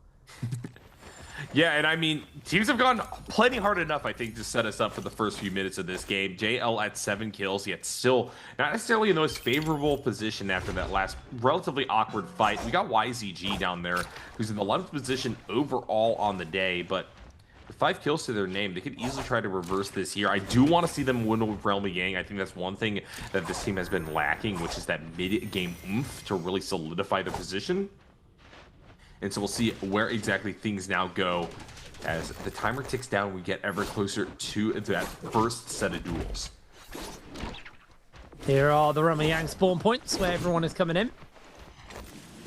Let's see. Most of the lobbies on one corner of the map, actually. If you have a look at that, like, right in the north, everyone's just hanging about. GG finally leaving Imperial Village after a very slow, lethargic loot through. The zone's moving quite far off, so GG going to get himself inside the Renma Yang, and the other teams are going to be looking at getting in their Renma Yangs, getting out, and then Going in for a bit of action. GG not overly geared up, actually. Got himself a couple of purple armors. Soul Jade's a little bit on the underwhelming side, but doesn't matter. They've got a very, very strong stock comp. Going up versus the Ainur comp here from the side of YZG. See how this comp's going to work out. I feel like the Viper's just too damn strong at the moment. YZG staying aerial here for a second. Has got the ultimate. He's just waiting for a good opportunity to pop it. Hasn't gone in for anything yet. Throws out the F. LXM breaking away from him. QGG being just evaded quite nicely here. Zen losing a fair chunk of HP. Gets caught in the uppercut. QGG goes for a bit of damage as now. That's going to be GG. Opening with the Syra ultimate onto Zen. Zen's trying to break away. He's going to have to go for it. The Dazzle doesn't make the connection as QGG now putting the pressure up onto LXM, who has that stun available, but he needs a bit of survivability. Throws down the Viper stun and is making a connection onto these members of YZG. QGG's the one caught. The fan comes through. Massive chunk out of QGG's health bar as his ultimate was mostly timed out there. Silence still available to LXM as well as he gets a pot off. It's just going to look to try and pop it through a couple of members. Makes that connection off as well in the back of all of this, but GG's health bars start to go low onto CJS, but they're able to secure themselves a kill onto one member of YZG. Dazzle comes out, doesn't make the connection, but YZG with a member down, make that 2 members down now at this point. Really starting to feel the burn versus GG. Ooh. They should just be able to tidy this one up nice and easy. Zen goes for the escape for the F, but it's just being hunted relentlessly by GG. They're trying to play evasion, but they're not going to be able to last for 40 seconds. GG take that Roma Yang nice and easy. Yeah, and that's not what I wanted to see out of YZG. Their burden, in my opinion, for this game to really kind of jump up those leaderboards was to get the dub here, get the Vermilion Bird Smite, feel therefore the freedom to take another fight without the risk of just being eliminated. But unfortunately, they got to face off against GG, one of the best damn teams in the lobby. And now this is one of the best damn teams in the lobby with the Vermilion Bird Smite on top of it. We got SRJL Bauta and OA all also buffed up, ready to take whatever fight comes their way. Interested to see who some of the other losers were coming out of that one in regards to who has that Realm Yang debuff, because I think that those will be the factors that really switch up how much aggression we're going to see here in the mids. It does look like outside of YCG, TE, WBG, SS1 were the losers coming out of that one. 521 not getting a chance to actually go for a fight inside of Realm Yang. 17S. Moment, getting a little bit of his armor taken away. Oh wait, listen, chase onto him. Free range shove still available. He's got one last free range shove to work with. Makes a slight connection onto 2-tick, nothing too major. Caught by the uppercut into the work from the daggers. In comes the Kurumi ultimate just to keep 17S going, but it's followed by 2-tick, who unleashes the Demon Sword and absolutely cuts through the members of SR. Rico, last man standing, and he is pinned in place by the tether from that Tessa ultimate, and his transform is not going to last for long. That is SR going down. Vermilion Bird Smite already popped early from OA. Here we go, ultimate being fired off from the Viper in the midst of the Sandstorm. Zem looking to wade their way in at the tail end of that one. Not really able to get much of a stun off of anyone. Bauta, though, still wanting to apply pressure. JL, though, able to control the pace of that fight and kill 3V in an instant. And so now Zem's in a lot of trouble. GG comes through, waiting on in with the buff on top of it all. And I think that this all of a sudden goes south for many of the teams who are looking to profit off this fight. We do have extra large U over here for TRG doing what they can on the Ainur, but unfortunately, they lose so much health early that as soon as they drop out of control, they're going to be a bit of a sitting duck. Restoration coming through from the end, but you will see at the tail part of that ultimate, they can't really try to go in for one more engage. They back off, and unfortunately, they are going to run face to face with multiple other teams, including YCG, hungry for a kill. And now XLU is down to just a sliver of health with no armor swaps in sight. Here comes the hook shot. YZG needs this for the cleanse, and they will pursue him to the ends of the earth for it. Counter hit. into the heal, and that's going to be at least one resto for YZG. The question is, how much more can they get as they prowl for other members of other teams? Dunks, unfortunately, going to fall. That being said, a whole lot of damage has been taken off, and now WZ is coming through, and Xiao Yao has the ultimate from the Yodo to continue to apply pressure, and YZG may have finally overstayed their welcome a bit off a bit more than they can chew. That's only one restoration, and unfortunately, I don't think as Gen 1 is going to do much besides be sent to the Shadow Realm here, as Xiao Yao pins them up against the corner wall, and that'll be another elimination. As meanwhile, we see GG for YZG continuing to try to hold on to the bitter end, but if he gets knocked out, this is a full team elimination in my eyes, and he will in fact fall right then and now. Absolutely brutal. We also have the next Roma Yang spawning up soon as well. So it's action into action, just constantly going. As WZ down young. Don't know if they're going to be able to find a pickup onto him in time. It looks like Xiao Yao is actually going over. He's going to try and start it. The wind walls will be enough to get that pickup. So Young is back. Not the end of the world here for the side of WZ, but they're going to need to get some healing into Young fairly quick. Early zone though. So damage doesn't add up too fast. The problem for WZ is, look at GG. They can see them coming, and they're going to look to capture onto the members of WZ as Zhao. He's already lost a lot of HP, getting launched into by GG. 330 has the health to work with. Instantly, they whoosh and port out. WZ don't want the heat, but GG want to give pursuit here onto the members of them as Zhao, incredibly low, finds a little bit of a poke back, but in with the ballista is going to be the shot from 330, and that might just be the straw that breaks the camel's back for them. They've committed Yoto ultimate from Xiao Yao here, but 330, he's committed his own ultimate, and that is going to be one dead WZ member, as it looks like he's actually just going to get the stun off onto a couple of members and play escape. 330 being a nuisance right now, as Ibin might have found the opening onto Juan. He's lost so much HP as Ibin's going to chase him for the kill. Another dash up to safety here with the Kai Lin. It looks like they haven't been able to fully sink in and commit for the kill, but we are not done with this action. It is just absolute bloodbath here in game number 5. Down he goes. The bow shot from 521. So we cut over to the Roma Yang. I forgot Roma Yang's going on right now, Hitframe, but here we go. SR having multiple members stunned up. Bauta looking for a way in. Honestly, good defense on the part of the last member of SR to try to bring this one back. Unfortunately, damage has been done. It is significant. It's going to be up to the Suaishonals, I think, in order to try to see if SR off the back of Zhao can actually try to stabilize here, and they will. In fact, Gem, 9-7, both dead. 3D about to follow them. Rico now a little bit vulnerable on the far side of this one, but he is the one that will ultimately be taken down. And that was some impressive stuff from one of our top teams. Absolutely incredible there from the side of SR, keeping themselves at the top of the standings. Get himself a gold longsword as well. Might turn that into a hunsword down the line. Depends if they can find something like a Aurora Burst, I guess. But, I mean, they are geared up. You can see from 17S. Remember, Takeda's ultimate scales with the amount and the quality of weapons that you've got on you. So you need lots of good weapons for Takeda to be able to actually do as much damage as possible with those 3 Ren shoves. His is fully leveled up now, so plenty. I think he's had it leveled up prior to going into that Roma Yang, to be fair, but has been able to put a lot together, as it looks like LA may be in danger, but nice. Ultimate comes in from the Tessa. TXJ pops it. Is going to break away. There's the Wushen out. JL. Give pursuit though. It's very easy to see where the Wushen has ported to. JL quite a distance off, and I think they're just going to have to give up the chase for now. Take a quick look at the scoreboard here. About us still feeling the pressure from the Roma Yang depletion, and we're going to see whether or not they're going to be able to force a fight.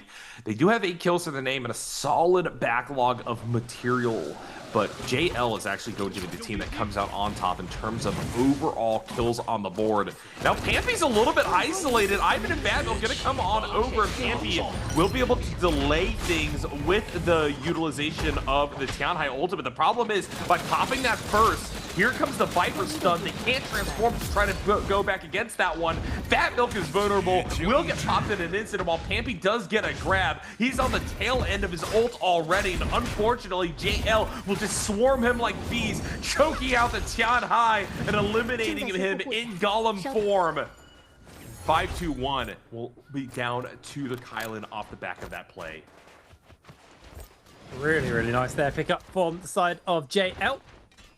Able to get that. And meanwhile, 20 players left in the lobby. Bowder have this Realm Yang debuff to cleanse. Have to find someone to fight. We are... Is this City of Tang? Yeah, this is City of Tang. There we go. At City of Tang. Found potentially Jing here from the side of WBG. Oh! Did BBB see that? I don't think he did. I think he lost sight. Oh, no. Jem found Jing, though. Jing pinged against the wall. Bowder gonna get one cleanse done. A little bit of sweat off their brow. Where the hell are the rest of WBG? Why is Jing on his own? Oh, they're down one player. No. Where are WBG? Why do they stay separated? That's so weird. It's unforgivable when teams do this. This is what J-Team used to do. They'd get really ahead, and then they'd like send someone off scouting solo, and they'd get killed, and then suddenly they'd be down a player for the rest of the game. Yeah, the unfortunate scenario here for WBG is they were never ahead to begin with, so they aren't even going to do the J-Team special. It's just rough for them right now. But we got 11 minutes left on the clock here. And contours of this game have been fascinating just by virtue of how many people have been eliminated and how many fights we've had so far. It kind of feels like, in a way, we had such an action-packed early game that things have gotten sparse on the map in general because everybody's been fighting everybody for so long. And as I say that, last member of 5-2-1 is also going to go down here. So this may be the first big early exit for 5-2-1 on the day. I've been trying to make a miracle work off the dash, so they're sent staggering. They're already drained inside of the shadow. And this is going to be a short last little bit of a rundown for them to try to make their escape. There we go. Shadow has another cleanse for Bowder. Yeah.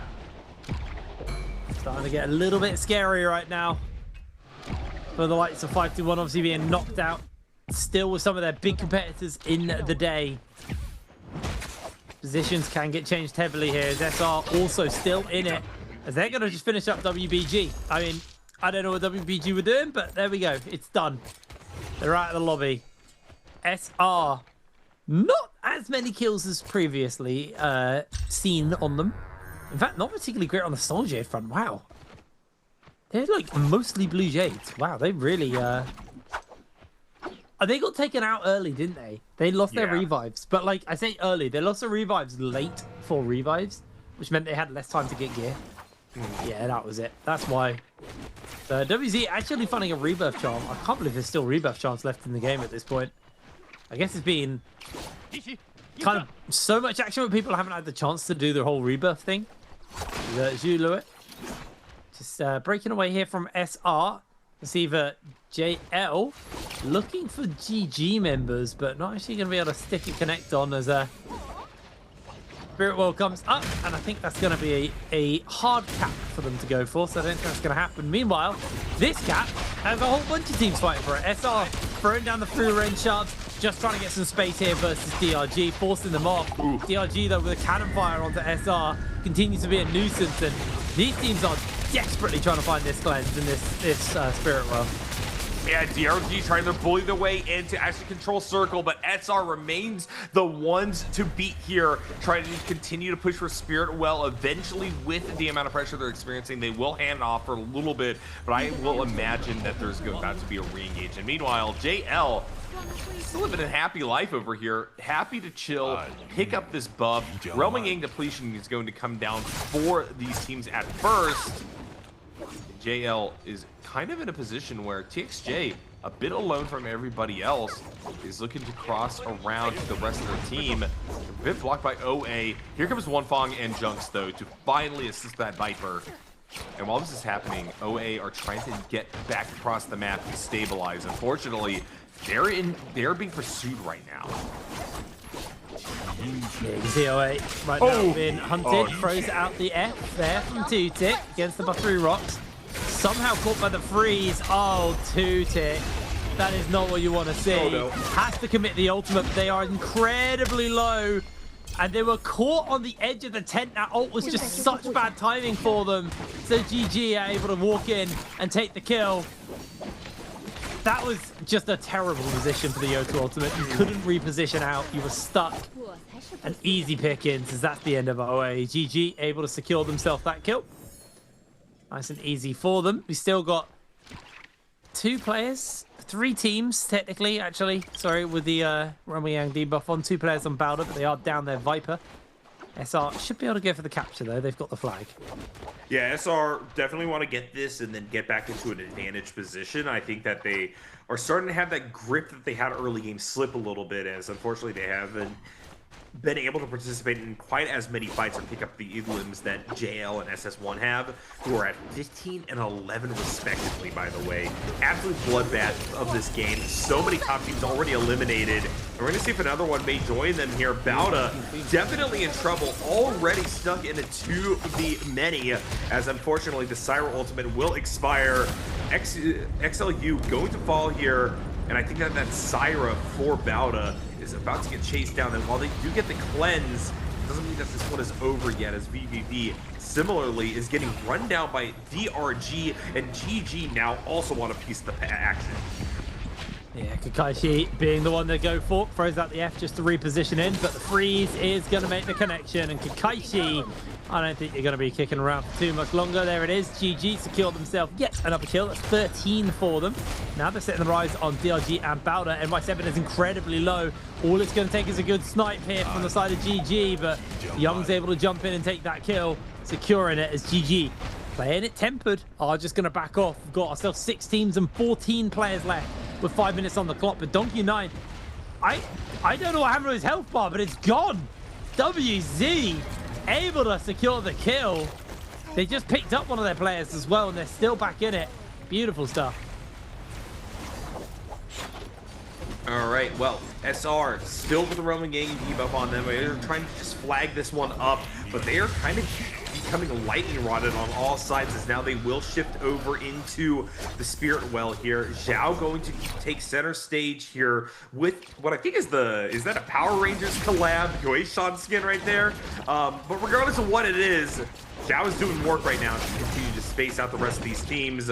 Jump slam down, not going to connect on anybody right now. JL desperately trying to edge their way in. They sense that a fight could go in their favor, especially as now we are going to see the Yueshan emerge from that ultimate. 17S going to take center stage here. Viper ultimate going to be popped in response.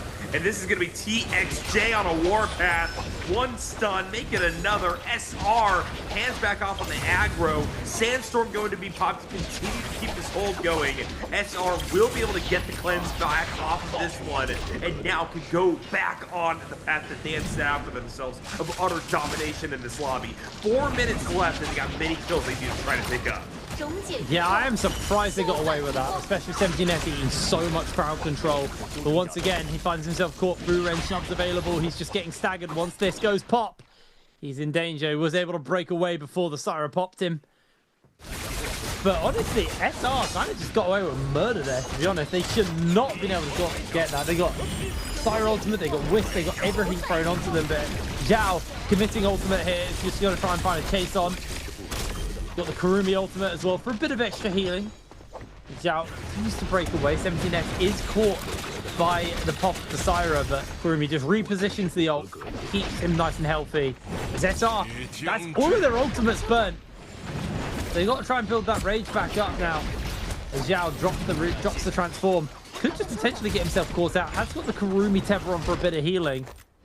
As SR still holding the line pretty strong, but my eyes right now are on GG with those 14 kills. I know JL 15, but GG are one of the best teams in final circles we have here at the NBPL.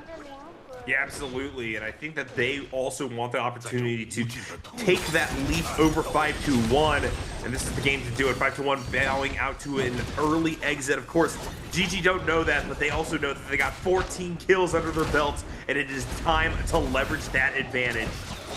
WZ, meanwhile, kind of on the opposite end of the spectrum. Least kills in the lobby so far, just trying to occupy space, but Xiao Yao has lost their armor. Yoda Ultimate going to come out here, but look at the coverage from the Glyph base. Xiao Yao going to have to try to push forward here, and unfortunately just isn't finding enough value off these strikes. And so now, losing that armor, losing that rage, they are sitting ducks and could easily be the next team bowing out for an early exit here as GG continues to occupy center stage here in this ever-shrinking circle. Very, very scary for them. That's going to be in the Zhao there. Unfortunately, Yoto, one of the few ultimates that actually goes through walls and terrain. It's very, very powerful for that, but not able to even find a single bit of damage off with that one. It's 1 minute 50. We got ourselves 4 teams left in the lobby. GG have equalized the kill score with JL, so realistically, it's either one of their games. Can they hold the line? GG playing it nice and low as Rico jumps into Young's pocket. Young just gives him a little bit of what for, sends him off, lets him know that it's a bit dangerous to step up to. 17S has committed the Furen shots here, is able to secure a kill for his team off the back of it. But the problem is throwing that ultimate down could be dangerous, especially with the massive ultimate coming in from JL. One thing could look to lock down half the damn lobby here with the pop. Loads of people caught inside the CC, and that's going to be a kill for One Thing. SR losing a player already, but GG answering out with their Viper ultimate in return. I don't know who exactly got stung, but that's going to be enough for Young to go down. LXM breaks away from the Viper stun. TXJ trying to give chase, but he's not going to really be able to find too many targets. The Sandstorm is going to do a good job of blocking him out as he goes in for some healing. GG, all of their members still fighting for it. 17 kills and currently in first place. They want to get that 20 bomb. They want to get that multiplier as the parry lands onto One Thing here from LXM with the Golden Fang. Jumps up into the sky as we see a transform breakout here from Ainur, trying to get the slam off. SR's last man standing, trying his hardest to get the damage in, but SR are getting absolutely chunked out, and Zhao, can't hold his life for too much longer. He's inside the zone, but the dazzles, the beams, everything is just adding up too much for him. JL's able to get a kill, but the pop is absolutely detrimental. JL securing more kills left, right, and center. GG, I don't think they've got enough to do this. JL just get the 20 bomb and secure first place. And JL, definitive winners there coming out of that lobby. Did a great job of leveraging an immensely solid early game. But once again, we talk about top teams and how they're able to define themselves. And that has been ever present as once again, got off to a rollicking start and turned it into an incredible showing in their own right to continue to climb up those leaderboards. Second victory of the day as well here for JL. Oh, yeah. Really, really solid stuff from them. Honestly, that could have been GG's game, and I think you can see it on their faces. They knew that game should have been their win, but unfortunately, it was not enough today. And we got one more game to go. So while GG have been able to jump up into first place, I believe, I don't think JL was that close. There's still a lot. There's still one more game, and I think a lot can be decided here. We saw that, like I said, TT25 are knocked out of the lobby very early in this game, and were unable to really hold their own on the scoreboard. So coming into this final game, first is going to be a battle between GG and TT5. Oh, yeah. And what's great is that first place is put on a pedestal in regards to just how many points have been accumulated by these top teams. This is going to be a high bar for Group B to clear when they have their opportunity to start putting things on the scoreboard.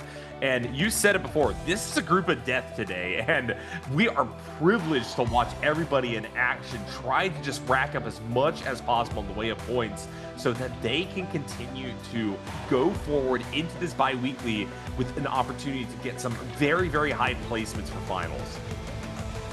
Absolutely. Well, there it is. Game number 5 under the belt. JL are only team today who have won more than one game. Everyone else it's been a bit of a spread across the board. So it's been well to see them putting their stamp down. Yeah. We'll have to see though. Game 6, obviously all to play for. Heading back to Morris Isle, Old Faithful. We'll see the likes of GG and stuff like that are actually moving into 4th selection as well. So a bit more of those personality picks. But how many teams chose the Matari, Feria Shen, and Ainur? Basically, how many teams chose Cannonball in this last game? Was it 2, 3? 4 or 5? A, B, C, or D in Twitch chat, guys. Check that whisper box. Get your goodies. It's the hat. We actually saw TT25 with their Valda earlier wearing the hat. Also, fun fact about the hat. There's a female and a male version of it. So when you enter the code and you get your hat, you actually have to pick if you want it for girls or if you want it for boys. So make sure you have a little think about that and who you play the most and who you think will suit the hat the most. Oh, yeah, good question. Who out of I mean, Tarka would just wear a baseball cap day to day. I think he 100% would be one to don that. Yeah. I mean, to be fair, the hardest use of the hat I've seen is being on a monk. Oh, yeah. Tan high. Cover up that bald head. Give the reflections. Yeah, no, I feel like they're the ones that use it. Oh, what's this? Scoreboard coming up. 21 points. I thought it was only 20. 21 kills over to them, so 29.2 points at the end of the game there for JL. GG, actually a whole 10.2 points behind as well on the 19. Quite impressive stuff, actually, across that. Yeah, absolutely. I think that in general, this was a very representative game of why this lobby is so sick to watch. Everybody's getting some points. Everybody's getting some kills, and that's not always the case. But here we go. Yeah. Our winning team in JL crossing the Rubicon of 30,000 damage, by the way, on Syra. That's only happened a few times in my time casting the NBPL. One Fog was an absolute monster with the 10 kills on their plate as well. Yeah, used to be the Daggermeister in solos. Popping off on the Syra. Last week, we actually had a 42,000 damage Kylin. It was unbelievable. I'd never seen a number in the 40s like that. That was crazy. Overall scoreboard right now, not looking hot for WBG. Unfortunately, these are what I like to call teams who are just points. They're cannon fodder. I am surprised to see OA not in the top end of the table. They are really struggling to even make a mark on today. But GG, just 2 points ahead of 5-2-1 off that game. 5-1 need to find a good game coming in game number 6 as JL been able to jump up. I believe they were actually in the lower end of the table or the middle of the table, and they've been able to jump into the third off that game. So a very, very big victory there for the side of JL. But outside of victories, JL only get big scores or they get no score. That is literally the only way they play at the moment. Live fast, die trying. And that's what I love to see out of them. JL certainly this time around lived fast and got points quite quickly right from the early game. You can see it starting off with the eliminations, leveraging that into just a massive 21 bomb at the end here. Get their comms. This is one of those teams that is operating calm under pressure. Doing a great job of handing off aggro where they need to, finding the angles necessary to get themselves to a really solid position, moving on to game number 6. I mean, you see it here, like, we talked about comms. This is very, very calm and collected comms. You know, one person making clear, precise calls, everyone else kind of agreeing and just saying, yep, on it. Like, I do think these are the kind of comps you need, to be fair. I think Valda's comps are absolutely chaos for, like, no reason, man. It's just them screaming so loud the whole time. Yep. This is nice calm collected. You can see, you know, I think it's Junk's making the calls, actually. I don't know who's making the calls. I see. Yeah, just in general, it really is good to have a team where there is like a dedicated shot caller, and especially where we are in terms of the compositions that are being run here. When you have types of centralizing figures like Syra and characters that are able to hand off and kind of be the center of attention for a while, I think that it's even more valuable that this strategy is utilized in JL. We're able to bring that to a full victory, and on top of that, now a second MVP on the day. This one going over, of course, to that Syra that we talked about before, and congratulations, of course, to One Fong for an incredible piloting of this character, getting, I think, the most damage we've seen all day. Definitely the highest of the day. Definitely the highest of the day. Even a lot of healing. 26,000 damage. 26,000 healing and 30,000 damage. That's not.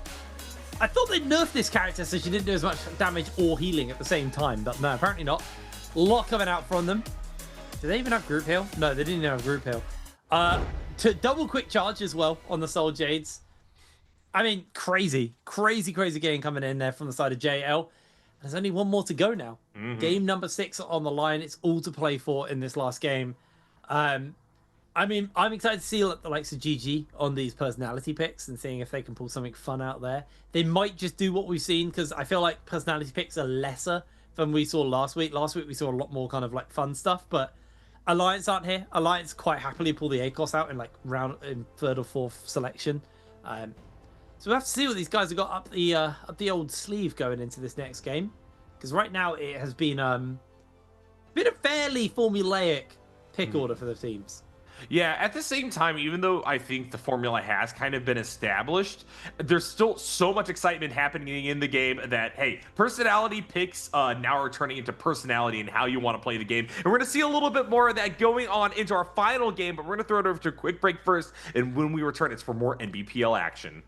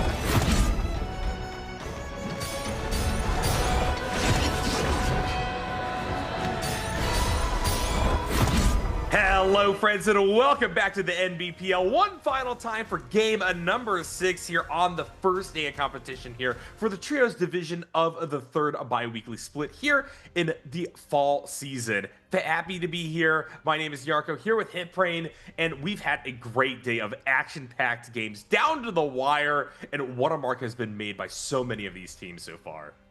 Yeah, I think it started quite slow with the mirror matchups, as they do. I think mirror matchups are boring, but, you know, that'll be my little personal ramble on it for a bit. I think once we now move into the second half where, you know, from game 3 all the way through to 6, where the teams get to pick what they play, we're a lot more harsher with the way that the hero point system worked as well, which I think is nicer. So it actually leads us into a point where, like, the games get quite exciting because there's a lot of variance. There's a lot of different comps being played. There's a lot of kind of disagreements on some comps as well, because you look at the Viper comps and some teams prefer the Temi variant of Viper Temi. Some people much prefer the Justina variant, which is the kind of more played one at the moment. And personally, I do think that one's better because you just layer so much crowd control in there. Like the Justina just adds another angle of like kind of brutality to that comp with, you know, the Syra ultimate also just hitting so many people with a big burst when it goes off and the big dazzle it ends on. you know, obviously we still got like a bit of the Monk. I do feel like Monk is definitely falling a little bit to the wayside. Who has caught me today has been Takeda. I am surprised we've seen so many Takedas in various different comps. Some with Monk, some without, some as Soul Sand Siphon comps, some as this weird Yue Shen comp where you run it with I can't remember the other one. Oh, Karumi. You run it with Karumi. It's been very interesting to see that Takeda right now, you can tell the players want to play it. They're just no hard meta has been set on which way you play them yet. No one knows exactly how to. Yeah, people are still trying to find their ground on that character, but I do think that the raw power level of Takeda has been enough to where there's that strong incentive. And the fact that he hasn't found a home, I think, is leading to a lot of the variance in the latter half of the picks. He's not someone that's being so hyper optimized or so heavily emphasized that he's being, you know, grabbed within the first 2 layers. But the fact that people are still trying to settle on where he's going is kind of one of the reasons why diversity is still very much alive and well, even as we move into game number 6. And teams are beginning to solidify, I think, a little bit more as to like what they're feeling and what they want to do on the day. But here we go for the hero pick order. GG, JL, Bauda, all down to the last round. They've been moving in lockstep with one another throughout the pick order. And now, because there are the ones who are going to be bringing up the end with SR and others in the 3rd round, I think that we're going to be getting a very, very interesting game where some of the teams that kind of need that points boost are the ones that are beginning to bubble to the top, of the exceptions of SS1 and 521. And so therefore we could be getting a balanced and therefore quite chaotic lobby at the same time. I think it's just gonna be chaotic, buddy. I feel like game 6 is one of those games where like a bunch of people in the lobby just have nothing to lose anymore, right? Like if you're at the bottom, what are you playing for? Just go hard. And that's exactly what they do. The guys at the top obviously have something to play for, but it's a weird normal tempo lobby where like sometimes everyone plays chaos at the beginning and then does nothing until the end, and there's lots of people in the end. And sometimes in game 6, like it's explosive at the start, absolutely dead in the middle, and then chaos at the end again. It's a really, really weird experience, game 6, but I'm excited to see what these guys have got as second hero select comes in. It was actually the Temi who got the most play for the Viper. Again, Cannonball. 521, stop pretending you're not going to play Cannonball. Yeah, there you go. You're playing Cannonball. We know it. The first 2 rounds are slightly solved. This has typically been the Monk round, but a few teams don't particularly enjoy the Monk. I feel like SR are a team who do play that Monk. I feel like OA are a comp who they're very capable of playing Monk, but they will shy away from it if sometimes. Yeah, right now this is where we begin to see the split, but OA will opt on Monk early on. SR as a team that has been doing quite well for themselves in these last few rounds and has been playing very aggressive, I think might also decide to leverage Monk comp here and try to get as much as they can off the Kylan, built upon the setup that, of course, the Zip and the Tianhai provide. But they're actually going to go for a Takeda and Karumi variant here. And so there you go. Hipraid, you talked a little bit about the emphasis on this character coming back into the fray. And we're going to see whether or not this selection, the only Takeda that's going to be here, will do a whole lot to actually try to propel SR towards that next echelon in the rankings on the day. Alrighty, last round, last rotation. I mean, these are Tessa, normally Tessa comps. Oh, hold on, GG are cooking. You can tell something's going on. Yeah, we got a lot of deliberation here. I really want to know what GG have got in their minds. I swear to God, if this is just normal Tessa comp, I'm going to be so sad. I think that putting on a show for camera and then locking in the most bog standard thing imaginable is the way forward, you know, because it gets us excited over here. JL Bauda also still haven't locked on their side, though. He might be confused. Oh. Whoa. Not big on that. Okay, we got it. 2 of these teams are going for it. I really hate that comp so much.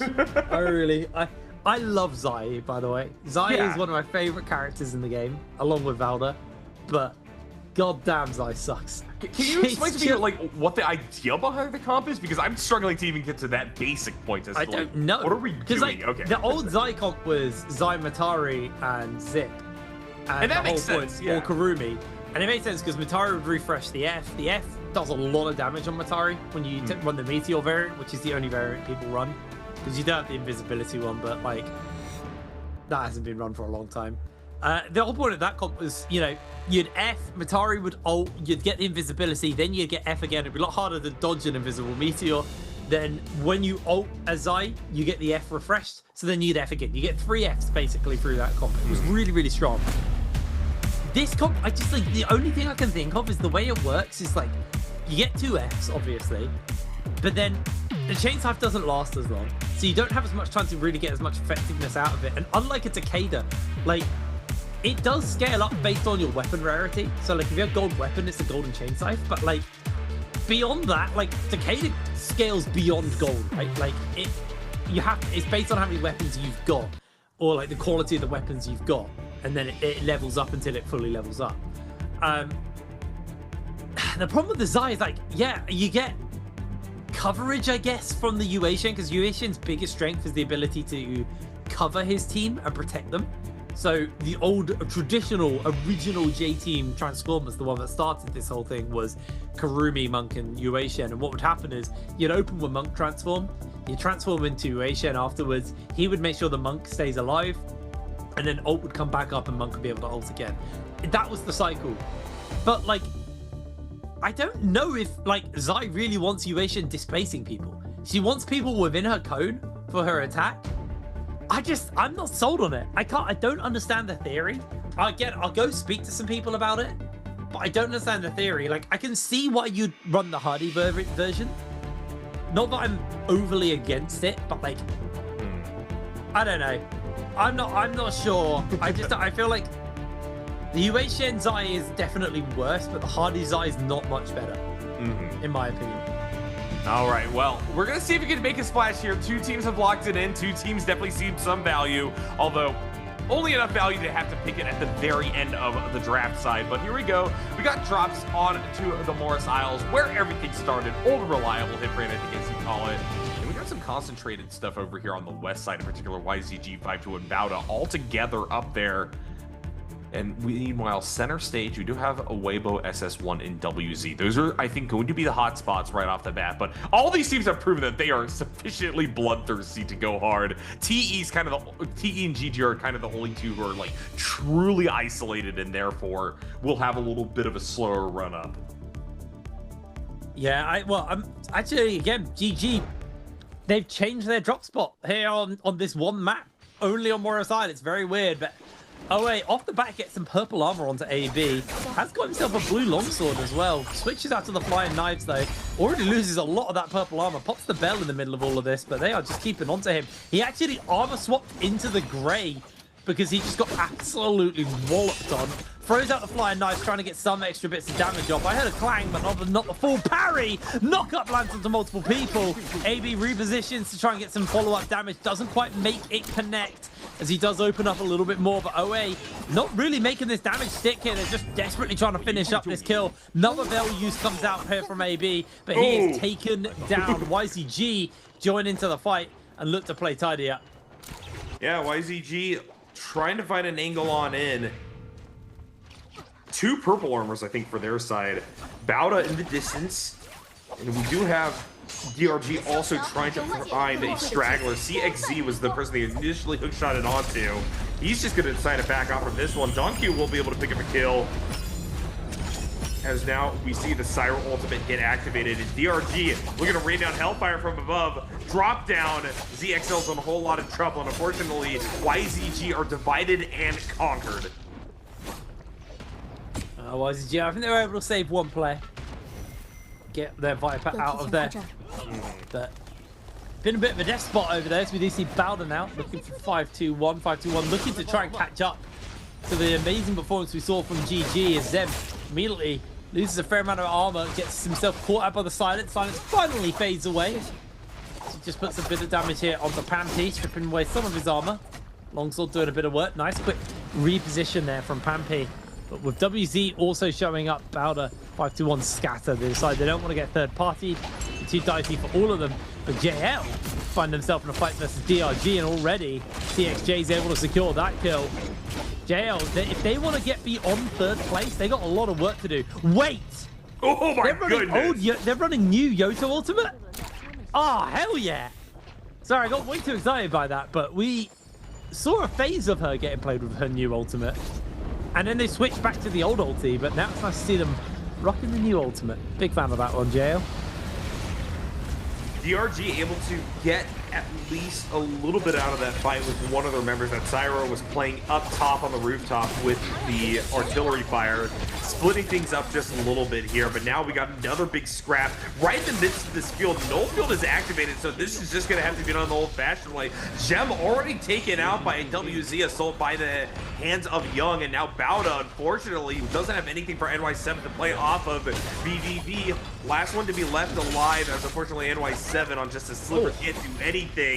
Good counter hit here, and BVB has tried to get away, unfortunately, with 3 in hot pursuit, and WZ using that charm. That is going to be another confirmed kill over to this team, who now move up to the 4-kill slot.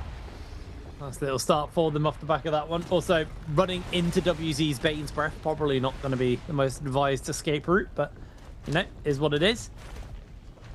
WZ, ultimates up and available, thanks to that Forbidden Steel that was popped to stop them from using any. So if anyone jumps on them, they still have their ultimates up and available. Still got about 5 minutes until the Roman Yang spawns up as well, so we are not particularly done on the action. WBG still got all of their revives. Very quiet start here for GG, as OA somehow been able to find another purple armor off their back. Like, they lost their purple armor in that fight and then immediately went and got another one. Purple bow as well for them, but still need to put some gear together. And again, this is a heavy scaling comp. You need like lots of resources for it to get strong. Like, AB needs the armor, he needs the health. So does your Kylin. Like, both of those characters need good armor and good weapons, because it translates into how effective they can actually be. So we are going to see Yoran here, seeing if he can get some slams off. He's able to get one briefly, but it's been hassled a little bit by Young. He's in the space, but his health bar is going very low. Might have to drop the transform fairly soon. May look for one more slam, but is interrupted on that one. So transform dropped off and has immediately jumped onto. He does have his armor though back, so he's able to reposition as Zhao for a pick. Didn't quite find it. Still have these Kylin dashes as Zhao, even with the fact that they were invisible, were just being run through. WBG had their number. Dash is finally time out here for WBG, but cannon fire coming in from Zhao Yao on that mech. Just going to back off as WBG able to secure the kill. Find a quick cling onto Young. Young a little bit low here. Yarly get a lot of those zipping heals. That's going to be the end of Young, and with the mech fading away, I think WZ aren't going to be able to keep their team in this for long. I mean, they've got their revives. It's not the end of the world, but pretty rough time to die just before Roma Yang spawn up.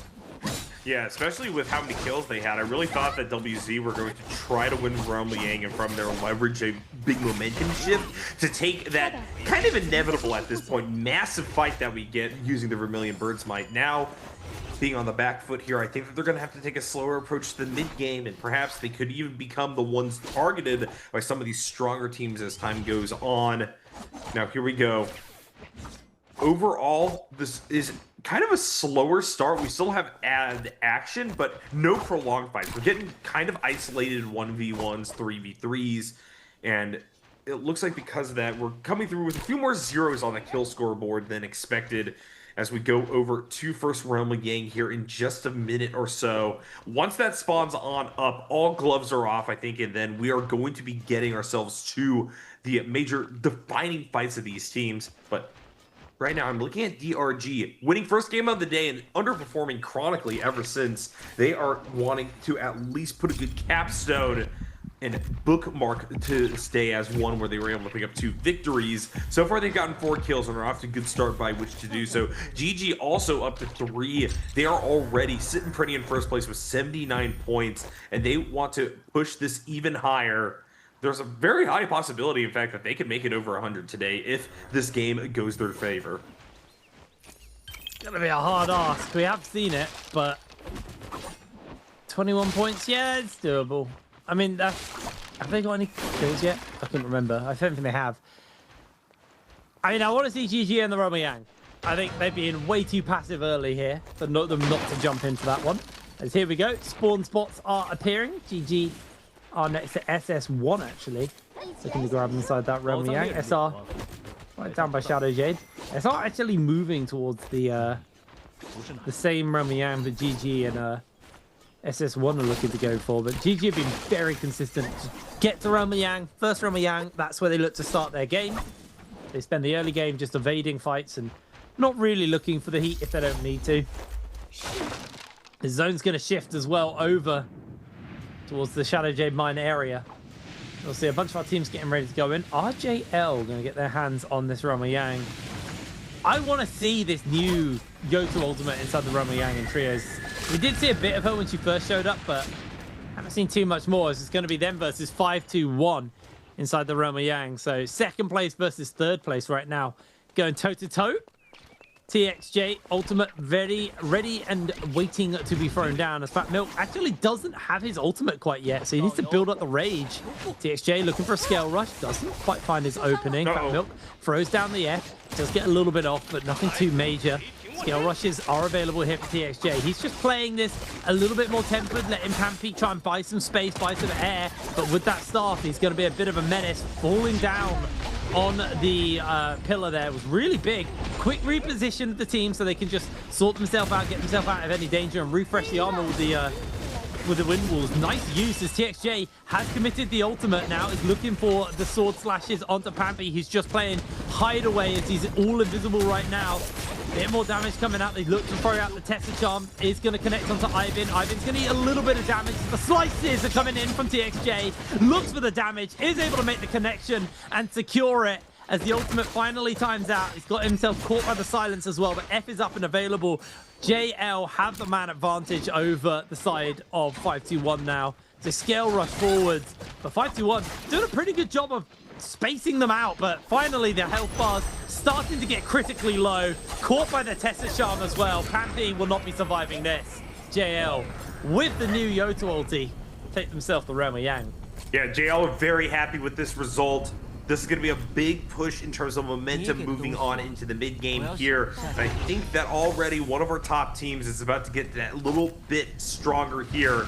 They will pick up the Vermilion Bird Smite alongside TE and GG.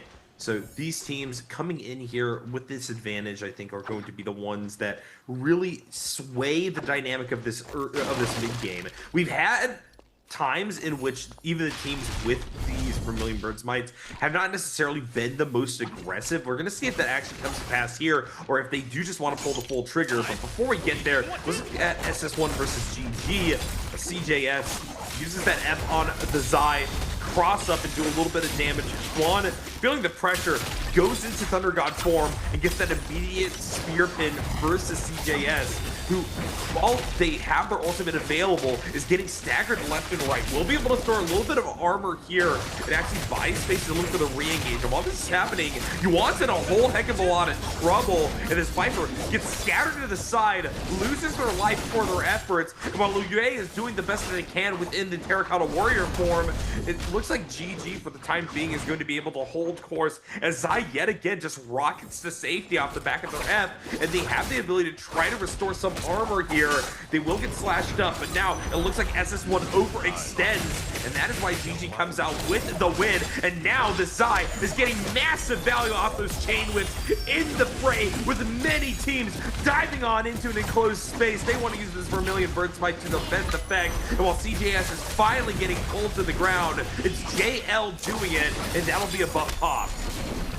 Really, really explosive little fight there for GG, suddenly jumping from 0 to 7 kills. As JL also racking up the numbers, up to 10 kills already over to the side of JL. absolutely monster start for these guys. Everyone's inside the vault, trying to grab themselves some goodies. But SS1 able to get himself a kill onto the members of JL, forcing out the last of these Vermilion Bird Smite. Let's say 5-2-1 have been able to get herself a cleanse off as OA, the most dominant team in the regular split, in the regular weeks last bi-weekly, exit the game first with 0 points. An absolutely tragic performance from them today, and they've got a lot of work to do to play catch up. But meanwhile, Bowder are still hunting kills. SS1 could be under fire here. They're going to lose a player, and it looks like now JL will lose their Bird's Might as well. It's the end of them sent off as Bowder able to get the cleanse. 2 kills for them.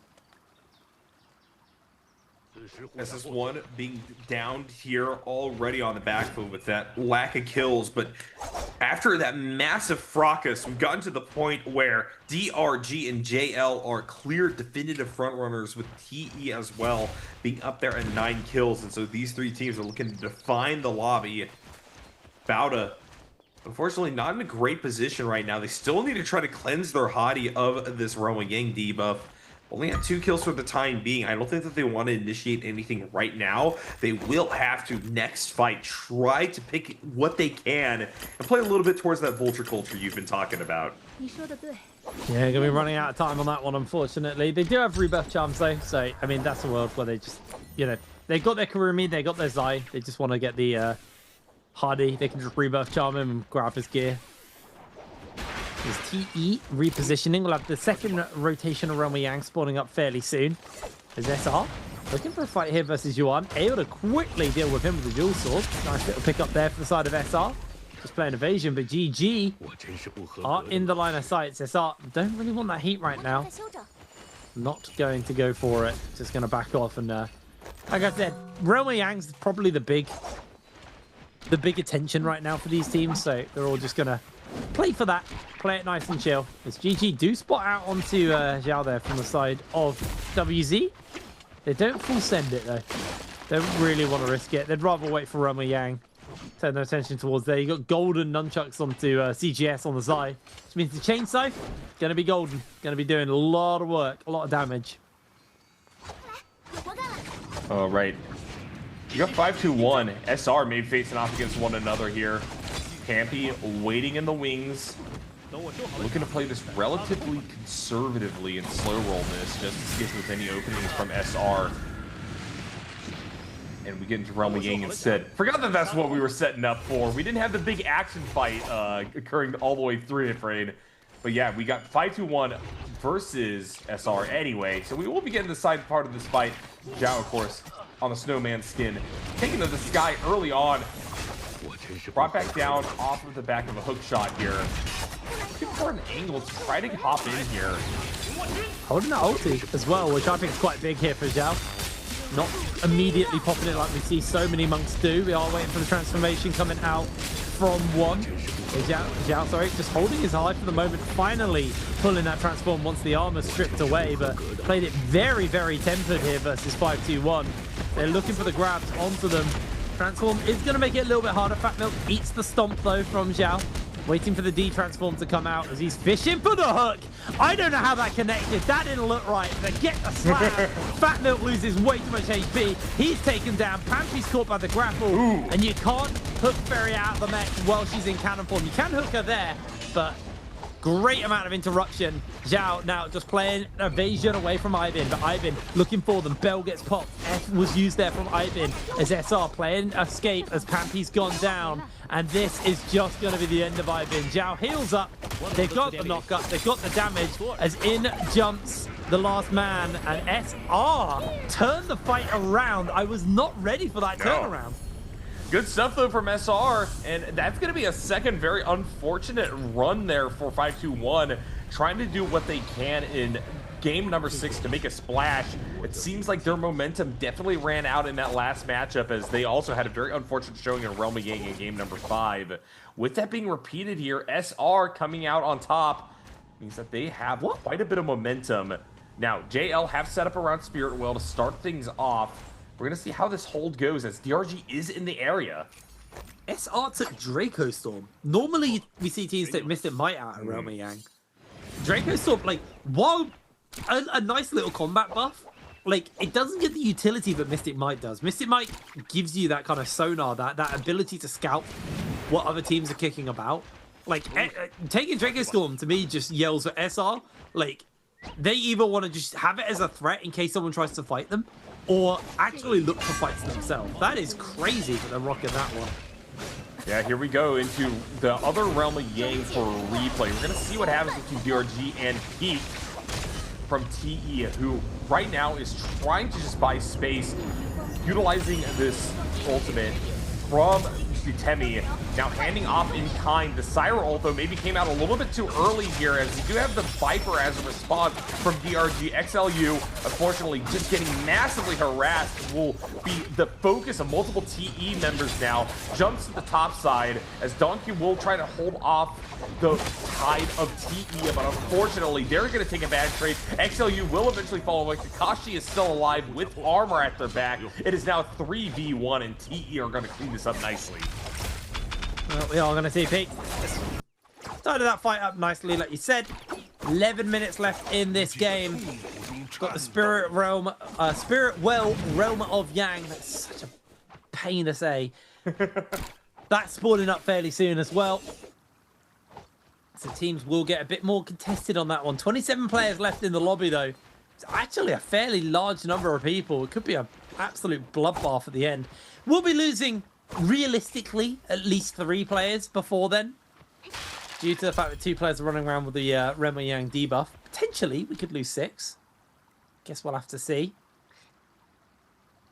Yeah, but given the kind of aggressive bent that you mentioned with SR, taking Draco Storm, even though that time is about to expire, I think it indicates the fact that people are willing for fights, and I think that DRG and 521, if they do want to, off the back of eliminations, pick up their cleanses, well, they're going to be given the opportunity to do so, because some of these teams are going to dig their heels in and try to fight right back in kind. As it currently stands, DRG with 10 kills in their back pocket are very much still a strong team. They just weren't able quite to make it happen there in the Realm of Yang. 521 going to be a little bit more hard-pressed to do anything at only 3 kills, and therefore not quite as much of a material advantage. So look across the board. 12 is the maximum right now for kills, and those are in the hands of TE. DRG, like I said before, also up there. And JL, probably the scariest team I would select out of all of these. In 3rd place, they're looking to try to leapfrog over what has been an almost 10-point deficit between them and 521 in 2nd place here. And they could do so off of a great showing. 521 needs to just get this cleanse before they can really even begin to focus on building those points up in their own right. DRG diving into a fight here, looking to try to do something versus Bauda, and BVB is already in a very awkward position here. Tries to get out of dodge, may not be given the opportunity to, but XLU also notes the pressure that's coming from all sides now, as we will see the Syra ultimate from Donkey continue to try to apply pressure versus Bauda. NY7 still at full health, and XLU relatively strong as well. Continues to delve deeper into this fight, but the Viper ultimate as something in DRG's back pocket, I think is going to be enough for Bauda to feel the need to try to back off here. They can't force this fight, but now they may not have a choice. Unfortunately, here comes the chase down. DRG are looking for blood. Yeah, they are desperate to find this cleanse. They've only got 50 seconds to go for it, and not a single person eats the Viper stun. As that, with the chain size and the lockdown, is going to be the end of one of their players. Bowler just gifted the kills here from DRG. DRG's own aggression, their own desperation was what costed them so heavily here. Kakaishi's going low. JL, though, slide in and secure themselves the kills. 521 are knocked out of the lobby as well in the heat of the battle.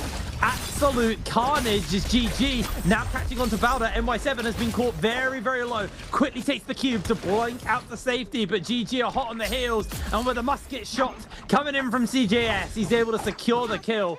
Lovely third party there from GG. But JL getting a full squad wipe on to 521 has definitely shifted the tides in their favor. As TE now looking for potentially onto GG, who are just going to reposition with the Meteor. TE actually not giving up this heat here onto GG. I don't think they really want it. Yeah, GG are just going to be able to move as 3 back out to the periphery of the map right now. I really did think that was going to be a forced fight, but even after that first set of shots connected, it didn't lead to much of anything. YZG, on the other hand, they found somebody here in the form of 17S. Takeda Ultimate has been utilized. Unfortunately, there's nothing to come of it as the strength in numbers is just too great. YZG will be able to pick that one up.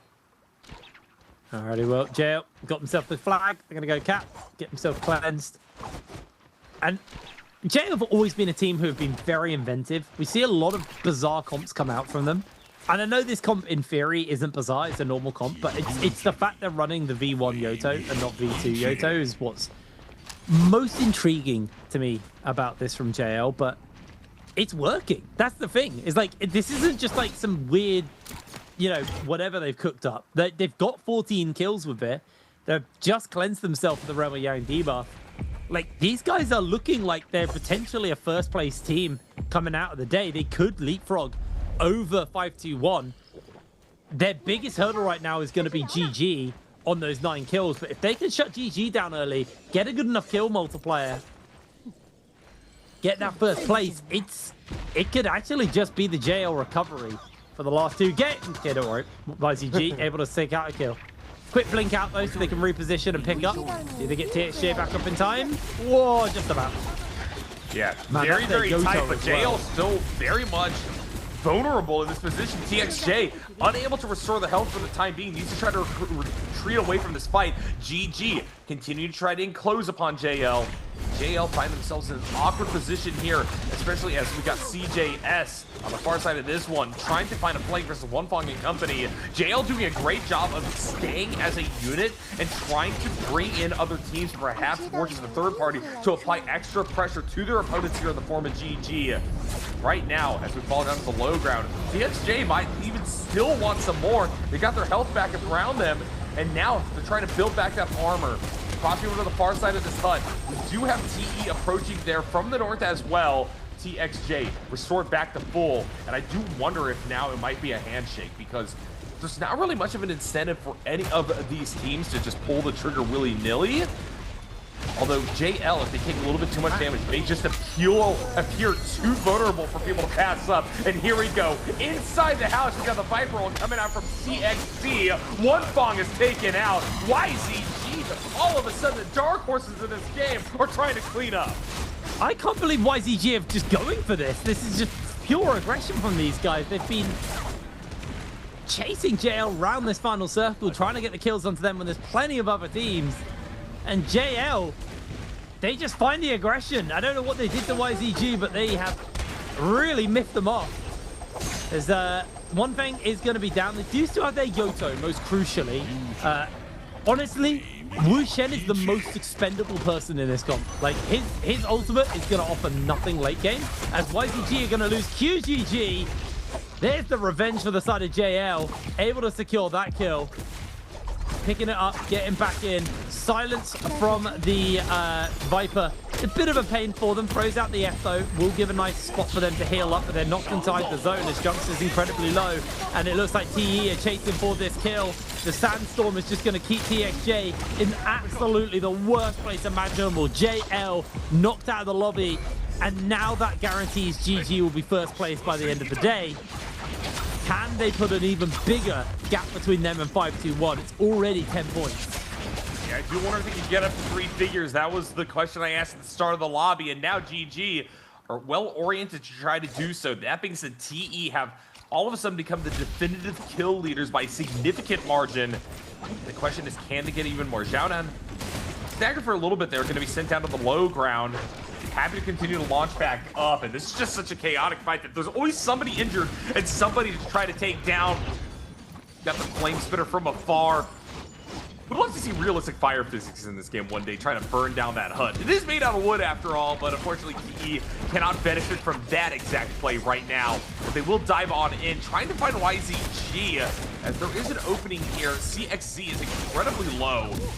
And while they do have the Viper ultimate available, I think that they're just going to try to kill her before it actually comes out here. That makes sense. CXC, with good maneuvering, is able to live on a sliver and try to make their way away. And now Youth is in a lot of trouble, having lost their ultimate, or excuse me, lost their armor. They're going to try to force an ultimate out here and get what they can. As up in the sky, we have GG continually just jockeying for position. They might try to descend now upon TE, who are feeling a little bit of pressure right there on the mid ground. TE being the ones to force all the aggression with that golden armor. We saw Peak actually armor swap for you, just to make sure that Youth could get enough healing off, and Peak was happy to then recover the armor. But TE, their aggression kind of almost came back around on them. That stun, the death throws from that Viper were just enough to turn the attention briefly onto them. But they have cooled off. Now we've just got 3 teams left in the lobby at our final game of the day. 2 minutes left on that timer as well. GG, I think hitting 100 points is very unlikely for them. They have to take everybody out. I still don't know if the kill multiplier is going to be enough.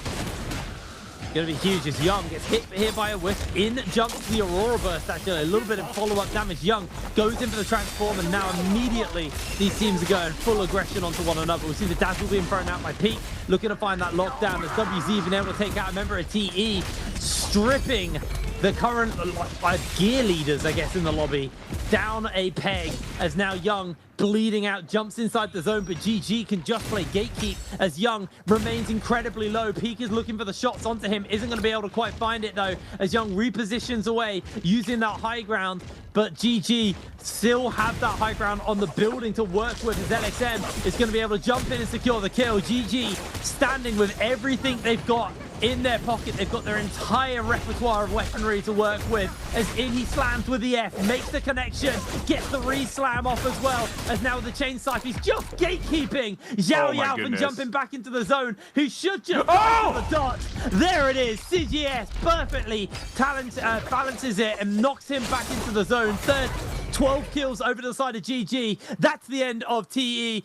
Zhao does not want to get the points over. He's running into the zone. He's going to bleed out. GG, 13 kills. Last team standing. Beautiful performance from them.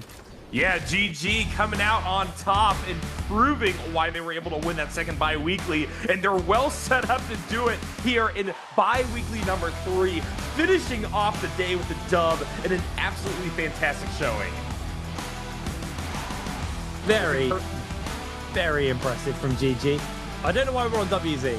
I would be surprised if it, TE. Oh. It's not TE. Came out on top here. I don't think it was TE by any stretch of the imagination. The max. Here we go. We're on GG now.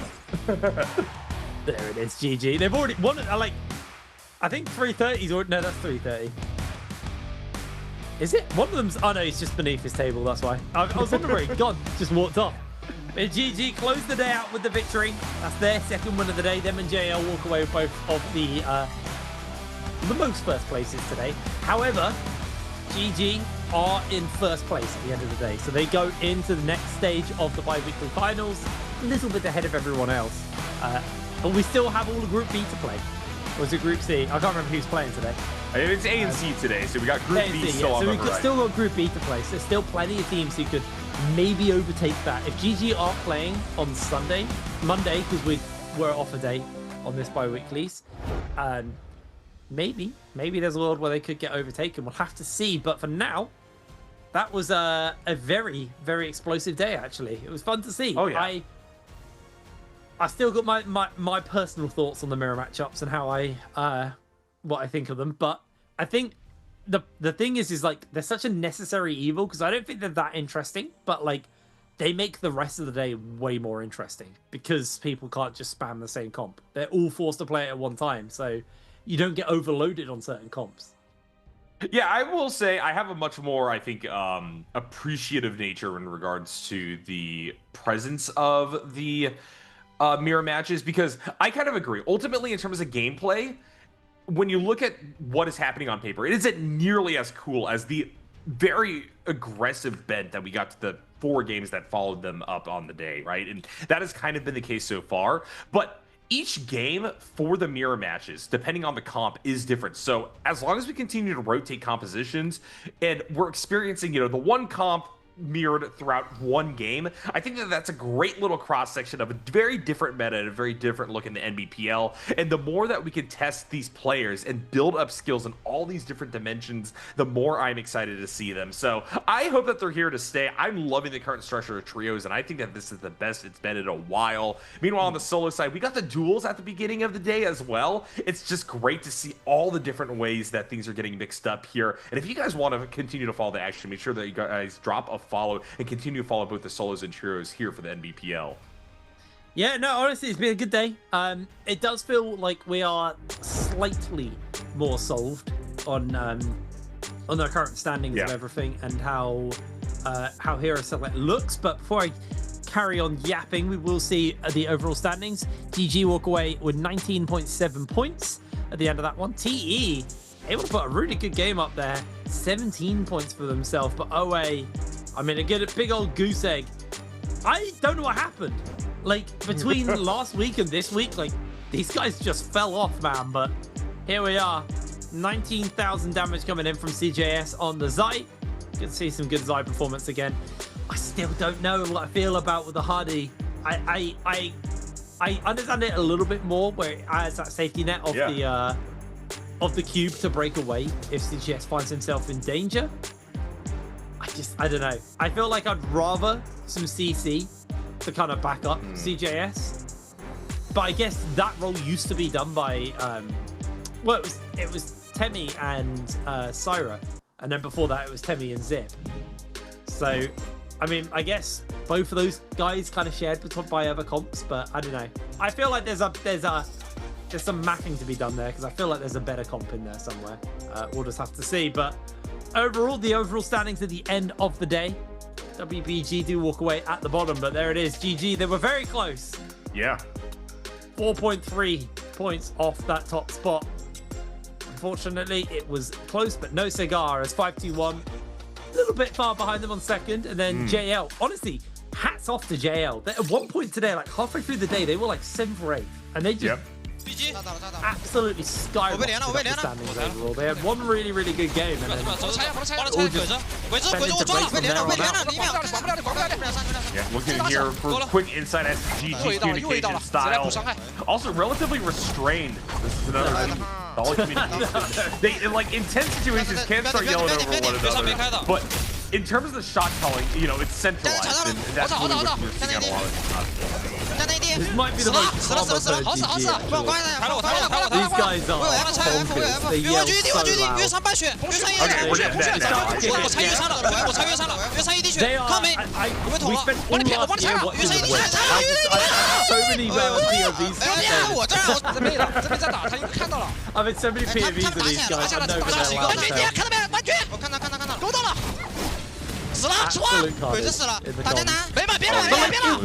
It's a weird thing. It's like a positive, like high energy. Brutal from CJS as well. He like perfectly mapped the damage as well, so he died to Shadow Corruption. Really nice stuff. But yeah, obviously CJS is going to be the one to walk away with that MVP at the end of this game on the Zai. No surprises that the Zai gets MVP. Yeah. I still think this comp needs a little bit of adjusting, but here we are, 19,000 damage, 5 kills over to him. Had the Phantom Step and Ripple Step, Sap, Soul Jade, Scatter Shot, Alchemy, Ruck to Gale, Orb and Burn. That's why he was doing so much damn damage with the cannon. Actually, he didn't even do that much with the cannon. Crazy. And an Attack Soul Jade in there for him. Yeah, right. CGS getting the third MVP, his third MVP, I should say, for this split. It's been doing a great job across a variety of characters, but I love the fact that we do get that Zai MVP at the end here, showing signs of life for this character, Hiprain. I think that this is actually my first ever time casting a Zai MVP, if that's any indicator as where she's kind of been for a while in regards to the meta. She was getting a lot of play at the beginning of the year. She was really strong at the beginning of the year. I mean, the Sand Siphon, because you had Sand Siphon and Xiphon, was like a very definitive comp at the beginning of the year. And Zai shared Syra with that comp as well, and obviously with the Temmie. I think it was just always Syra MVPs, though, even during that time. Yeah, to be fair, at the beginning of the year, Syra was crazy. But yeah, I mean, like, Zai's been a very strong character for a while. The problem is her comps share so much with other comps, so it's really hard. Anyway, we're going to throw ourselves over to an interview, and then we'll round the day out, so back in a moment. Hello, ladies and gentlemen. Welcome to a post-game interview. This is Jaeger, and now I'm standing here with our player. Let him say hello to our audience. 来吧，三神先跟观众朋友们打招呼吧。大家好，我是记忆的310。欢迎330来到我们的赛后采访，也是好久不见。首先恭喜一下刚才这把，哇，拿得非常的漂亮。同时呢，也要恭喜一下上周，其实 GG 也是拿下了我们上个双周的周冠。So congratulations at first, and I would like to know, because you like change your haircut again, so when and why you change your haircut? 先问一个游戏不太有关，但是很生活化的问题啊，三神，这个发型这个赛季就是换了又换啊，哎，怎么会想到就是这个赛季就突然之间在发型上面有个这么大的改变，这个发色上的改变，跟我们讲讲。可能就脑子抽了吧。脑子抽了。是的。我以为你是就是有想法开始追求就是一时潮兴起，然后弄一点没弄过的东西。现在换了之后感觉怎么样？觉得精神面貌有变得更好吗？我觉得现在的颜色好看一点。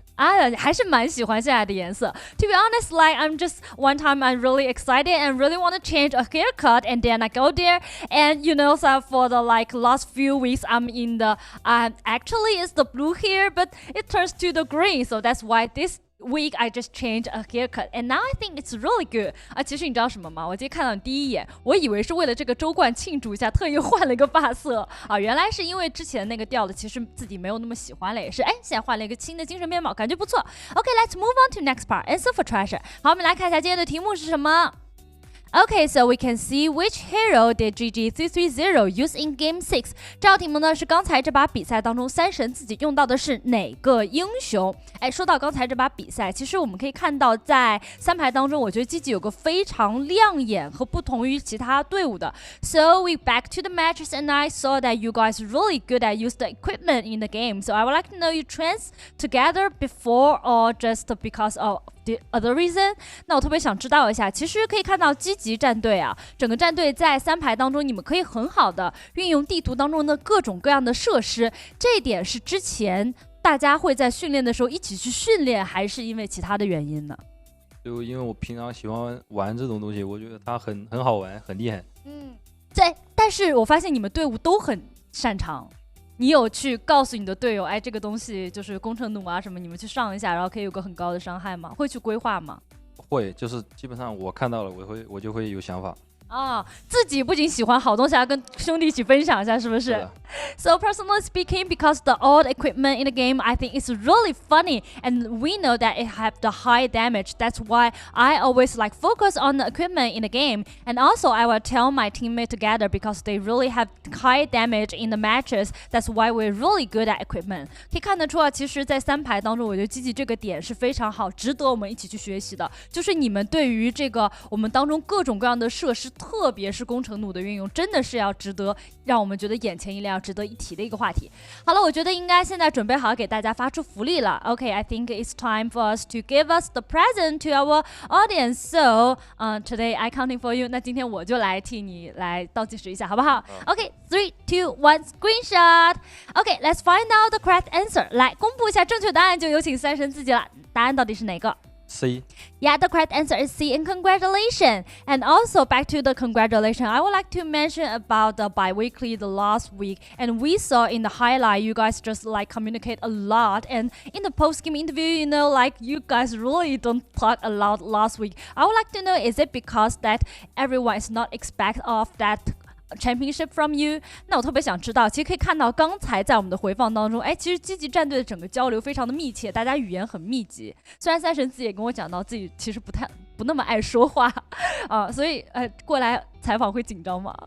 不会紧张，现在也已经习惯，不知道该说啥不知道说啥。其实我这个也就特别想问一下你，因为上周其实我们可以看到，在我们的赛后采访，在夺冠了之后，兄弟们都会说，除了说队友很牛逼啊，就是会说不知道现在的心情是怎么样。我特别想知道，在上周来参加这个周决，哪怕打到最后一把之前，有没有想过你们队伍可能拿下这个周冠呢？没有想过。其实完全没有想过。对，在赛后采访其实可以看到你们的状态还不太像夺得周冠之后的那个状态和反应。最后是什么时候彻底反应过来？哦，我们积极战队真的拿下这个周冠了。就最后一把。最后一把，你不是刚才在说赛后采访的时候还没反应过来吗？